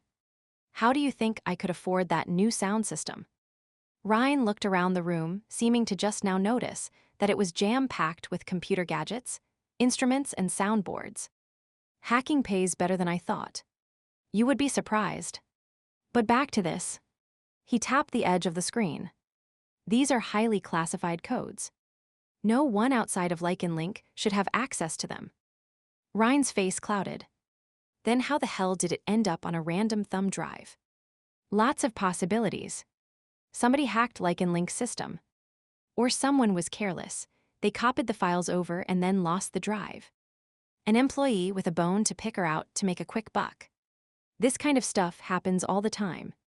Companies have policies in place about the use of portable drives, but they are not properly enforced. He shrugged. The question is, what do we do about it?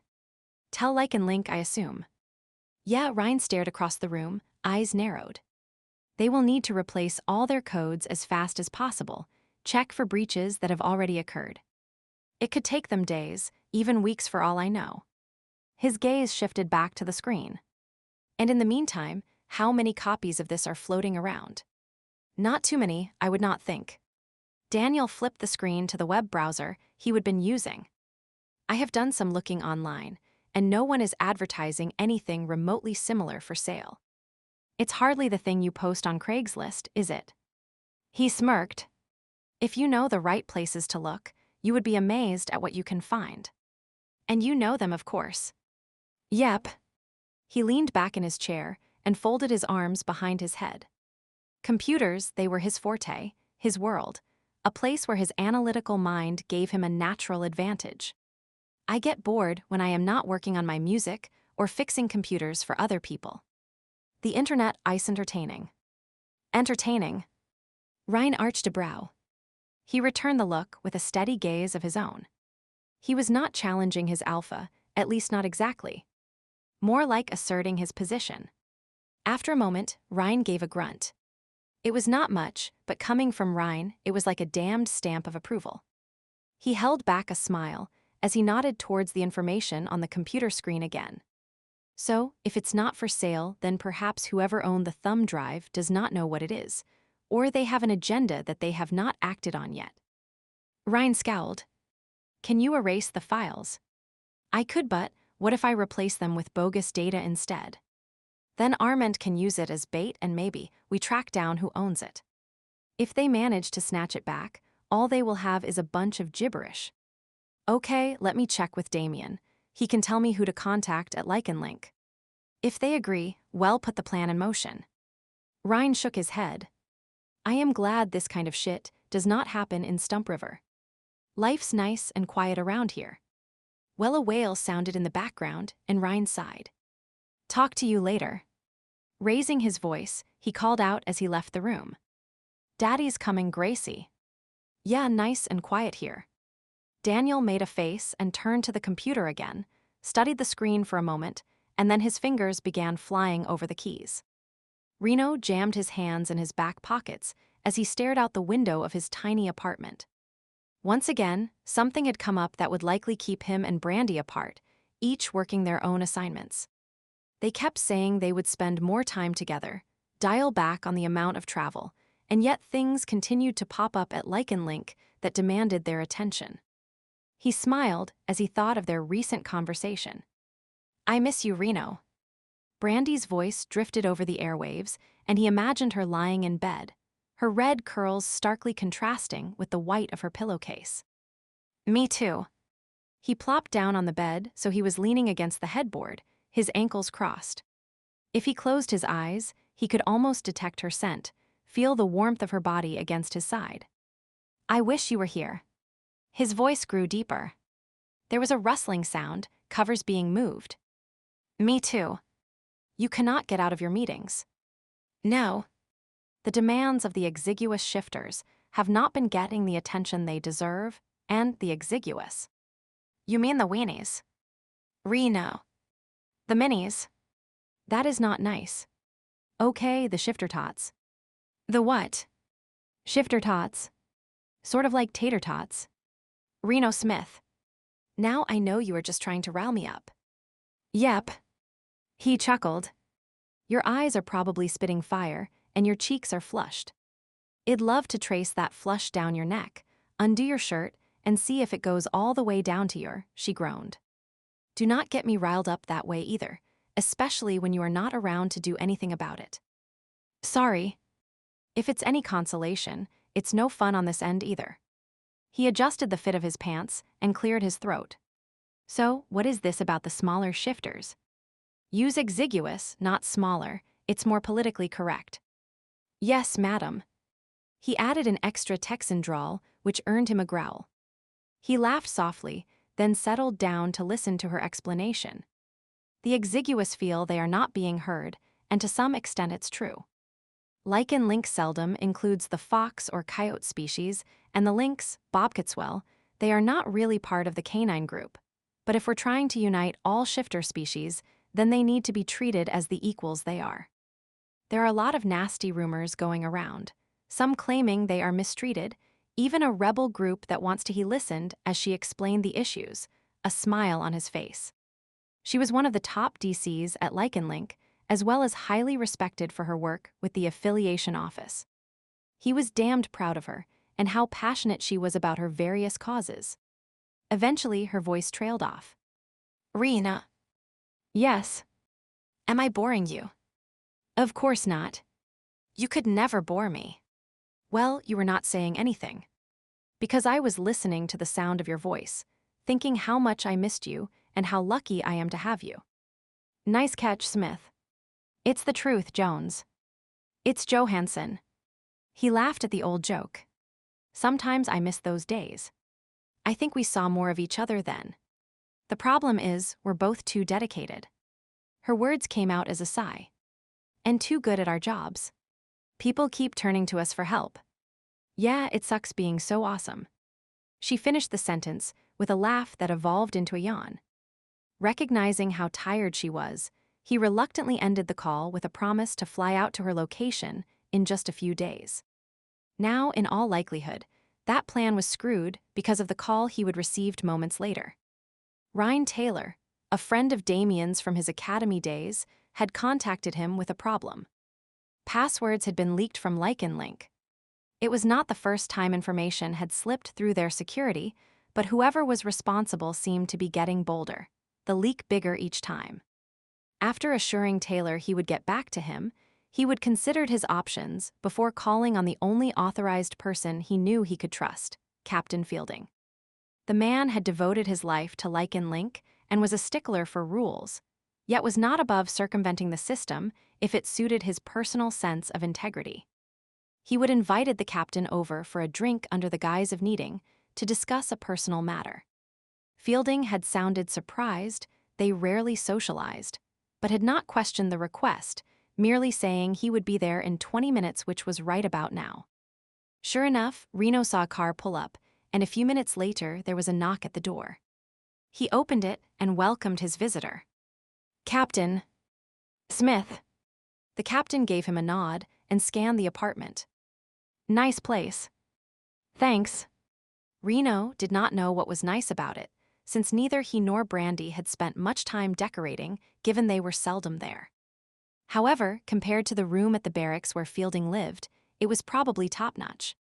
Numerous rumors existed about why the captain did not have his own place. Some said he did, but never went there because his mate had died. Others whispered his dedication to work had caused her to leave him. Still others declared he would never found a mate who could put up with his hard-nosed personality. Whatever the case, the man lived and breathed Lycan Link and probably knew as much about what went on there as anyone. You had something to discuss with me. Fielding prompted, straight to the point as usual. Yeah. Grab a seat, this may take a while. Reno nodded towards the small living room. Want a beer? Sure. As soon as they both had their drinks, he explained the situation as succinctly as possible. Fielding listened, his expression growing grimmer by the minute. I am having Taylor send me a copy of the files, so we know which codes have been compromised. Reno explained. Hell. The captain set his beer bottle down with a thud.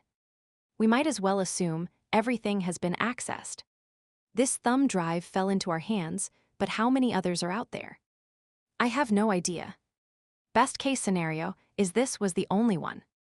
And when has best case ever been an assumption we use when planning an operation?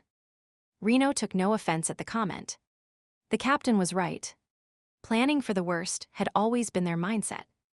We'll need to put security on high alert until it can reset every code. All employees will have to change their passwords, the same for all programs and databases.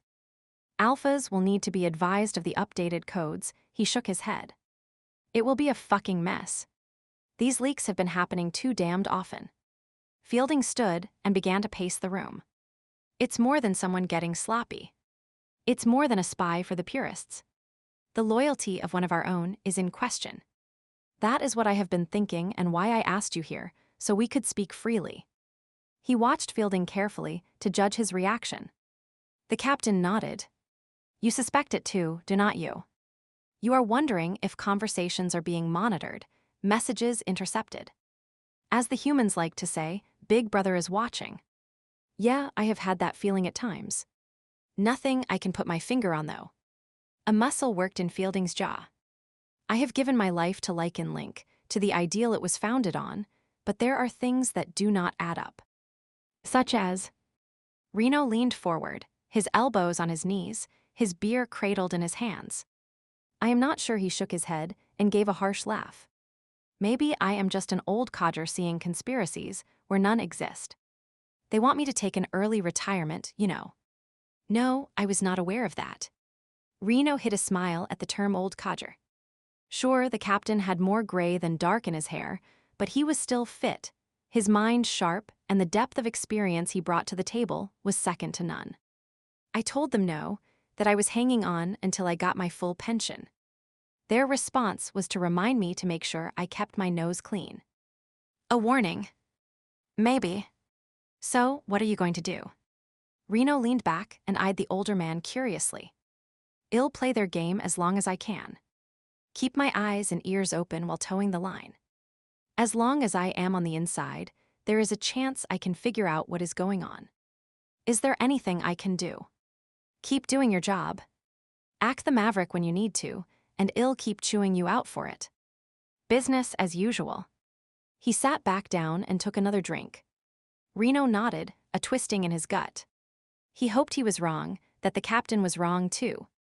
Taking a deep breath, he brought the conversation back to the current issue. So this flash drive thing. Taylor's waiting for me to call back. I am thinking we need to keep as quiet as possible until we find out where it came from. I agree.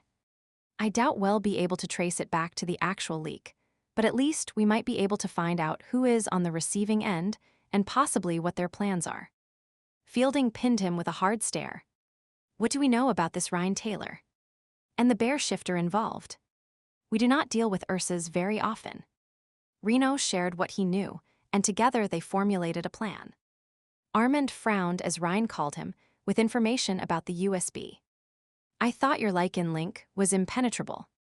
That is what they claim, but Daniel says no system is completely safe. All it takes is time and patience until a weak spot is eventually found, whether it's a flaw in the programming, human error, or someone who can be bought. A USB drive would be easy to smuggle out. Phone to his ear, he walked over to the window and stared down at the street below. It was just breaking dawn, the shadows reluctantly giving way to the light of day. How many times had he stared out this window during the night, looking for signs of danger? He stifled a yawn and rubbed his eyes. So what is the plan? I have already been in contact with someone from Lycan Link, a guy called Reno Smith. My friend Damien worked with him.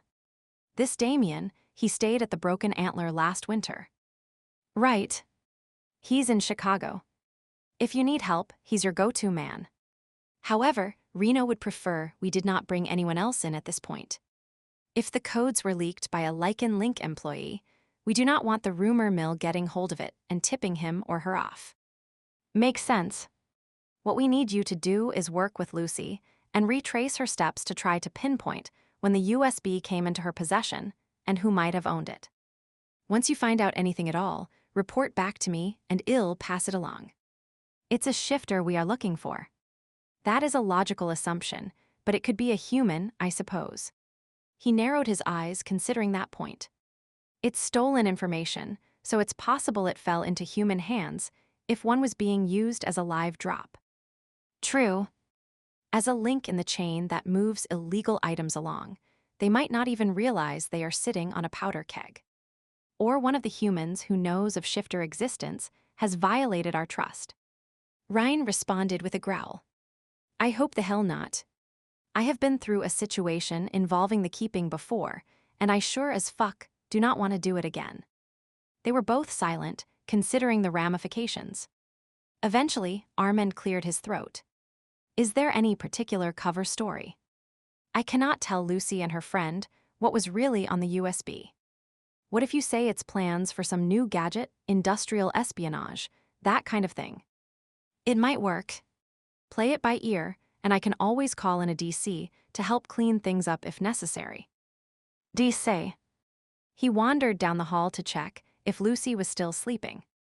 Disaster control agent. Right. I have heard mention of them, though the bear community has nothing similar. We tend to be more circumspect than Lycans and do not get into trouble the way your species does. He could not resist teasing his friend. I will not confirm or deny that statement. Ryan chuckled. So, are you good with what we need you to do? Yes, but I'll warn you. If Lucy is in danger, I'll protect her even if it means we do not find the owner of the USB drive. He observed her sleeping form through the partially opened door. She looked so peaceful, a half-smile curving her lips. Her safety is my first priority. Lucy woke to the sound of Armand talking quietly on the phone. She could not make out what he was saying, but it was comforting knowing he was near. The events of the past few days were beginning to take their toll on her. Armand might think she was brave and strong, but she was not sure how much more of this she could take. At least this time, she was not alone. She had Armand and Roxy and Jimmy, and even Jeff the chef and Kathy. Jin, she was not so sure about. In a pinch, the woman might come through or not. Hopefully, there would be no need to test that theory. You are awake. Armand slid into bed beside her, and she inched over to give him more room. He was a king-sized mattress kind of guy. I just woke up.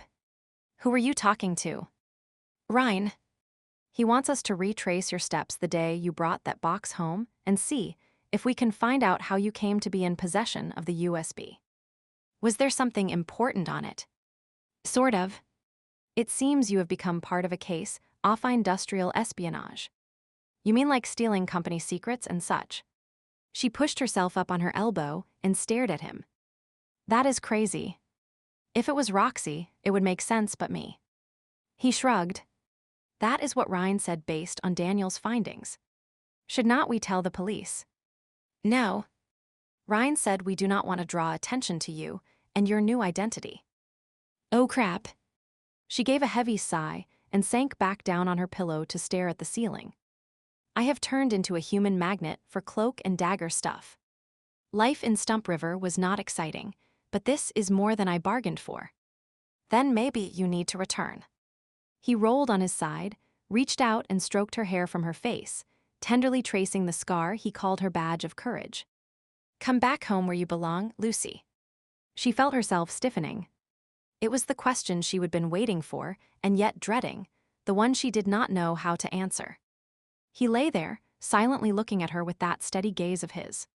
His question hung between them, seeming to squeeze the air from her lungs, making her throat tight. Instead of replying, she switched topics, checking the alarm clock, then injecting a perky tone into her voice to counteract the uncomfortable feeling that had begun to permeate the room. Oh my goodness, look at the time. I am doing the late afternoon shift today, traded as a favor to one of the others, but I have things I need to get done before then. She began to draw back the covers. He placed his hand over hers. You are avoiding the subject. She stilled at the gentle touch of his hand, pressing her lips together, not pleased that he was not following her lead. And what if I am? You certainly avoided things in Stump River. No, I was waiting for you. I told you that. So patient, so reasonable. So irritating. You are putting the blame on me. I think you just did not want to take a chance. She pushed his hand away and sat up, swinging her legs out of bed and presenting him with her back. A chance on what? On us. She found her robe and put it on. I think you were afraid things between us would not last, so you just did not bother trying. It's called trusting the other person, Armand, It is not always that easy. A muscle was starting to twitch in his jaw. No doubt she was pushing his buttons, but she did not care. She would thrown herself at him time and time again, and he would never responded. Now he waltzed back into her life and expected her to jump at his suggestion. But what would she be going back to? More of the same, except there would be sex with him on the side. Well, he had not made any noises about a real commitment, and she was not settling for less. Not anymore. He had to make the first move now. She folded her arms and stared down at him. You know, my mother did not always make the best choices in life, but she taught me to be positive. She would say sometimes, you just have to hope things will work out and try anyway. Otherwise, you will spend your whole life waiting. You might want to think about that. Grabbing her glasses from the nightstand, she stomped off to the bathroom to take a shower. Standing under the warm spray, she wondered what had gotten into her. Why pick a fight with Armin now? Her inner voice scolded. For years, this was what we'd been wanting. Right. What was wrong with her? Why were all those nasty accusations spilling from her? Stress from recent events. Latent anger and hurt from all the years he would rebuffed us. Whatever the case, she would have to apologize to him. Definitely. He's been nothing but kind. He could have headed home when this whole memory thingy started to unfold. But he had not. Armand was not the kind to walk away when things were tough. Once he said he would do something, he stuck with it. And was not that the kind of man Wed always dreamed of. It was but she sighed at her own confused emotions. Exiting the shower, she toweled off and headed to her bedroom, ready to ask forgiveness for her foul mood and hoping she could explain her feelings. Unfortunately, he was not there. Armand. She called his name as she padded to the kitchen. He left, Roxy mumbled as she put water in the kettle. He's gone. A cold wave washed over her at the knowledge she would driven him away with her acerbic tongue. Yeah. Said he needed clean clothes. But he's coming back, right? She clutched her robe tightly, her hand pressed over her heart. I guess. He said something about making a list of possible suspects. Roxy yawned widely. What is that all about? Believe it or not, Armin's friend said that thumb drive has something to do with industrial spying. We need to figure out who owns it. Really? The sleepiness in Rox's eyes was swiftly replaced by the calculating look she often had. That is interesting. She appeared lost in thought for a moment before giving herself a little shake. You done in the bathroom? Yep, she nodded, not giving Rox's reaction too much thought. She was just relieved her outburst had not chased Armand away. Great. If he gets back before I am done, do not start brainstorming that list without me. I do not want to miss out on the excitement. It's only exciting because you are not the one that has been the target. True. Roxy walked past and gave her a playful punch in the arm. Thanks for taking one for the team. She watched Roxy leave and shook her head. Sometimes it was hard to remember she was a friend. Chapter 14. Armand stood outside Lucy's apartment, his hand raised to knock, only to lower it. He would been angry when he would left earlier, glad to have the excuse of needing clean clothes to put some distance between them. Having decided to act, it was difficult to witness her hesitation. He supposed he was getting a taste of his own medicine. After all, he would done the same thing to her for years. Of course, he would had his reasons. Having a human as a mate was complicated. The decision he made could have an impact throughout their world. Once she knew his secret, she became part of an elite group of humans who were aware that shifters existed. The trust placed in them was immeasurable. If a union between a human and a shifter failed, if there was bitterness over the breakup and the human shared the secret, it could be disastrous. Yes, her willingness to return home was key, a sign she was committed to their relationship. He just needed to convince her. Taking a deep breath, he knocked on the door. Regardless of the state of their relationship, they had to work together. If Lycan links codes were being shared, they were all potentially in danger. Lucy opened the door, stepping aside to allow him to enter. Armand. Lucy. She looked down at the floor and then back up at him. I am sorry for sniping at you this morning. I had no right. You have been very helpful, and kind Andrelit was wrong of me. He never had been able to stay upset with her. Reaching out, he took her hands in his. You have been stressed. That is still not a license to take it out on those I care about. And do you care? He stroked his thumbs over her knuckles.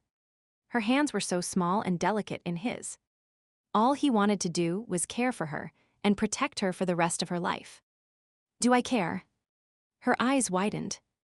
Of course I do. You have been the one stable person in my life.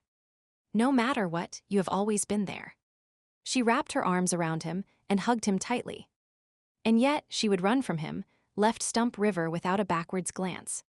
He did not voice the words, instead wrapping his arms around her and absorbing the feel of her pressed close to him. It filled him and his bear with contentment, and if he could, he would hold her like that all day. Unfortunately, real life demanded they move. He gently pushed her away and pressed a kiss to her forehead. Come on, let us get to work making a list of anyone who could possibly own that USB drive. Right. She gave him a smile. There is hot water for your tea, and I have a pot of coffee for myself. Let us get to work. Roxy soon joined them, and it did not take long to compose the list, which ranged from Jeff the chef to the mugger. He tapped one of the names on the list. A random person on the street is highly unlikely. You were walking, and the bag would be moving with each stride. The timing for dropping the drive into the bag would have had to have been perfect. The same for someone in the grocery store. It would have been easier to drop it in when I was standing in line to check out. Roxy shook her head. But the potential for the action to be seen was greater if someone was ditching it. And if they were being followed and trying to hide it, they would not have been hanging around in the checkout line. As for it being a random act, nope, it does not ring true. People do not play with those things in the grocery store, especially if they hold important information. Correct. Armand agreed. The center and the diner are more likely. He took a sip of his tea and tried not to make a face. The water had not been brought to a full boil, and it was only regular orange pekoe, plus there was no honey to sweeten it. He would need to introduce Lucy to the finer points of tea macking when they were not trying to catch spies. That is. What about the mugger? He might have taken your purse to cover his actions, dropping the USB in your shopping bag, and it randomly fell into the box. He could have, but he really seemed to want the purse. If it was just meant as a distraction, would not it have been a more half-hearted attempt? Lucy pointed out the flaw in that scenario. I still feel we should leave him on the list, even though finding him will be difficult. We can concentrate on the other suspects, and then return to him if they do not pan out. Armand scanned the list again. What about the group of young men who came to your aid? One of them. Nah. Roxy got up and began to rummage in the fridge. They were fixing a car, right? Seems strange they would suddenly decide they had to hide a flash drive. She emerged from behind the fridge door with a bunch of grapes in her hand. However, I'll sacrifice myself and check them out, how is that? Lucy laughed. You are just looking for an excuse to talk to them. 2 birds, 1 stone, right? She popped a few grapes in her mouth and spoke around them looking rather like a chipmunk with its pouches full. Listen, I need to get to work. Why do not you head to the center and check out that guy Neil? If I get a chance, I'll scope out the guys who hang around the corner, and then we can compare notes tonight. That is an excellent idea. The mention of the man from the drop-in center had Armand frowning. He seemed quite concerned that you missed your shift. He was concerned for my well-being. Lucy countered. Or the well-being of his information. Roxy finished off the grapes and wiped her fingers on her jeans. And do not forget the people who use the drop-in center. They could be suspects too. Lucy pursed her lips and shook her head. They are mostly down on their luck or just need someone to talk to. I'd hate to think it was one of them. You cannot be sentimental in this business. Friends will turn on you if there is enough money involved. Roxy grabbed her purse and headed for the door. Do not do anything too exciting while I am gone. After Roxy left the room, Armand leaned back in his chair. How well do you know Roxy? We live together, so I'd say I know her pretty well. Lucy shrugged one shoulder, her eyes focused on the list they would made. Do you know her family? Her background? No. She looked up. Have you ever actually seen her at this job she supposedly has? Not really. On the other hand, she has never seen me at work either. He stroked his neatly trimmed beard, missing the wildness of the one he normally sported. What are you getting at? Roxas always joking, but there is a hint of truth in a lot of what she says. Just now she said, friends will turn on you if there is enough money involved. Would she turn on you? No. Of course not. She shook her head. How could you even think she is involved in this?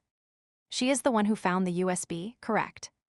You only have her word that it was in the box. What if she put it there to divert attention from herself? But why? If it's industrial espionage, she could have sold it or hid it at work or mailed it to herself.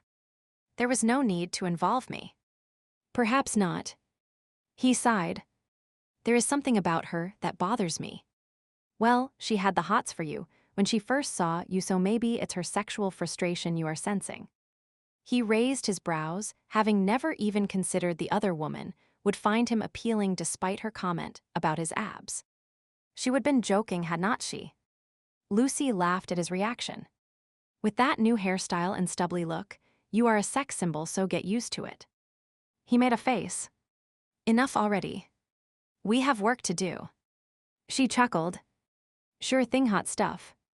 He gave her another scowl. His bear was not nearly as affronted. She is attracted to us, and soon she will be ours. Pleased with the turn of events, it settled down for a nap. As Roxy had suggested, Lucy and Armand headed to the drop-in center. I'll tell Neil I am giving you a tour of the place, so he does not wonder why I am there. Armand shoved his hands in his pockets and nodded. I'll watch him for signs of guilt. I am sure he's not guilty. He's a nice man who has a passing interest in me, that is all. Have you ever gone out with him? She knew what he really wanted to know. Had she slept with Neil? No. Believe it or not, I have not gone out with Neil or anyone else since leaving home. Maybe my kiss ruined you for all others. The corner of his mouth curled upward into a smirk. She ignored the comment. You said you are going to look for signs of guilt. When did you become a super sleuth? He shrugged. Working at the bar, I have listened and observed as people tell each other tall tales. I know what to watch for. She gave him a doubtful look, but it was not worth arguing over. Besides, it was better than her plan, which did not even exist. How did you get a person to admit they were guilty of something? Did she just show Neil the memory stick? She asked Armand as much. We could. Daniel sent me a copy of the real data and replaced what is on this USB with bogus information. If Neil manages to steal it back from you, it cannot do any harm. And once he has it in his possession again, well, no, he's the guilty party. You are doing a lot of assuming. Perhaps. But a theory remains true until it's proven wrong. She frowned. There is a flaw in that logic. No, there is not.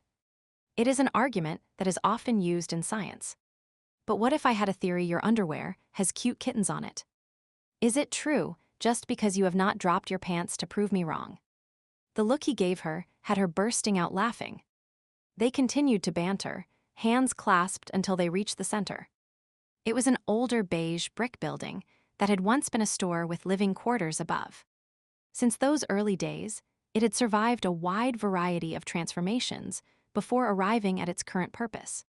The front windows that used to display goods for sale now sported security bars, and a hand-painted sign hung over the door. She led the way inside, glancing around the waiting room that had chairs lining the wall, and then beyond to where there was a pool table, a few computers, and a small library. In the back, a kitchen area could be seen with snacks, a kettle, and an array of mismatched mugs. A few partitions had been erected to help define the office spaces, but it was still mostly open concept. The upstairs was used primarily for storage, and quite frankly, gave her the creeps with its cobwebs and stuffy little rooms. Hey there, Lou. It's not your day to work. The girl at the front desk, Margie, looked up with a cheerful smile. I am just showing a friend around.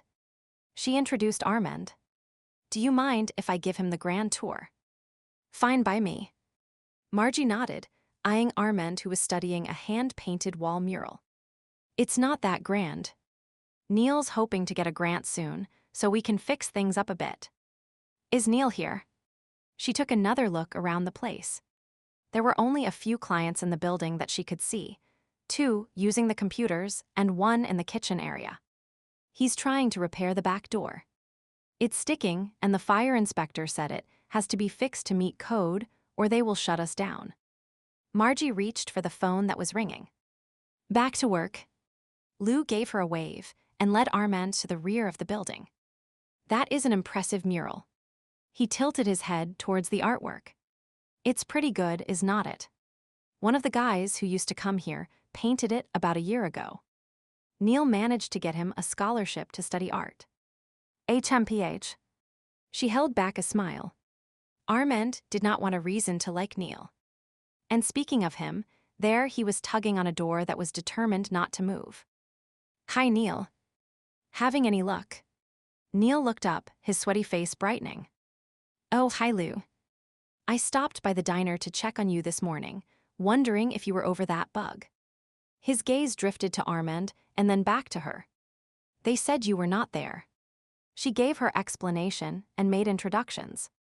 Neither man extended a hand in greeting, instead sizing each other up. It was comical but flattering. Trying to keep things congenial, she gave the door a bit of a push. Still sticking, I see. Yep. It opens so far, and then it will not budge. Fine for us, because we know how to squeeze around it. The fire inspector, however, was not impressed. Armand made a disparaging sound. Of course he was not. Having multiple means of escape is basic safety. He examined the door. These old floorboards have lifted, and with the humidity, the doors expanded so it's catching along the bottom. Armand pressed down on the floor near the door, and the wood, creaking under the pressure, shifted enough that the door opened wider. Well, now it's open, but that will not help when we have to lock up at night. Minimally grateful, Neil folded his arms. I have a relative, Matthias Bendov, who could fix this. He works in construction. Armand experimentally moved the door again. Neil shook his head. No money in the budget for repairs. I am sure he would do it for nothing. Armand stepped back and hooked his thumbs in his belt loop. It's a simple fix if you have the proper tools. A drop-in center is a good thing, and he likes to support such causes. Plus, he has an affinity for old buildings. He would do it for nothing. Neil's expression brightened. Lou silently laughed at the exchange. Free was a word that was close to Neil's heart. The center was always short on money, and her smile faded as a thought occurred to her. Neil was devoted to the center. How far would he go to get the money he needed? She felt around in her pocket and withdrew the memory stick. Neil, I found this the other day. It is yours. He glanced at the item in her hand, but made no move to take it. Nope. I do not have one that looks like that. Ask Margie, it could be hers. Oh. Okay. Disappointed at his quick dismissal of the object, she tucked it back in her pocket. Not that she wanted him to be guilty. It was just that she would been sure she would found a perfect motive for him to be the one they were after. Yeah, I'll check with her on the way out. Is your friend hanging around town for long? Neil glanced at Armand and then must have realized it was an odd question, for he tacked on an explanation. Just wondering if you will be able to work tomorrow or not. She opened her mouth to answer, but did not get the chance. If she needs to be here, I'll bring her and then escort her home. Armand announced as he shot a hard stare at Neil. Escort her home. She pressed her lips tightly together. Armand seemed fixated on the idea that she was some delicate female, despite his assertions that she was strong and courageous. Of course, given recent events, she was not too eager to be traipsing around on her own. Having Armand as backup might be a good idea. Armand glanced at his watch, and she took that as a sign he was done assessing Neil's guilt, or lack thereof. She tugged at his arm. We have to keep moving. There is a lot more to show you around the city. Once outside, they walked a block beyond the center and stopped in a shady spot beside a store. Well, what is the verdict? Did Neil seem guilty to you? He's hiding something, but I do not think he owns the USB. Hiding what? An affection for you, perhaps. She rolled her eyes. We are not even going to go there. What about Margie? They would stopped on the way out and shown her the memory stick. She seemed genuinely puzzled. Yeah, that is what I thought too. Her cell phone buzzed and she pulled it from her purse, read the message, and then chuckled softly. It was from Neil, asking her to remind Armand about his cousin doing the repairs for free. Apparently, Neil's devotion to the center trumped his dislike of Armand. Chapter 15, Armand called Matthias and made the necessary arrangements for the repair at the center, then returned his attention to Lucy. I want to check the people you work with at the diner. I already asked them, and no one owned it. Remember. He leaned one shoulder against the building and folded his arms.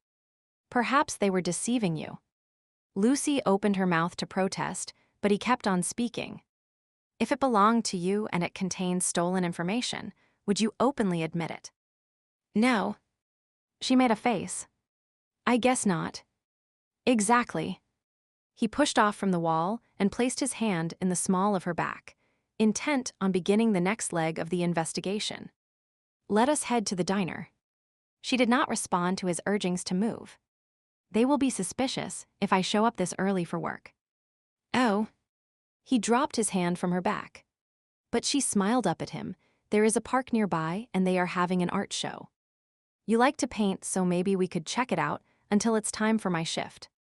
The idea suited him and they whiled away an hour examining various works of art from sculptures to pottery, jewelry, and numerous styles of painting. Shows such as this never occurred in Stump River, he mused. Perhaps it was something he could look at arranging with the cooperation of the other merchants. Art, crafts, maybe even homemade goods, something akin to a country fair, possibly tied in with a fishing derby.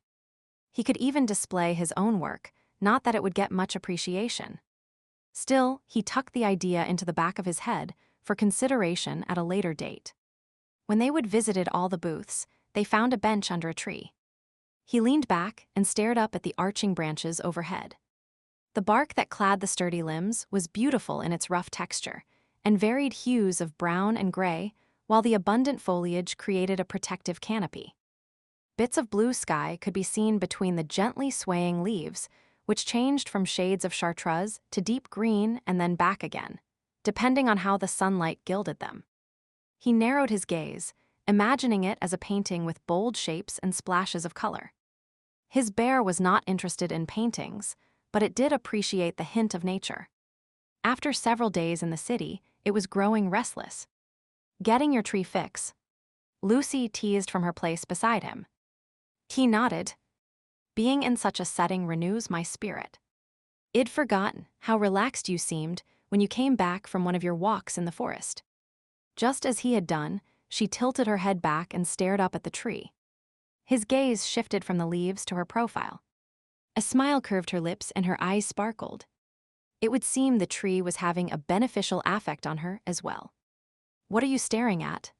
She angled her head towards him. Your eyes. They remind me of a beautiful clear blue lake. Pink stained her cheeks and she looked away, pushing her glasses up on her nose. The Lucy he had known in Stump River had always been brashly confident at least on the outside. Had it all been an act?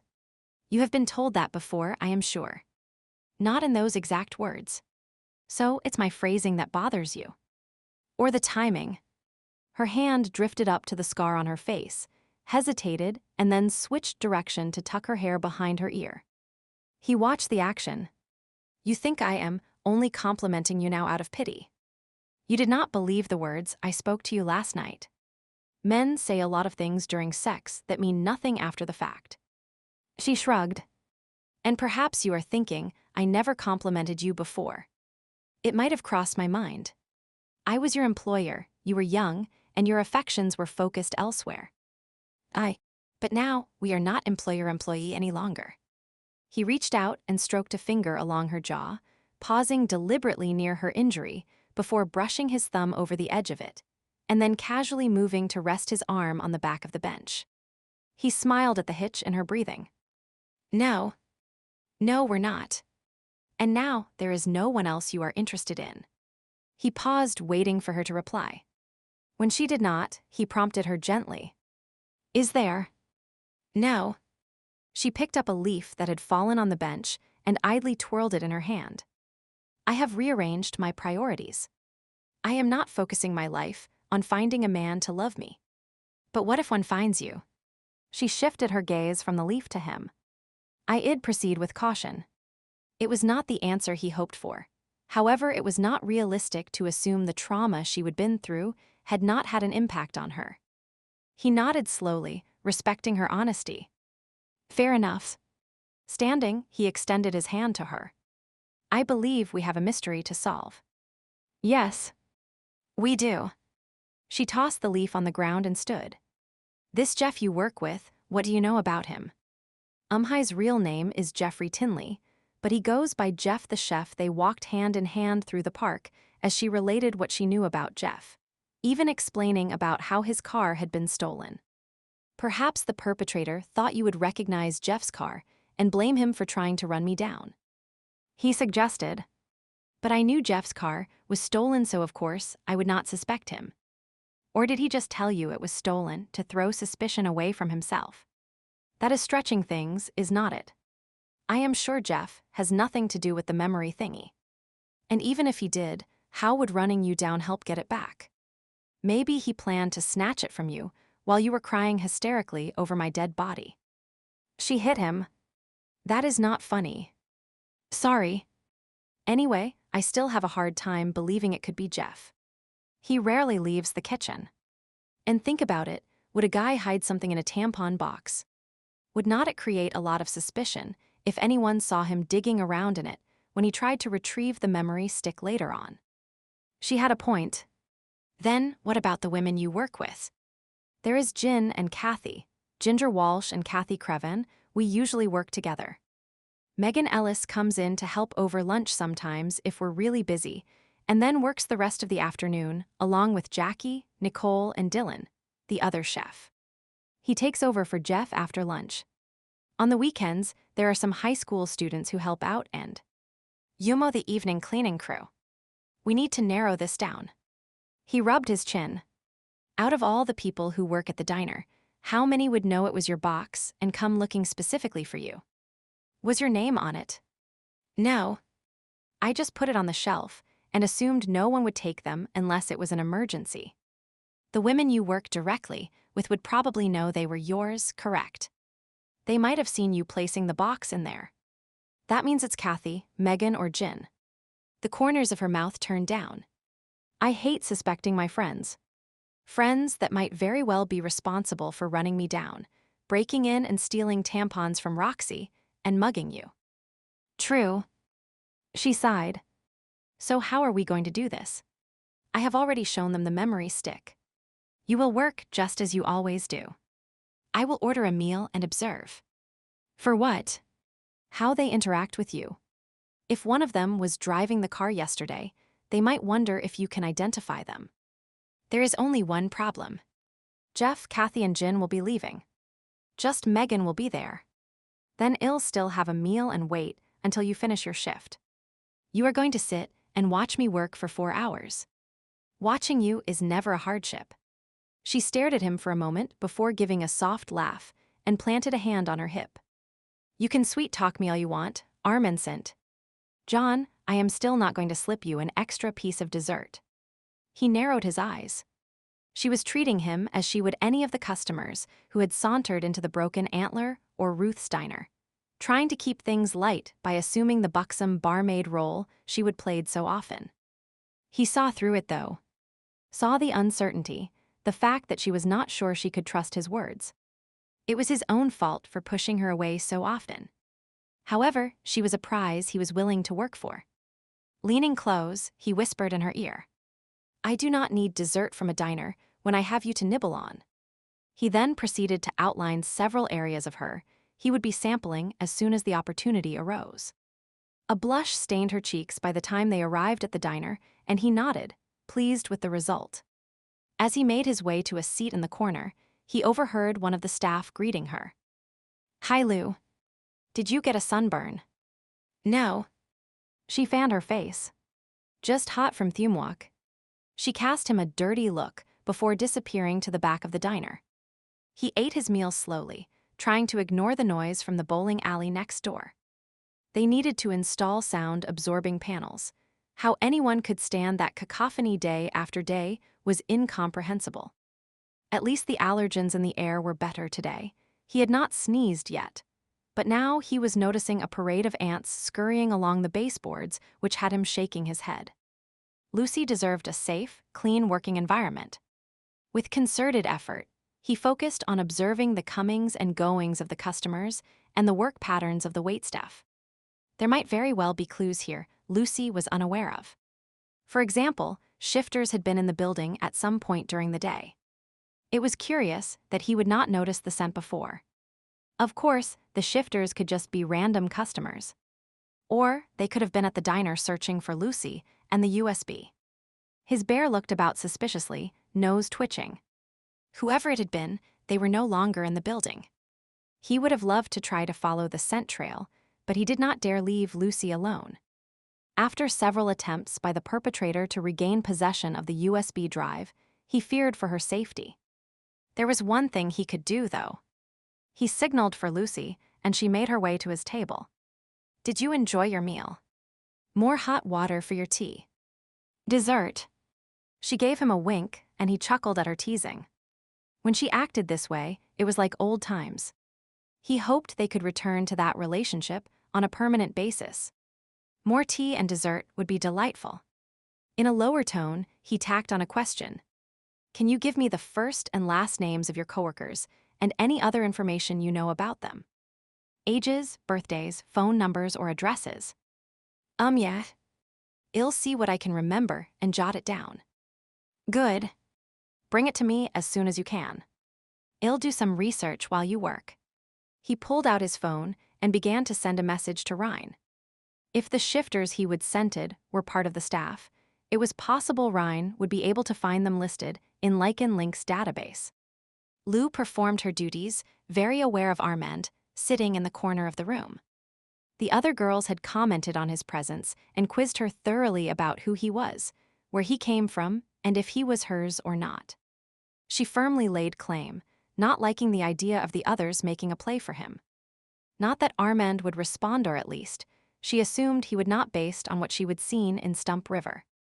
Of course, he had been known to go on unexpected vacations, disappearing for a few days or even a week at a time, much to the distress of those who frequented the Broken Antler. Before Ryan and Brian had arrived in town and offered to help, the bar had closed when Armand left. He would once explained he sometimes felt the need to go hiking and liked to camp out.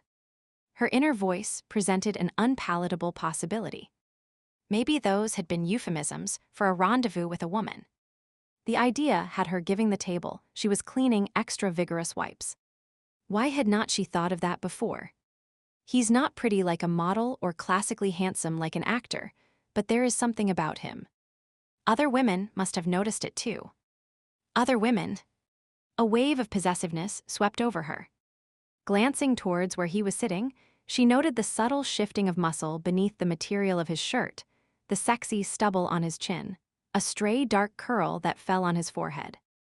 She would always had a thing for him, but now it seemed more intense. Almost finished there. Megan gave her a nudge. "We're done in 10. She gave a start and nodded. "Oh. Right. And yes, I am almost done." A glance around the diner showed Dylan was already beginning to clean the kitchen, and the last customers were paying for their meal. The King's Plate closed at 7, early by most standards, but the noise from Bowlerama escalated as the evening progressed, discouraging late-night diners. As a result, Mr. Henderson had cut back on the hours of operation, saying it cost more to pay the staff than the diner was earning. "It'll only be a few more minutes." She stopped by Armand's table and gathered his teacup and napkin. "I am ready when you are." He ended whatever message he would been sending and tucked the phone in his pocket. By the time she was done, he was standing at the window, hands clasped behind his back. Ready? He looked down at her with a smile. Yep, let us blow this popsicle stand. Popsicle stand. He cocked his head. Just an expression. Do you want to take a bus or taxi? You are probably tired after working. Tired, yes, but it's a nice evening, so let us walk. He seemed happy to comply, and they strolled companionably through the streets, making their way to the more upscale areas, pausing to listen to some of the street musicians before continuing on their way. Art in the Park, Street Musiciancy City has more activity than Stump River. There is always something to do, if that is what you like. And do you like all this activity? Sometimes. She shrugged. He fell silent, seeming lost in thought. They walked for a while, and she absorbed the sights and sounds of a city slowing for the evening. It was still busy, but there was a different quality to it. The pace was not as frenetic, the people seemed less stressed. With fewer vehicles, the air was fresher, and the roar of traffic had lessened. As the sun lowered in the sky, the windows on the high rises began to reflect the changing colors of the sky. While at street level, the neon lights of the bars, restaurants, and theaters became more noticeable against the lengthening shadows. She sighed, allowing herself to relax and take it all in. It's not the same as home, the voice in her head pointed out. There are no crickets chirping, no rustling of trees. The stars in the dark velvet of the sky are hard to see, and no one waves from a porch and offers a cup of coffee and conversation. Yes, Chicago was different, but it was also good if you opened up and embraced it. Could Armand ever do that?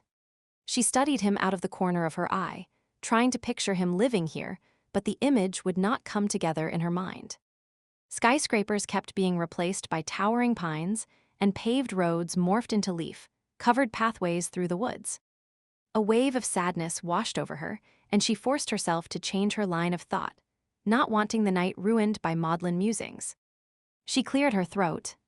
Did you find out any information about Jeff or Jin or Cassie while you were waiting for me? No, not yet. Ryan's checking. Ryan seems to have access to a lot of information, does not he? He's a resourceful man. She was curious as to what those resources were, but they would already arrived at her apartment building. Armand glanced around. We're home with no unexpected adventures. That makes for a nice change. Do you want to come up for dinner? Or maybe you are still full from what you ate at the diner. I am sure I could eat something. And you have not had a proper meal yet. Okay. She did a mental inventory of the contents of the fridge. We have leftover Chinese from last night, and I think there might be a steak in the freezer, provided Roxy, the ravenous, has not eaten it yet. Somewhere in Chicago, what the fuck are we going to do? The others are tired of waiting. It's not like we have not been trying. Defensive tones lace the words. Trying is not good enough. They want results. I want results. Pacing began, quick angry steps that circled the room. We need a plan. A good plan that is carefully thought through. Blah, blah, blah. I am getting sick of your caution. If we're caught, the information will be lost forever. The statement was met with a snort. If we do not get our hands on it soon, it will be useless. True. Shoulders slumped. I say it's time we up the ante. Exactly how far? As far as we have to. Chapter 16, Roxy stared at Lulu and Armand, doing her best to look innocent.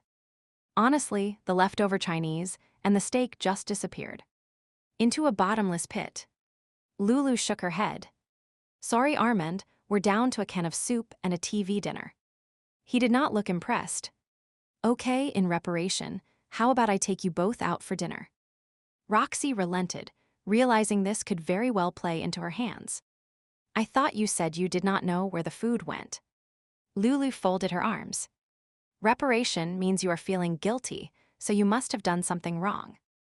Well, it's very generous of you, Armand inclined his head. However, I can pay for the meal. She beamed at him. I am liking you more and more, Armand. I'll pick the restaurant and you pay. That seems like an equal division of duties, does not it? Lulu opened her mouth to speak, but Armand agreed and Roxy began to organize them. Great. I'll get cleaned up. Lulu, you go get changed, and Armand, she waved her hand around. You do whatever you want. We'll meet back in 5 minutes. I am starved. Take your time. Armand pulled out his phone. I have messages to deal with. It took slightly longer than 5 minutes to get ready, but eventually they were heading out again, Roxy leading the way to a small place she knew. They serve great pasta with fresh baked bread and salad. And it's all you can eat night. She extolled the virtues of the place while mentally planning her strategy. A family friend owns it, so I know we'll get a good table and great service. All you can eat. Between you and Armand, he'll be losing money before the night is over, Lulu warned. Nah, pasta is cheap, and besides, it'd never do anything bad to a friend. Plus, I already had a snack earlier. I will not be at my prime for eating. The other two looked at her in amazement, and she shrugged. Her hyper-metabolism had always been a source of amazement, the calories she consumed never seeming to impact her size. She attributed it to the fact that her brain was always coming up with new ideas. All those synapses firing had to use up a lot of energy. As it was not too far to the restaurant, they would opted to walk. She shoved her hands in her pockets and cast a sidelong look at Lulu and Armand. They were holding hands, but not acting too mushy, thankfully. She tried to ignore them, keeping herself amused by studying the contents of the store windows. While it was still August, signs of fall were appearing in the displays, apples and colored leaves and back-to-school supplies. She liked fall and lingered for a moment at an especially elaborate arrangement. Look, Armand, Lulu paused as well. Whenever I see red leaves, it reminds me of that story you once told me about the bear in the sky. A bear in the sky. Roxy turned to look at him. I did not know bears could fly. It's an old tale about 3 hunters who chased a bear into the sky. They eventually turned into the stars that form the Big Bear constellation. Armand explained. It's sad too. Lucy added. The hunters shoot the bear, and his blood lands on the trees, turning the leaves red. Blood. Ewa. She made a face. Thanks for ruining my enjoyment of colored leaves. Sorry, Lulu gave her an apologetic smile. But it's not the end of the bear. Armand continued the tale. The bear rises from its bones, and the chase begins again, the hunters following him through the sky for another year. Cannot keep a good bear down, can you? She slid him a look and was going to comment further, but the restaurant was in sight, and food took priority over trying to get a rise out of Armand. Pietro's Pasta Palace was a small restaurant despite the name, and did not look that impressive from outside, but the food more than made up for the atmosphere, and those who lived in the area knew it. As usual, there was a line outside. Do not worry, she assured her friends as she breezed to the front of the line, ignoring the glares of those she passed. Hey, Bella. Bella was the co-owner and current guardian of the door. Roxy. I got your text. There is a table for 3 in the corner. You know the way. She ushered them inside. You seem to have connections, Armand noted. Roxy is always pulling out some relationship or friendship. It seems, Lulu explained as she sat in the chair Armand held for her. Interesting. Roxy smiled innocently as Armand pinned her with a speculative stare. He was beginning to get suspicious of her. Damn shifters never took anything at face value. And of course, she was not good at being subtle. What you see is what you get, that was more her style. If people chose not to believe what was right before their eyes, that was not her problem. They placed their orders and made appreciative noises as a basket of fresh baked bread was set on the table. Dig in. She grabbed a slice and slathered it with butter. The meal progressed as Armand regaled them with stories of happenings at the bar he ran. She loved his accent and could have listened to him read a dictionary, but thankfully, the broken antler seemed an endless source of entertaining anecdotes. In fact, the whole town was rather quirky. She supposed small places were like that. Chicago had its fair share of characters as well, but they were lost in the mass of humanity. The dog really uses the crosswalk. She leaned back in her chair, feeling pleasantly full. He does. Lulu took a sip of her wine, her cheeks flushed and eyes sparkling. Ryan sat down and talked to him one day, and ever since then Harley's obeyed the traffic lights. This Ryan guy talked to the dog. That is fascinating. Her gaze drifted to Armand. Is not it? Armand's expression remained bland, but she knew she would make her point. Do you want more wine? She took the carafe that sat in the middle of the table and poured more into Lulu's glass even before she answered. Oh, I really have had enough. Lulu pushed her chair back. In fact, I need to use the washroom. Watch my purse for me, okay? Roxy held back a smile. Her plan was working. Lulu would head to the restroom, and she and Armand could spend some time getting to know each other. Lulu seems really pleased you came to visit. I have never seen her this happy. Despite the wine you have been plying her with. Armand quirked his brow. You noticed that, huh? I did. However, I agree she has changed over the few days I have been here. Now she is more like the Lucy I knew, laughing and relaxed, not so controlled. She told me once that she would made mistakes in her life and was starting over fresh. He nodded. She said as much to me too. However, Lucy is not what we need to be talking about, is it? Right. We do seem to have something in common besides her. They eyed each other across the table, neither wanting to play their cards first. This is what she sucked at though. She would never been the patient kind and cracked first. We need to talk about the others. Yes, we do. He leaned forward, clasping his hands on the table. We're not always what we appear on the outside, are we? True for you at least. I believe you have an affinity for bears. And you find the caricatures of Halloween witches annoying. To some extent. My family does. Me not so much. He cocked his head. I am not sure what you mean. She scowled, then hitched her chair closer to his and spoke in the quietest voice possible. Screw all this pussyfooting around and talking in code crap. I know you are a bear, and you know I am a witch. Well, a demi-witch. Demi. No longer functioning. I showed a few sparks of promise as a child, and then it fizzled into nothing. She waved her hand. That is not the important point. What matters is the contents of the flash drive. Industrial espionage, that is what I told Lucy. Yeah, and you lie like a rug. A great big bear rug. And what makes you think that? I have a side business. I engage in information exchange, especially the kind that has to do with others. I fail to see what this has to do with the USB drive. Listen, I suspected what you were the moment I met you. He shook his head. Witches do not possess the ability to detect shifters. I have spent enough time around your kind to know the signs, though you do seem to have better manners than a lot of them. My mother insisted her sons knew how to be gentlemen. Hi. Anyway, I figured if you were a shifter, the friend you contacted was probably a shifter. And then, when you said it was industrial espionage that clinched it. If it really was just human stuff, you would have handed it over to the cops or sent it to them anonymously in the mail, but you did not. She leaned back, pleased with her deductive skills. Armand, disappointingly, did not seem impressed. That is it. I fail to see the connection. Well, she frowned, there are a few more details. Such as, damn, she hated sharing all her information at once, especially when she was not getting paid for it. However, the good thing about information was that it could be sold over and over again, with the buyers being none the wiser. Okay, ill spill. Have you ever heard of Club Mystique? I have heard the name in passing. One of my cousins works there as a bouncer. Let me guess. Rudy. He nodded. Well, in case he did not explain, it's a place for others to gather, a bar. Nothing special, though the owner is starting to swank it up a bit. Anyway, I hang out there, picking up bits of info. Eavesdropping.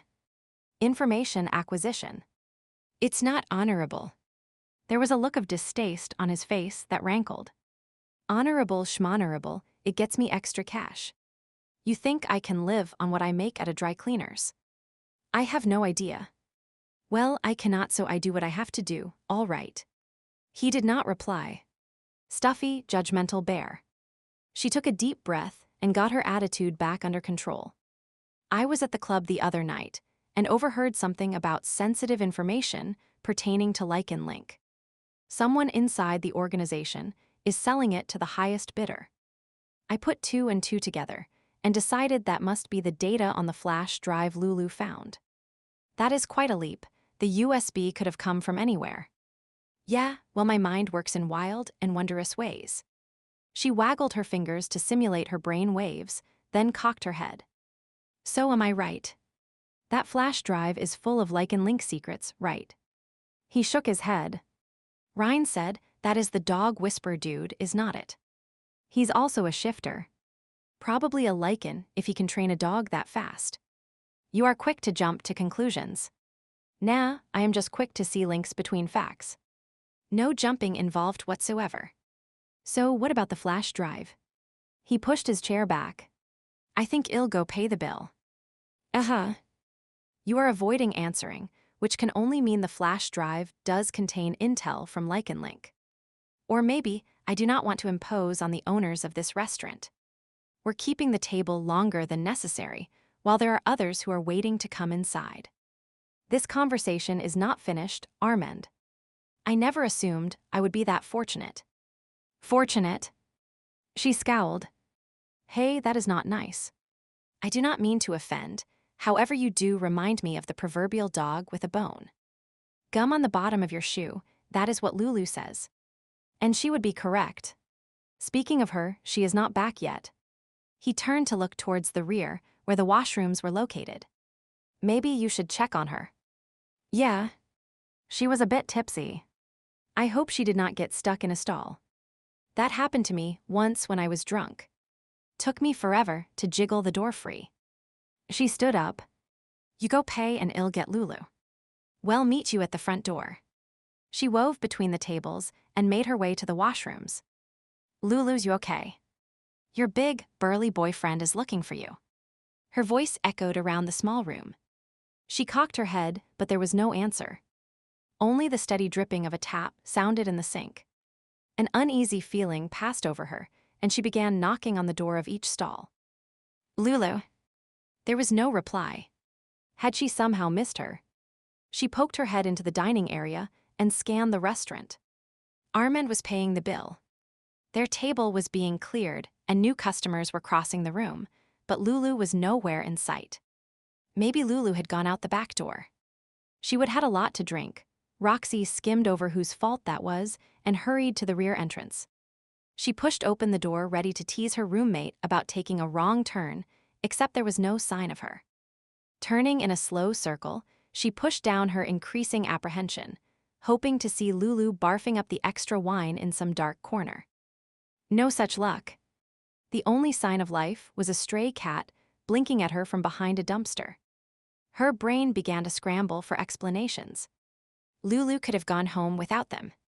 Or decided to go window shopping. Or she made a face. Lulu was not the flaky type who would do something like that. Oh crud. She would wanted to get Armand by himself so she could talk to him, but she would never thought it would lead to this. Someone must have nabbed Lulu. Chapter 17. Lucy had been surprised to see Jeff the chef standing near the rear of the restaurant when she exited the washroom. Hi Jeff, what are you doing here? It's all-you-can-eat pasta night. After all the cooking I do at work, I do not want to see another pot or pan. I can understand that. Where are you sitting? She glanced over her shoulder, looking for an empty table. I have not got a seat yet. I was hanging back here hoping to talk to the chef. The king's plate is okay, but I want to move up in the world, and I thought he might have some info on a place that wants more kitchen staff. The chef world is pretty tight-knit, you know. She did not, however she nodded in agreement. Oh, what happened with your car? I did not get to see you today to ask. Yeah, my car. He rubbed the back of his neck. Well, would you believe I found it? Someone probably took it for a joyride and then left it parked around the corner. That is incredible. Good luck for you, though. It would have cost a lot to replace it. Right. He shuffled his feet and glanced beyond her. She was keeping him from speaking to the chef, probably. Well, I'll talk to you tomorrow, you know what was strange? He spoke over her words. There was a dent in the hood, like something big had bounced off it.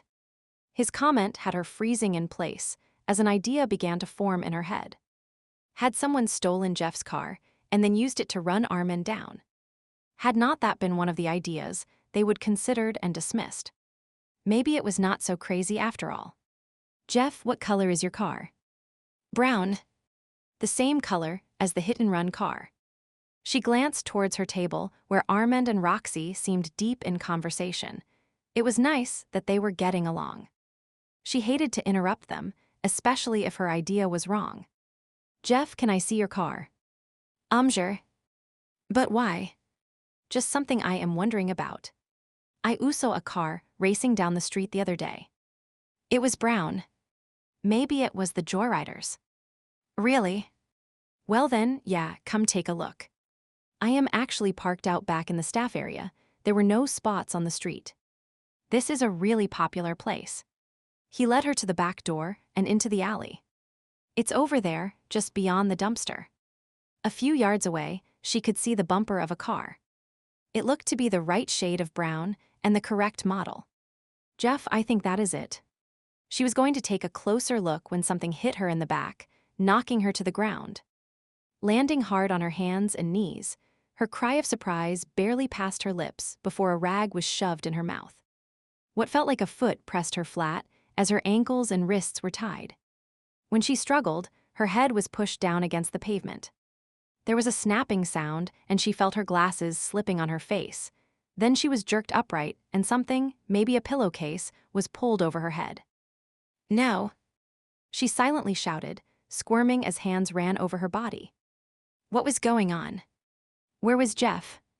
Or was he the one frisking her? Questions streamed through her mind in rapid succession, as panic muddled her thinking and survival instincts had her continuing to struggle to free herself, tossing her head, screaming through the cloth in her mouth. She hit something hard with the back of her head, perhaps a chin or a cheekbone, for her captor swore. Damn it, that hurt. Hurry up, I can barely hold her. It was Jeff speaking. It's not on her. Shit. And the other voice belonged to Kathy. Shocked, Lou stopped struggling for a minute. Kathy and Jeff were in cahoots. She would never suspected the two of them. You should have just told her it was yours when she showed it to you at the diner. There was accusation in Jeff's tone. Well, why did not you speak up then? Because of that guy, she suddenly had sniffing around her. We needed to be cautious. Seems pretty strange that he showed up right after she got her hands on it. Kathy sniffed. And yet you complained when I tried to take him out. Only because you used my car. It was like painting a neon sign on my back. I kept expecting the cops to arrest me.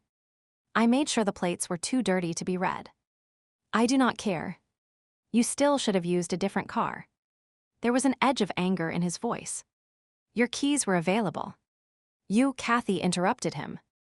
Give it a rest. We have more important things to worry about, like the fact we're running out of time. Yes, we need the info, and we need it now. Jeff's fingers tightened, digging into her flesh. Where is it? His voice sounded by her ear. Tell us, and you will not get hurt. And do not play dumb. You know what we want. She mumbled through the rag in her mouth. I am taking the rag out. You scream or make any noise except answering our question, and you will be sorry, you understand. Kathy's voice hissed in her ear. You know how Jeff likes to play with knives. Jeff. Sweet, harmless Jeff who wanted to be on TV. It was hard to fathom, but the deadly sincerity in Kathy's voice sent an icy chill through her.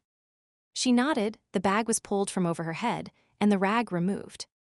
She quickly worked her lips, trying to moisten her mouth so she could speak. Now where is the memory stick? Jeff gave her a shake. My dresser. It's on my dresser in my apartment.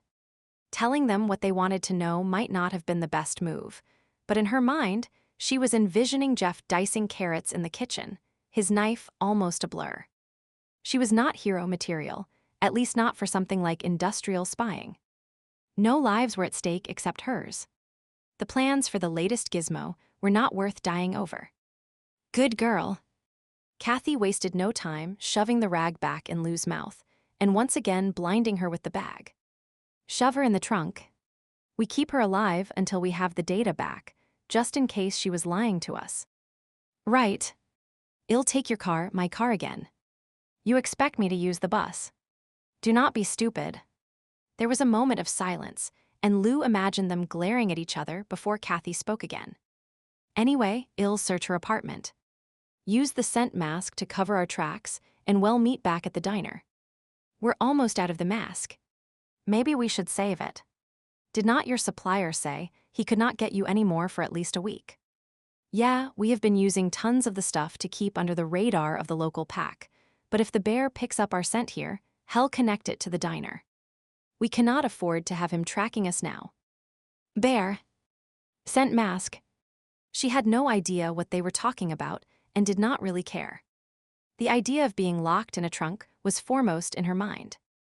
Arm and help. Of course, yelling his name was pointless. She was hefted like a sack of potatoes. There was a metallic creak, and then she was dropped into the trunk. Another metallic screech was rapidly followed by a thunk, as the lid slammed shut, cutting off what little light she would been able to see through the bag covering her head. The vehicle reversed out of the parking spot and then began to move forward, the floor below her vibrating as they traveled over cracked pavement and clunked through potholes. In her mind, she mapped out where they were going. Down the alley, stopping, turning, and then the sounds of other vehicles let her know they would merge into traffic. Snippets of advice as to what to do if you were ever trapped in a trunk filled her mind. Emergency release levers, kicking out the tail lights. Unfortunately, they never mentioned how to complete those actions if you were trussed up like a turkey and could not see the latches, let alone reach them. There was not much she could do, so she thrashed about, kicking the sides of the trunk in the hopes someone on the sidewalk might notice the noise and call the police. It was not very likely, but right now, it seemed the only hope she had. Armand was putting his credit card away when Roxy appeared at his side and tugged on his arm. We need to talk. Now. She hissed the words at him, all the while glancing around. There was an urgency in her voice that had him agreeing without question, and he followed her to the back of the restaurant. What is wrong? Where is Lucy? She is gone. She is not in the washroom. She is not in the restaurant. I even looked in the alley. There is no sign of her anywhere. The news sent a chill through him, and for a split second he stood still, absorbing the information, regulating his emotional response and focusing on solving the problem. Then he sidestepped around Roxy and headed for the women's washroom to check the stalls. I have already done that. Roxy stood in the doorway, nervously nibbling on her thumbnail. Right. He scanned the room, taking in the sink, the paper towel dispenser, the beige metal partitions. Of course, Roxy had looked, but he would needed to see for himself. The windows too high and too small for her to have exited that way. There is no other way out, no sign of a struggle. He automatically began to list and eliminate possibilities. I can detect her scent, though. So, he brushed past Roxy, focused on following Lucy's trail. It led towards the rear of the building. She went this way, and he frowned. There was a shifter here with her. It's the same scent I noticed at the restaurant this afternoon. So the bad guy must be someone who works at the diner. He shook his head. I did not notice the scent of shifters when I was there on other days. Then that means some random shifter must have come looking for her earlier in the day, not knowing she would switch shifts. Roxy gave a decisive nod. Whatever the case, all sorts of warning bells were sounding in his head. It took great restraint to not rip the back door off its hinges and burst into the alley with a roar. There was only a slim chance that Lucy's abductor was out there, but just in case, he did not want to startle the person into doing something stupid. Instead, he eased the door open, listening intently, testing the air before stepping outside. He was met by dumpsters, weeds, stray garbage, cracked pavement, and a few cars parked in a small area marked employees only, but there was no sign of Lucy or anyone else. Well, this proves my theory about the flash drive. Roxy planted her hands on her hips. Not really listening, he inspected the area, sifting through the myriad of scents that filled the alley while looking for visual clues as to what might have happened. Lucy's trail indicated she would walk to the left after leaving the building. He headed that way. Roxy followed him, still talking. The info on the drive is valuable to some shifter, and whoever it is not going to let it slip through their fingers. It has to be the leaked data from Lycan. Something glinted in the light that managed to shine down the alley, the sun beginning its descent, and at just the right angle to illuminate the narrow space. Bending down, he picked up the oval glass object, a cracked lens from a pair of glasses. Lucy's glasses. He carefully rubbed his thumb over the surface, thinking how he would dislike the eyewear. Now this was all he had left of her.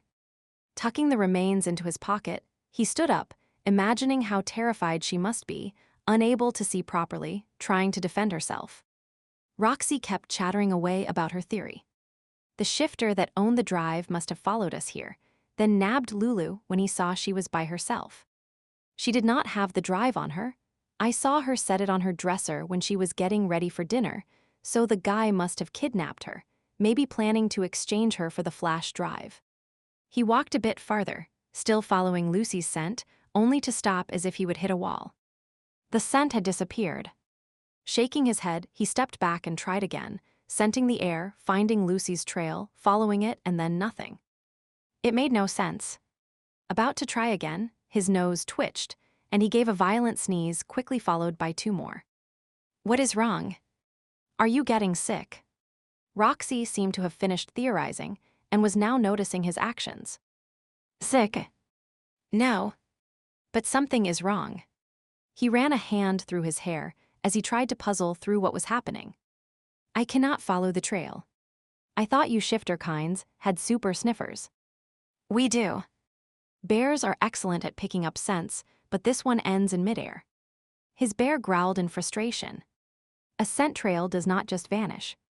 Roxy snapped her fingers. I bet the kidnapper used a scent mask.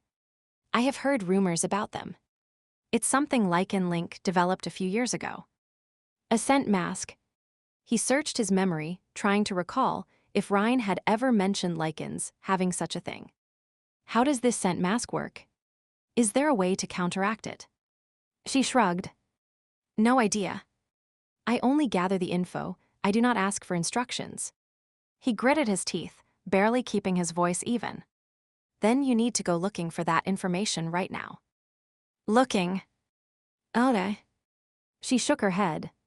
I do not look, I gather. If people are careless enough to leave stuff lying about or talk when I am around, that is their problem. I just collect the crumbs and offer them to those who want them. But I do not go around asking about stuff. It draws too much attention. Then it's time you learn the reverse of the process. There was a rumble in his voice as he pinned her with a hard stare, making no effort to hold back his inner animal. The animal was raging inside, eyes flashing, teeth bared, wanting to break free, needing to vent its anger. She took a step back. Okay, no need to go feral. Yeesh, you shifter types can be so temperamental. She made a face. I think I know a guy who could help if he's still in town. Let me see what I can do. He gave a nod. I'll head back to the apartment and locate the USB. Assuming she has been kidnapped, it will be our bargaining chip to ensure her safety. Good idea. I'll meet you back there. If my guy is around and has any info, it should not take me too long. I'll go make some phone calls. Pulling out her cell phone, she headed back into the restaurant muttering to herself. I'll probably owe him for the rest of my life. Armand clenched his hands into fists and slowly turned in a circle. Eyes narrowed, he examined every surface, every corner, double-checking he had not missed some clue as to who had taken Lucy and where. He hated to leave the alley, it was the last place she had been, but staying proved nothing. Every minute wasted chipped away at the chances of finding Lucy unharmed. With a frustrated growl, he headed back to her apartment. Jimmy gave a snort and stirred in his chair, waking from a sound sleep. He yawned and scratched his chest, then levered the recliner upright. His neck was stiff, having fallen asleep in front of the TV as he so often did. Rubbing the protesting muscles, he stared at the screen, watching the woman on the shopping network extol the virtues of a scarf that could be worn a dozen different ways. Yeah, like I need one of those. He clicked the remote to turn off the TV and pushed himself to his feet. The drone of the fan mixed with the faint sound of the aquarium water. He tapped the glass, and his goldfish swam closer, knowing the sound meant feeding time. They darted back and forth as he dropped the food flakes into the water. Greedy little beggars. He set the can of fish food back on the shelf. Enjoy your dinner. I am going to get another beer. He shuffled to the fridge and found a can, popped it open, and took a long drink, idly looking out the window. There was a car in the alley, which was not that unusual. Turning to go back to his chair, he looked at the vehicle again. The sun was setting, but there was still ample light to see. The car was an older model, and in pretty bad shape with a dent in the hood and rusty fenders. He made note of the license plate, an old habit from his cop days. Yeah, he would been a good cop, given a commendation when he would been on the force barely a year. He would still been wet behind the ears and thinking he would save the world. His gaze grew distant as he remembered his glory days. He would been so proud of that badge and uniform. Yep, those were the days. Nothing like that happened anymore. He was retired now, had been for what? 20 years? Maybe more. He could not really remember. All he knew was his pension checks did not stretch as far as they used to. Good thing he had this job as a building superintendent. It helped make ends meet. Well, that and a few carefully placed bets. He took another drink and then belched before looking at the car again. It seemed to be rocking about. Probably dumb kids making out in the back seat. He remembered when he would been nimble enough to do that. Chuckling, he considered going out there and banging on the hood. Scare the shit out of them. That would be fun. Of course, kids today could just as likely pull a knife on you, and he did not want to get carved up like a ham. Yeah, he would stay inside, find a game to watch or maybe a rerun of a cop show. He liked to watch those and find all the discrepancies. Real police work was nothing like what they showed on TV. He was wandering back towards his chair when the sound of someone entering the building caught his attention. His apartment door was partially open, so he could watch the comings and goings of the building's occupants. As the building super, it was his job to keep an eye on things after all. Who are you? He studied the woman who was about to mount the stairs. Short, sharp features, reddish hair, he mentally noted her appearance. I am here to see Lou. She smiled at him and took a step forward. Nope. She are not home. He shook his head. She and her friends left for dinner. Well, I'll wait for her outside her apartment. Once again, the woman moved to climb the stairs. No can do. It's against the rules. No loitering. He shook his head. No one can hang out in the hallway. That was his job. Enforce the rules. Like when he would been a cop. But her smile had vanished, and there was a hard, impatient look about her now. He pushed off from the doorframe, drawing on his background to inject a firmness to his tone. Rules are rules. Got to follow them. You will have to wait outside until they get home. The woman huffed and then stormed out of the building. He gave a satisfied nod and stood there watching to ensure she did not return. Yeah, he was still as good a cop as he would always been. He was not too old, regardless of what anyone said. He cocked his head at the sound of a car starting. It came from the alley. Had those kids been making out in the woman's car? He laughed at the idea. That would put an extra twist in her sour expression. Well, he would better go patrol the halls. Roxy had said there would been trouble in the neighborhood. Could not leave his tenants unprotected. Yeah, he took good care of the building. Just the other day, he would help put that new window in. Giving himself a congratulatory toast, he took another swig of beer and began to do his rounds. Chapter 18, the car finally stopped. Lou heard the door slam as Kathy exited the vehicle. She assumed they were back at the diner now, as they would already made one stop, likely at the apartment. Kathy had not been gone long, but Lou had done her best to draw attention to the car by kicking and yelling through the gag. It had not done any good.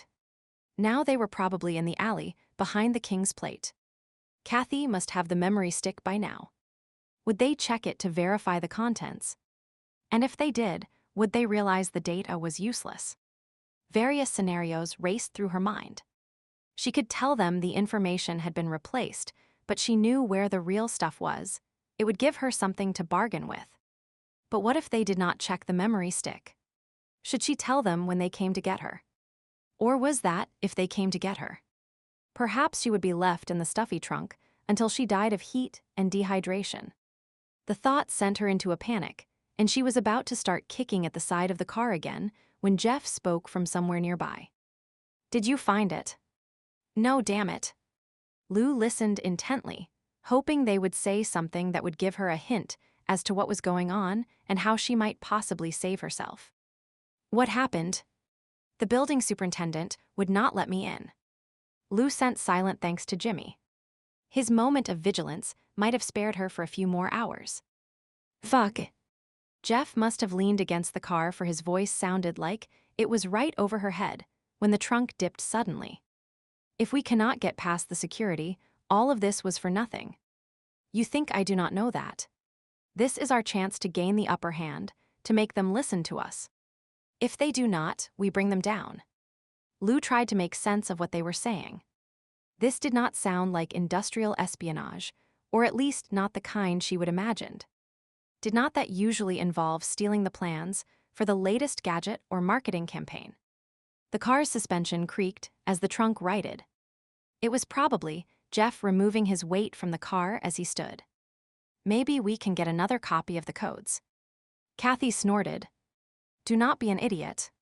Do you know how much we paid out already? And it's not like the director's just going to hand over another copy for free." The soft skittering of loose bits of stone, combined with the ebb and flow of her voice, indicated she was pacing.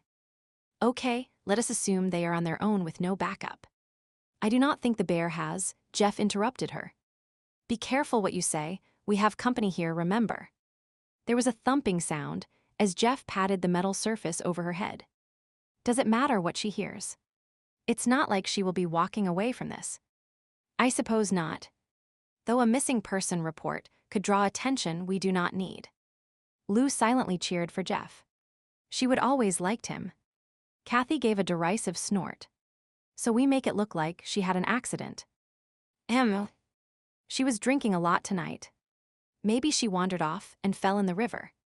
Lou frowned. Or maybe Jeff was not so great after all. "We can decide later," Cassie spoke again.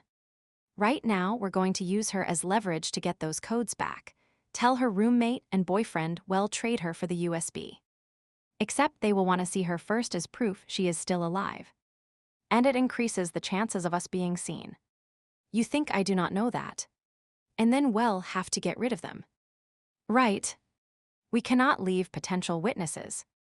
But the bodies, we'll dump them all in the river." "What is the matter with you?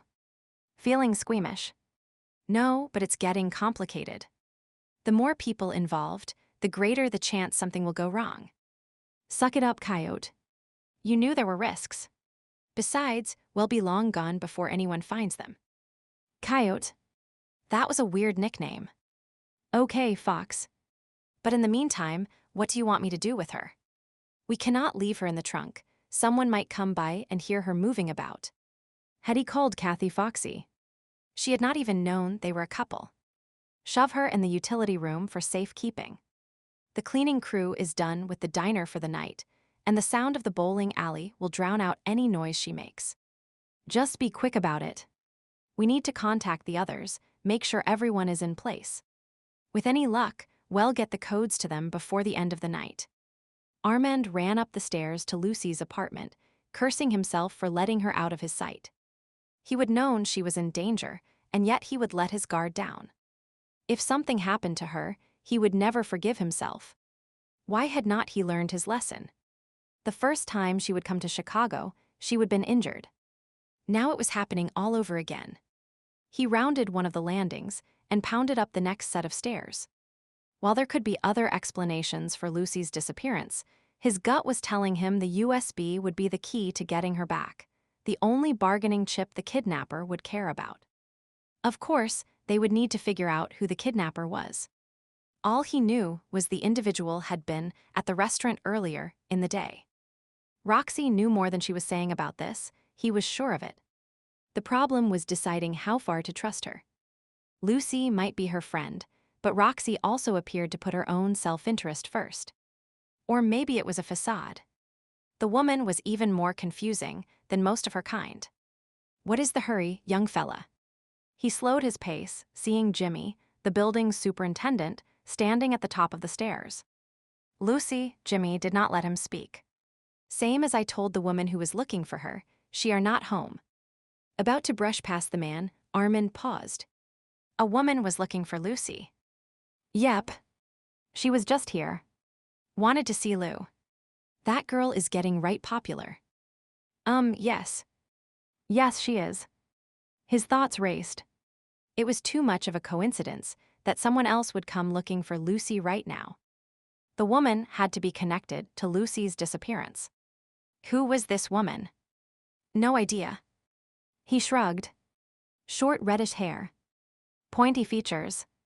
Seemed nice at first, then got an attitude when she did not get her own way. I put her in her place, though. Told her no hanging around the building. Damn, not much to go on. Did you see her leave? Which direction she went? Nope. Heard her, though. Old car, pretty beat up. He rattled off the plate number. Armand could have hugged the man. A plate number was a solid lead. Are you sure about that? Yep. It was parked right outside my place. Kids making out in the back from the way it was bouncing about. Kids making out. That did not make sense. Maybe this was not a lead after all. Unless Lucy might have been in the car, tied up and trying to escape. It was a long shot, but it was all he had to go on. His bear grumbled in frustration. If we had been a few minutes earlier, we might have been able to save her.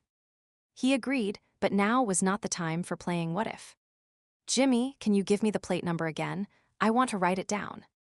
He pulled out his phone to make a note. I think it might have something to do with the person who broke in earlier this week. Really? Then sure. I have not been on a case in years. Jimmy's level of alertness suddenly spiked, the befuddled look leaving his eyes as he rattled off the plate number again. But do not get too excited. Only the police or the DMV can trace that. Oh. He narrowed his eyes, considering possible workarounds. No doubt Ryan would be able to find a way. I can do it for you, though. Jimmy rocked back on his heels, looking pleased with himself. I still got a few connections down there. I did last time I checked. Thank you, I'd greatly appreciate it. That would be faster than going through Ryan. You are not doing anything illegal, are you? Jimmy cocked his head. No. Not at all. We just want to check if the owner of the car is who we think it is. And then you will tell the cops. If they are indeed guilty of something, the proper authorities will be informed. That was close enough to the truth. Satisfied, Jimmy gave a mock salute and shuffled down the stairs. Hot damn, this evening might not be so boring after all. Just like the old days. Armand watched the super for a moment before continuing on to Lucy's apartment and then her bedroom to find the USB drive. Standing in the doorway, he let her scent wrap itself around him, noting the still rumpled bed, her robe thrown over the back of a chair, her hairbrush on the dresser and USB. He picked it up, weighing it in his palm before pulling out an almost identical one from a hidden pocket on the inside of his belt. He would purchase the twin and used it to store the original files Daniel had sent him, believing it was important to have an ace up his sleeve. While he hoped not to need it, he would trade Lucy's life for the real data and deal with the fallout afterwards. He shoved the USB with the bogus data in his pocket, then once again stored the real one in its hiding spot before heading downstairs to check on Jimmy's progress. The older gentleman was just hanging up the phone as Roxy came running into the building. She skidded to a halt upon seeing him lounging in Jimmy's doorway. Oh hey Armand. Jimmy. She shot a look between the two men. What are you up to? Jimmy's been helping me find the person we suspect of breaking into Lucy's apartment. Once we confirm the identity, we'll contact the authorities." He gave her a hard stare. "Oh. Right." She nodded. "Yep, that is our plan. And here you go." Jimmy handed over the piece of paper he would been writing on. "The car belongs to Jeff Tinley. Here is his address." "Jeff." Rox's brows shot upward, and then she clamped her lips tightly shut. Armin knew how she must feel. Lucy had spoken fondly of the man. "Yep," Jimmy nodded. "Though the woman that was here did not look like a Jeff to me. Mind you, these days who knows? People name their kids anything. The other day, I heard on the news, well, thank you for the information," Armand interrupted the man, not having time to listen to a dissertation on the state of modern society. "Yeah, thanks, Jimmy." Roxy gave him a smile. "I owe you one. Next time I get a tip on a horse, I'll be sure to let you know." "You are a good girl, Roxy." Jimmy gave her a wink and then headed back into his apartment. Armand pressed a finger to his lips and nodded towards the stairs. They could exchange information in Lucy's apartment. Jimmy appeared harmless, but at this point, he was not about to trust anyone, not when Lucy's life might be on the line. As soon as they were both in the apartment, Roxy slammed the door shut. "Jeff the chef, I cannot believe it." When Lucy described him, he sounded nothing like a shifter. "Not all of us fit the stereotypical image." Armand pointed out. "And what about this woman Jimmy mentioned?" Armand relayed the story. Roxy pursed her lips. "It could be someone Lulu works with.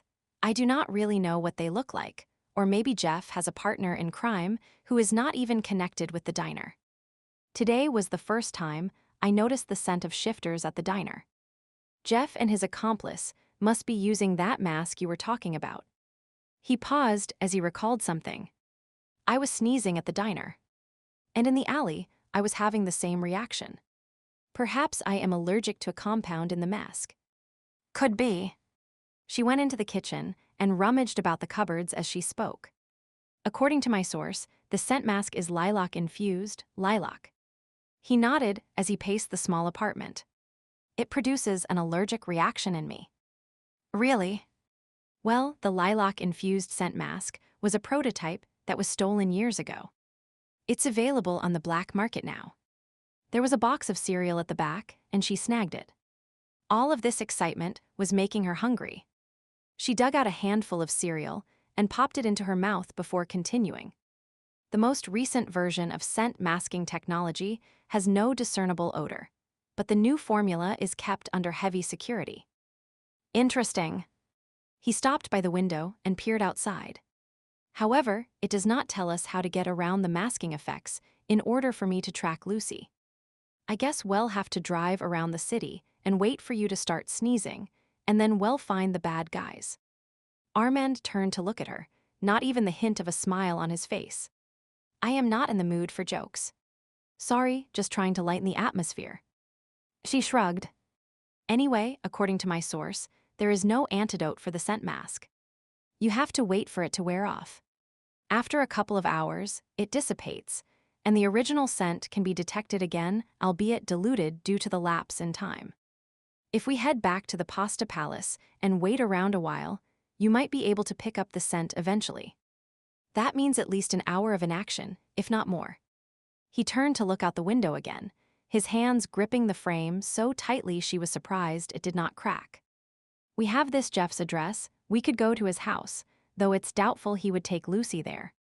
Someplace neutral is more likely, but where? Unless he thinks we do not know it's him. Really, if Jimmy had not run those plates, I'd never have suspected the guy." "True."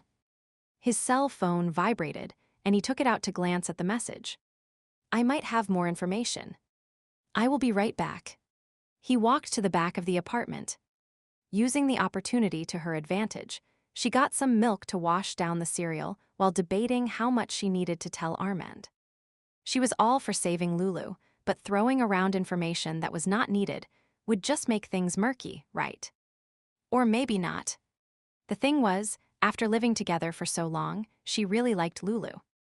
And it was not Lulu's fault she would gotten entangled in this.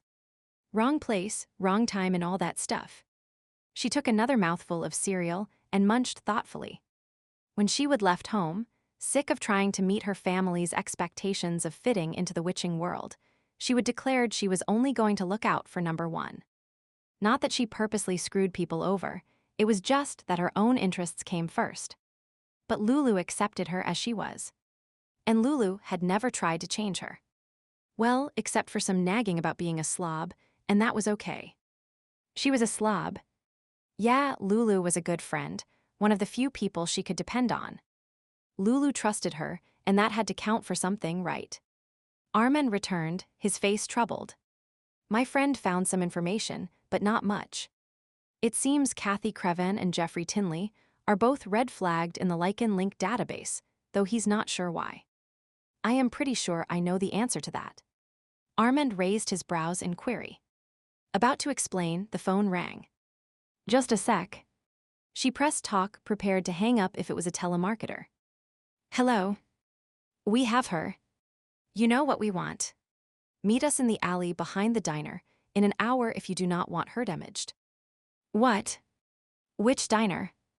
There is a lot of them in a city this size. She tried to stall for time while signaling to Armand it was the person who would nabbed Lulu. Do not be stupid. The line went dead before she could say anything. She stared at the phone before slowly looking up at Armand. That was I heard. A low rumble escaped him, and she watched in shock as the air around him began to shimmer and a bear formed right in front of her. Lou sat on the floor, struggling to free herself. So far, she would manage to get the bag off her head. It had been a neat trick, even if she did say so herself. With her knees bent in front of her, she would rested her head against them. Then, with a bit of work and good luck, she would caught some of the material between her kneecaps. After a lot more effort and a seriously kinked neck, she would shimmed free. Why Cassie and Jeff had even bothered with the bag made no sense. Even if she had not seen them, she could have identified them by their voices. They must watch too many crime thrillers on TV. Or maybe it was a sign they were not very clever. If so, it was a factor that could play in her favor. She considered the point as she breathed in the heavenly cool air. The sack had been stifling. After a few recuperative breaths, she would set to work again, using the same technique to get rid of the gag. Her mouth felt disgusting, and she did not even want to think of where that rag might have come from. It'd kill for a toothbrush or some mouthwash.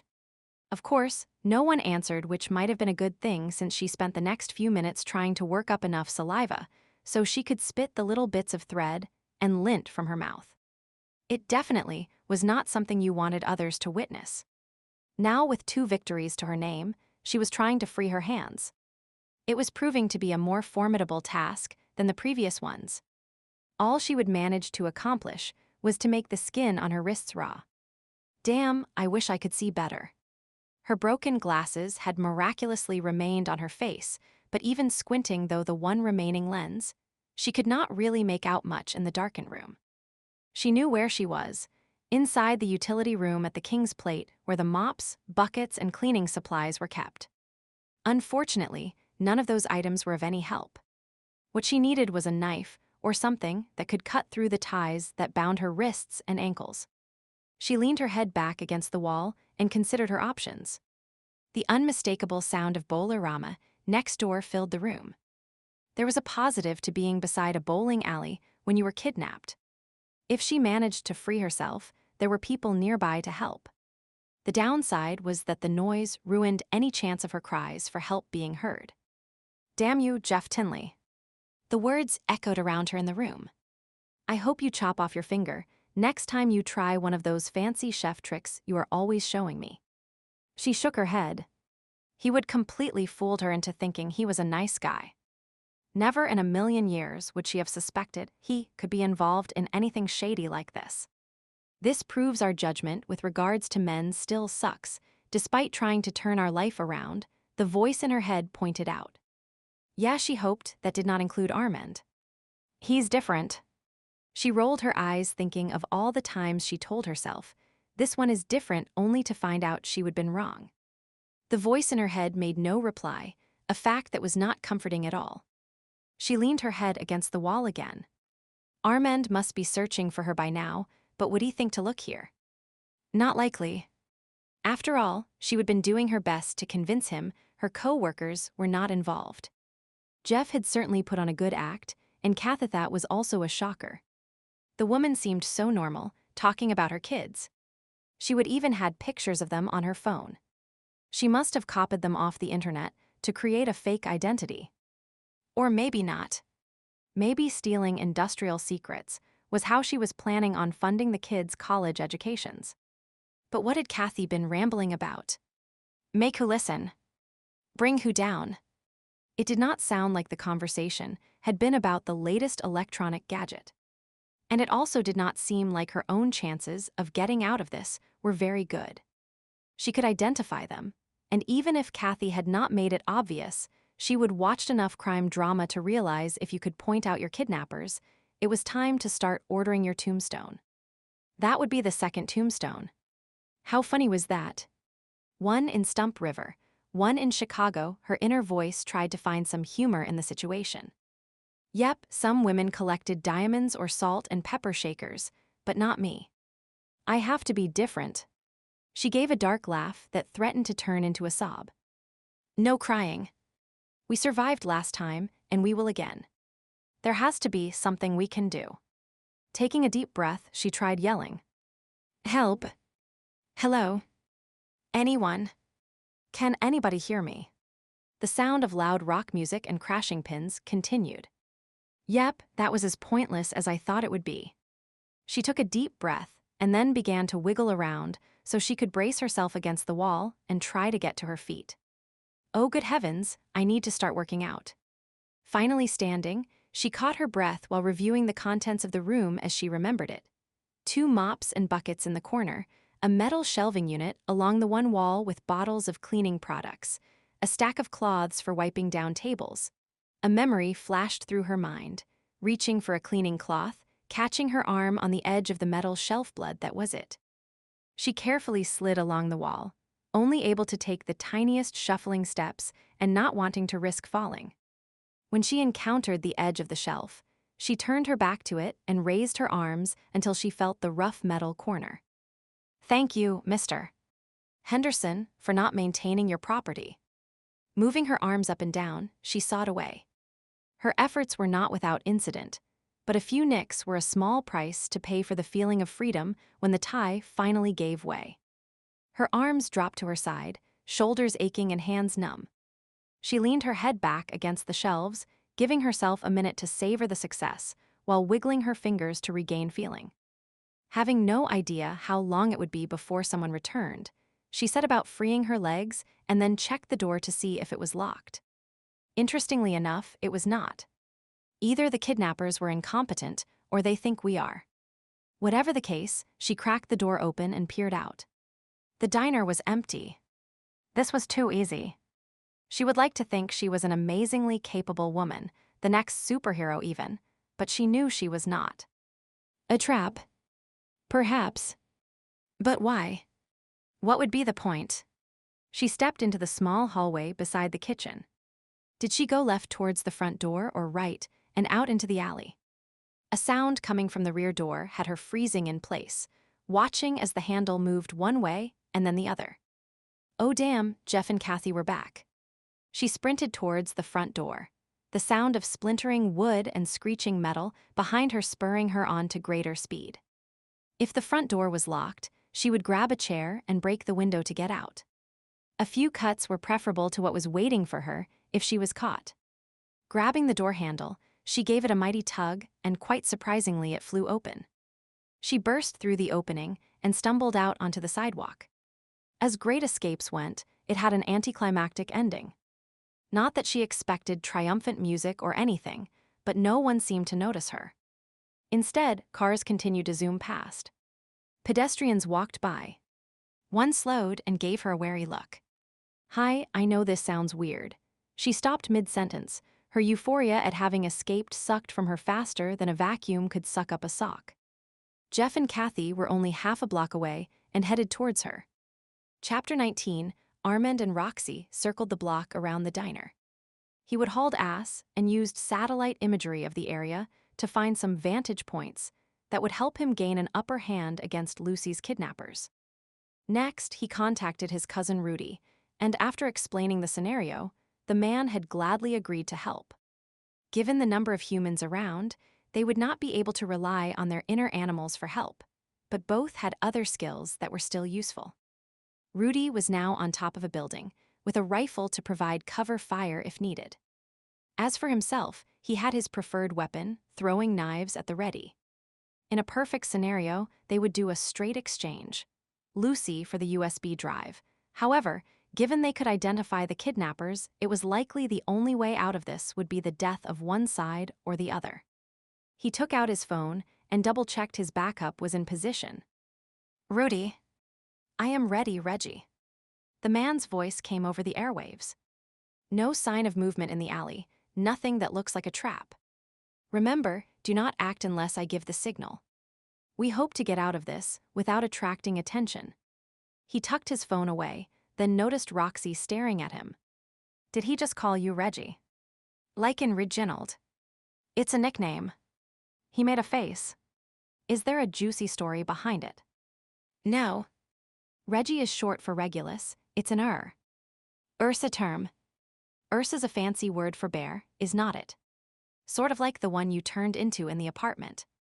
She rocked back and forth on her heels as she smugly delivered the teasing comment. "We." He scowled at the reminder of his loss of control and turned the conversation back to the matter at hand. "Do you remember what you need to do?" She nodded and cracked her ever-present gum. "Sure. It's simple. I am the distraction. My job is to talk, keep them off balance, something I am good at already, while you try to grab Lulu. And soon as anything resembling action happens, you take cover." Aye, Captain." She gave him a salute. He could sense a combination of nerves and excitement coming from her. She looked on this as an adventure, and it concerned him. "Remember, Lucy's life is at stake, as well as our own. They will not allow us to get away." "I know." She nodded. "These guys mean business. Like I told you, rumor has it they are part of a subversive movement, willing to do whatever it takes to achieve their goals. That is probably why their names were flagged." He drew his brows together, recalling Roxas' revelation about a group that was purportedly planning on overthrowing Lycan, using security codes to infiltrate the organization. Exactly why they wanted to bring about the downfall of Lycan, Roxy was unsure, and he did not really care. It only mattered to him insofar as it affected Lucy's safety. He would relay the news to Ryan, who was going to bring it to the attention of his contact at the Lycan headquarters. Beyond that, he washed his hands of it. Perhaps he appeared concerned, for Roxy gave him a nudge in the side with her elbow. "Do not worry. I was born under a good sign. My mother says I'll live to be old and gray. I'll extend my good vibes to cover you and Lulu. Merci, but I do not believe in such things." "Yeah, well, some people do not believe in bear shifters either."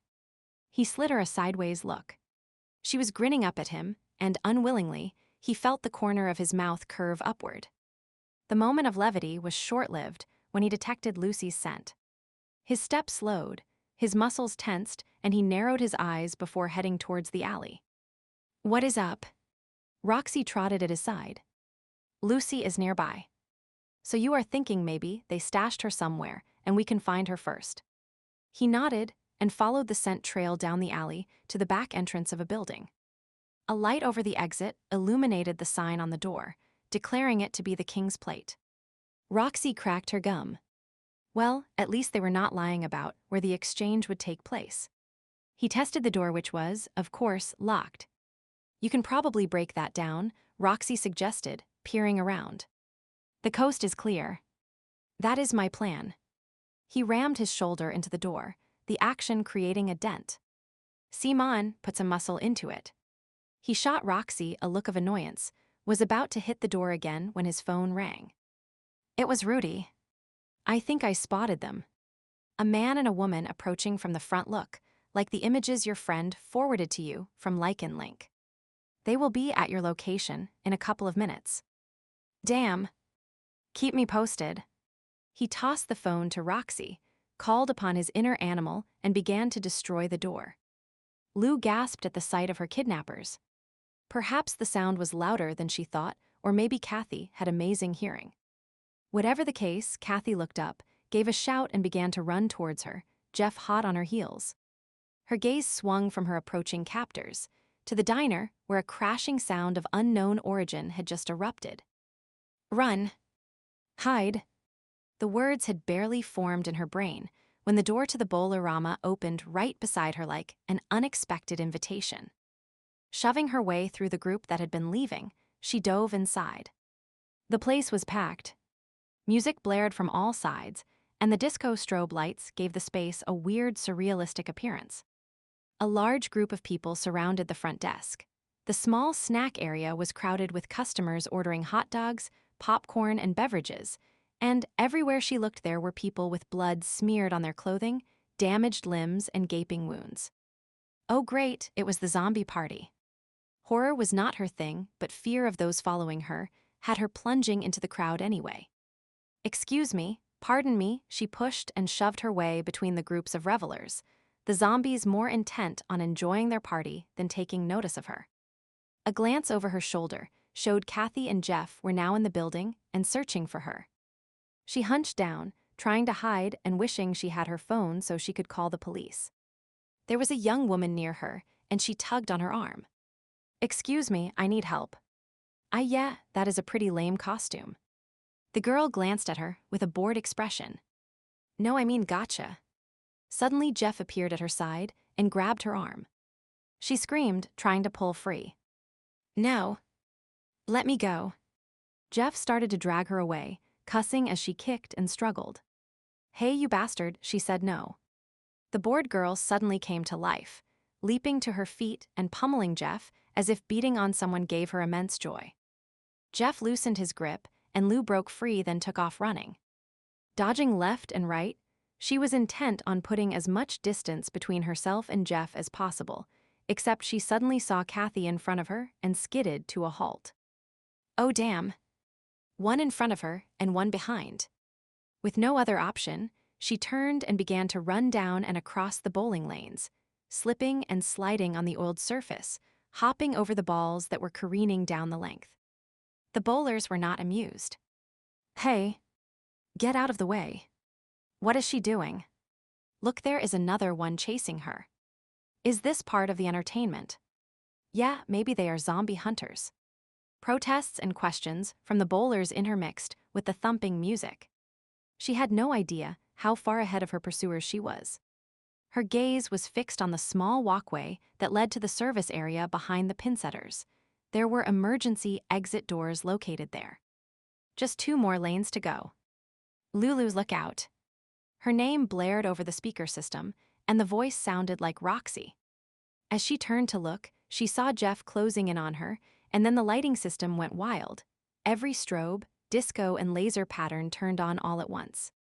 She gave a start, lost her footing, and began sliding down the oiled surface of the lane like some bizarre bowling ball, finally coming to a halt inches from the pins. Scrambling to her feet, she caught a glimpse of Armand in a face-off with Cassie 2 lanes over.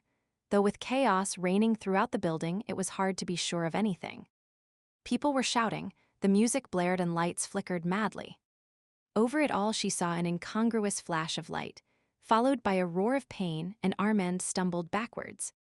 Her heart stopped, sure he would been shot, but even as the thought formed, a scream rose about the general noise, and a large, bulky shape appeared looking almost like a bear. Sure it was some strange effect of the lights. She blinked to clear her vision, only to find her view was blocked by Jeff standing mere feet away. Fear, confusion, perhaps exasperation. She was not sure what it was, but suddenly she felt like her old self facing a brawl at the bar.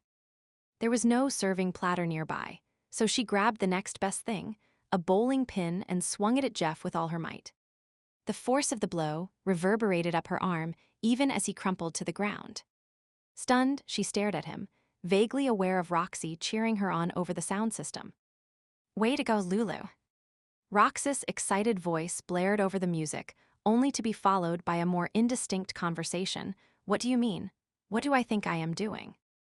Hey. Lighten up. I was just adding to the ambience of the event, making things interesting. Wait. Give me back that microphone, I was not finished. Armand, get your bearish butt out there. The manager is a party pooper. And then Armand was at her side, Cassie slung over his shoulder. Hurry. We need to get out of here. He pulled her to her feet, then grabbed Jeff by the arm, and, dragging the man behind him, they all disappeared into the service area just as the lights came on. As the door swung shut behind them, Armand looked around the small service hallway, an area few bowlers ever saw. Pin-setting machines lined one side while the other had shelves full of tools and spare parts, a workbench, and, thankfully, no pin-setter mechanic. Perhaps the man was on a break, or he would gone up front to see what the commotion was about. Whatever the case, they likely did not have long before someone appeared. He dumped the dazed Cassie and unconscious Jeff on the ground. He could not believe he would lost control and shifted yet again. Such carelessness was uncharacteristic. Ryan would have a field day when he learned a DC might be required. At least Roxy had provided some cover by playing with the lights, but it was imperative they get away before anyone started to ask questions.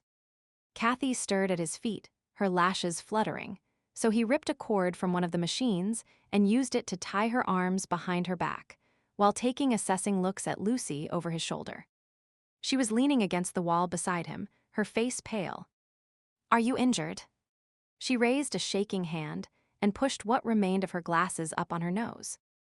No. I am just peachy keen. I get kidnapped and chased like this every day. The words were followed by a shaky laugh that verged on tears. What about you? You were shot. A scratch. Her gaze drifted to his blood-stained sleeve. It looks like more than a scratch to me. She reached out to investigate, but he pulled back. It's fine. I bleed easily. Since when? I do not recall, leave it be. Her hand jerked back. Désolé. His tone had been sharper than intended, however there was no time for explanations. We need to get out of here. Do you think you can drag Jeff while I handle this one? I am a waitress, not some wilting flower. She flexed her arm. I'll pretend he's one of those heavy trays of beer I used to carry at the bar. There was a weariness to her voice, but her spirit was strong. She will be a mate to be proud of, his bear declared. He nodded in agreement, then jerked his head toward the exit. Follow me. I have someone nearby who will pick us up. The alley was in darkness, except for the pools of brightness created by lights over each of the back entrances. He chose a spot in the shadows on the far side of the dumpsters just to be sure they were out of sight of prying eyes, secured Cassie to a gas meter, and pulled out his phone. Rudy, do you see us? Yep, I have you in my sights. Good. We're ready for pickup. I'll be there in a few. He tucked his phone away, only to jump at the sound of the metal exit door slamming. His hand was already reaching for his knife when Roxy appeared. Damn, that was fun. Did you like my distraction? Her eyes sparkled, and she had her thumbs hooked in her belt loops. They are still running around in there, like a bunch of brainless zombies. She laughed at her own joke, then looked around and waved her hand in front of her nose. Could not you have picked a place that smelled a bit better? Do not worry, our ride will be here in a minute. Armand checked on Cassie. She was fully conscious now and struggling to free herself while shooting deadly glares his way. Nearby, Jeff groaned. Want me to hit him with something? Roxy looked around for a weapon, a gleam in her eye. Maybe we should just call the police. Lucy reached out and put a restraining hand on Roxy's arm. I know I wanted to avoid attention, but I do not think going around knocking people out is a good idea. We can explain what happened and no. We cannot do that, Roxy snapped. I mean, Armand's phone rang, interrupting the conversation. It was Rudy. Incoming to the north. One male alone on foot. Could be nothing. I am maintaining my post to provide you with cover just in case. Understood. He relayed the information to Lucy and Roxy as he pocketed the phone. Lucy tensed. Cassie mentioned something about others being involved in their scheme. It could be someone down on their luck searching the garbage. Roxy shuffled nervously, her bravado visibly fading. Armand said nothing, instead positioning himself so the women were behind him. I see you have everything wrapped up. Excellent. The silhouette of a man appeared, slowly walking down the alley, one hand casually tucked in his pocket. Armand noted the man's scent. A shifter, but on whose side? He pulled out his knife, the blade hissing softly as it left its sheath. Tall, well-built, the man stopped some distance away. There is no need for weapons. Who are you? Armand scowled, something about the man made him uneasy. Detective Soldoti. He began to withdraw his hand from his pocket. Roxy made a strangled sound in her throat, then clamped her lips tightly shut. Armand gave a low warning growl and gestured with his knife. I advise you to move slowly. If I throw this, it will be in your heart before you can even blink. Of course. The man withdrew a leather wallet from his pocket in carefully measured moves. Holding it out, he stepped closer. I am on special assignment, dealing with data retrieval. He flashed his badge before putting it away again. Armand replied cautiously. Data retrieval. I am not sure what you are referring to. I am fully aware of what is going on here. The subversive ear. He paused and glanced at Lucy, then continued. I mean, criminal group. The stolen information on the memory stick. My job is to retrieve it and make sure it's handed over to the proper authorities. Oh, thank heavens. Lucy stepped forward, placing a hand on Armand's arm. This is too big for us to handle alone. We really need the help of the police. Indeed. Soldoti gave her a sympathetic look. We appreciate the assistance of well-meaning civilians such as yourself, but we can take it from here. Armand still hesitated, wishing Lucy was not holding his arm, that she was still safely behind him. His bear was telling him there was something off about the man. Soldoti seemed too smooth, too slick. Might I ask how you learned of this case? Reno Smith gave me the lead naturally. The words rolled from the man's mouth, without even a blink of the eye. Reno Smith. That was a name Ryan had mentioned. After a moment, he tucked his knife in his belt, out of the way yet still within easy reach. Soldoti held out his hand. Mr. Send. John, if I may have the memory stick. Before it falls into the wrong hands again. Armand pulled it from his pocket and passed it to him. And the backup copy. Soldoti held out his hand again. He raised a brow. Backup copy. Soldoti smiled. I am sure you were not going to be so foolish as to put your faith in a group of criminals and hand over the only real bargaining chip you had. The man was good. Or maybe Daniel had relayed his plan to Ryan, who had then passed it on to Lycan. Sir, Soldoti prompted.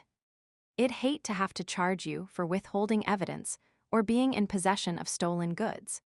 He waited a beat, then removed the other USB from the hidden slit in his belt and gave it to the man. Thank you. Soldoti pocketed both items and then glanced at Kathy, who was still muttering and struggling to free herself. Jeff was now sitting up, rubbing his head. Soldoti sighed. Jeffrey, get up. You look ridiculous. It appears your first undercover assignment got the better of you. Undercover assignment. Everyone turned to stare at the man, who was now scrambling to his feet. Ursaryasia. Jeff looked confused. I knew there was another undercover operative in the area, but I thought it was someone else. If you could easily id someone as being undercover, they would not be doing their job very well, would they? Soldoti looked at him blandly. I suppose not. Jeff brushed at his pants and then rolled his shoulders, trying to get the kinks out. You will learn. Next time, you will not make the same mistake. Good thing I was here to help you. Now grab this one. Soldoti jerked his chin towards Kathy, and we'll be on our way. My car is parked at the end of the alley. Right. Jeff walked over to Cassie. You are a traitor. A traitor to our because. Kathy seemed to come to life, snarling and kicking, as Jeffrey untied her from the meter. Armand puzzled over the unfolding scene. His bear was cocking its head, too, testing the air, trying to catch any scent of deception from Soldoti. Either the man was telling the truth, or he was exceptionally skilled at deception. I am sorry you were caught up in this, Lou. Jeff gave her an apologetic smile as he dragged Cassie past her. I did try to make it easy for you to escape, though. Thanks. Lucy looked between him and Cassie. Why did you hide that memory stick in my box of tampons, anyway? I did not, Cassie snapped the words. I had it in my hand when your purse caught on mine. The drive fell out of my hand, and I saw it land in the open box of tampons. Lucy shook her head. I barely even remember that happening. Enough talking. Soldoti glanced at his watch. We need to get moving. Do not you have to take our statements or something? Lucy frowned. You have been through enough already. Soldoti smiled at her. I am sure Jeffrey has all the information we need. If we require your input, we'll be in touch. Jeffrey, you have her contact information, correct? Jeff turned to answer and Cassie lurched to the side, grabbed a broken drinking glass from a garbage bin, and suddenly had Jeff in a strangle hold, the makeshift weapon pressed to the base of his throat. Stay back. Everyone stay back. She inched away, Jeff now her hostage. Holding back a growl, Armand slowly began to move his hand. Detective. Jeff appealed in a high-pitched voice. Cassie swung her gaze to Soldoti. Try anything, and this goes straight into his jugular. She grazed his skin with the glass, and a thin trickle of blood began to creep down his neck. Roxy gasped, and Lucy clasped her hands tightly. Armand's fingertips touched the handle of his knife. Soldoti shook his head. Is this melodrama really necessary? Melodrama. You call what Lycan Link is doing melodrama? Cassie's face flushed, and she shifted her grip on Jeff. It was just enough. Armand threw his knife, and it struck the woman's hand. She jerked back with a cry, and Jeff spun around, grabbing her arms and pinning them behind her. Nice trick. Soldoti gave a nod of approval before addressing Jeff. Please do not let her best you again, Jeffrey. We're behind schedule as it is. I have got her this time, sir. Jeff tightened his grip, his usually friendly face hardened. This is not the end. The fight is not over. It will never be over, not until we're heard and treated with respect. Cassie's eyes had a wild look, her face contorted as she screamed her vitriol. You can suppress and ignore, interrogate and torture all you want, but we'll never give up. Never. The poor woman has obviously lost her mind. Soldoti shook his head as Jeff frog-marched Cassie away. Yes, Armand nodded. It was troubling to see someone snap like that. What demons must live in her mind? Lucy inched closer, and he wrapped his arm around her shoulder. Thank you again for your assistance. You made my job much easier. Soldoti inclined his head, and then strolled after the others, seemingly unperturbed by the noise Cassie was still making. Well, Roxy rubbed her hands together. I am glad that is taken care of. Real handy that Soldoti guy appeared when he did, is not it? Now we can all go home and relax. Armand eyed her, wondering why she had been so quiet when Soldoti was around. Roxy usually had more than enough to say for 10 people. However, the sound of approaching sirens let him know they would been there too long, and someone in the bowling alley had probably called the police. It was time to retreat.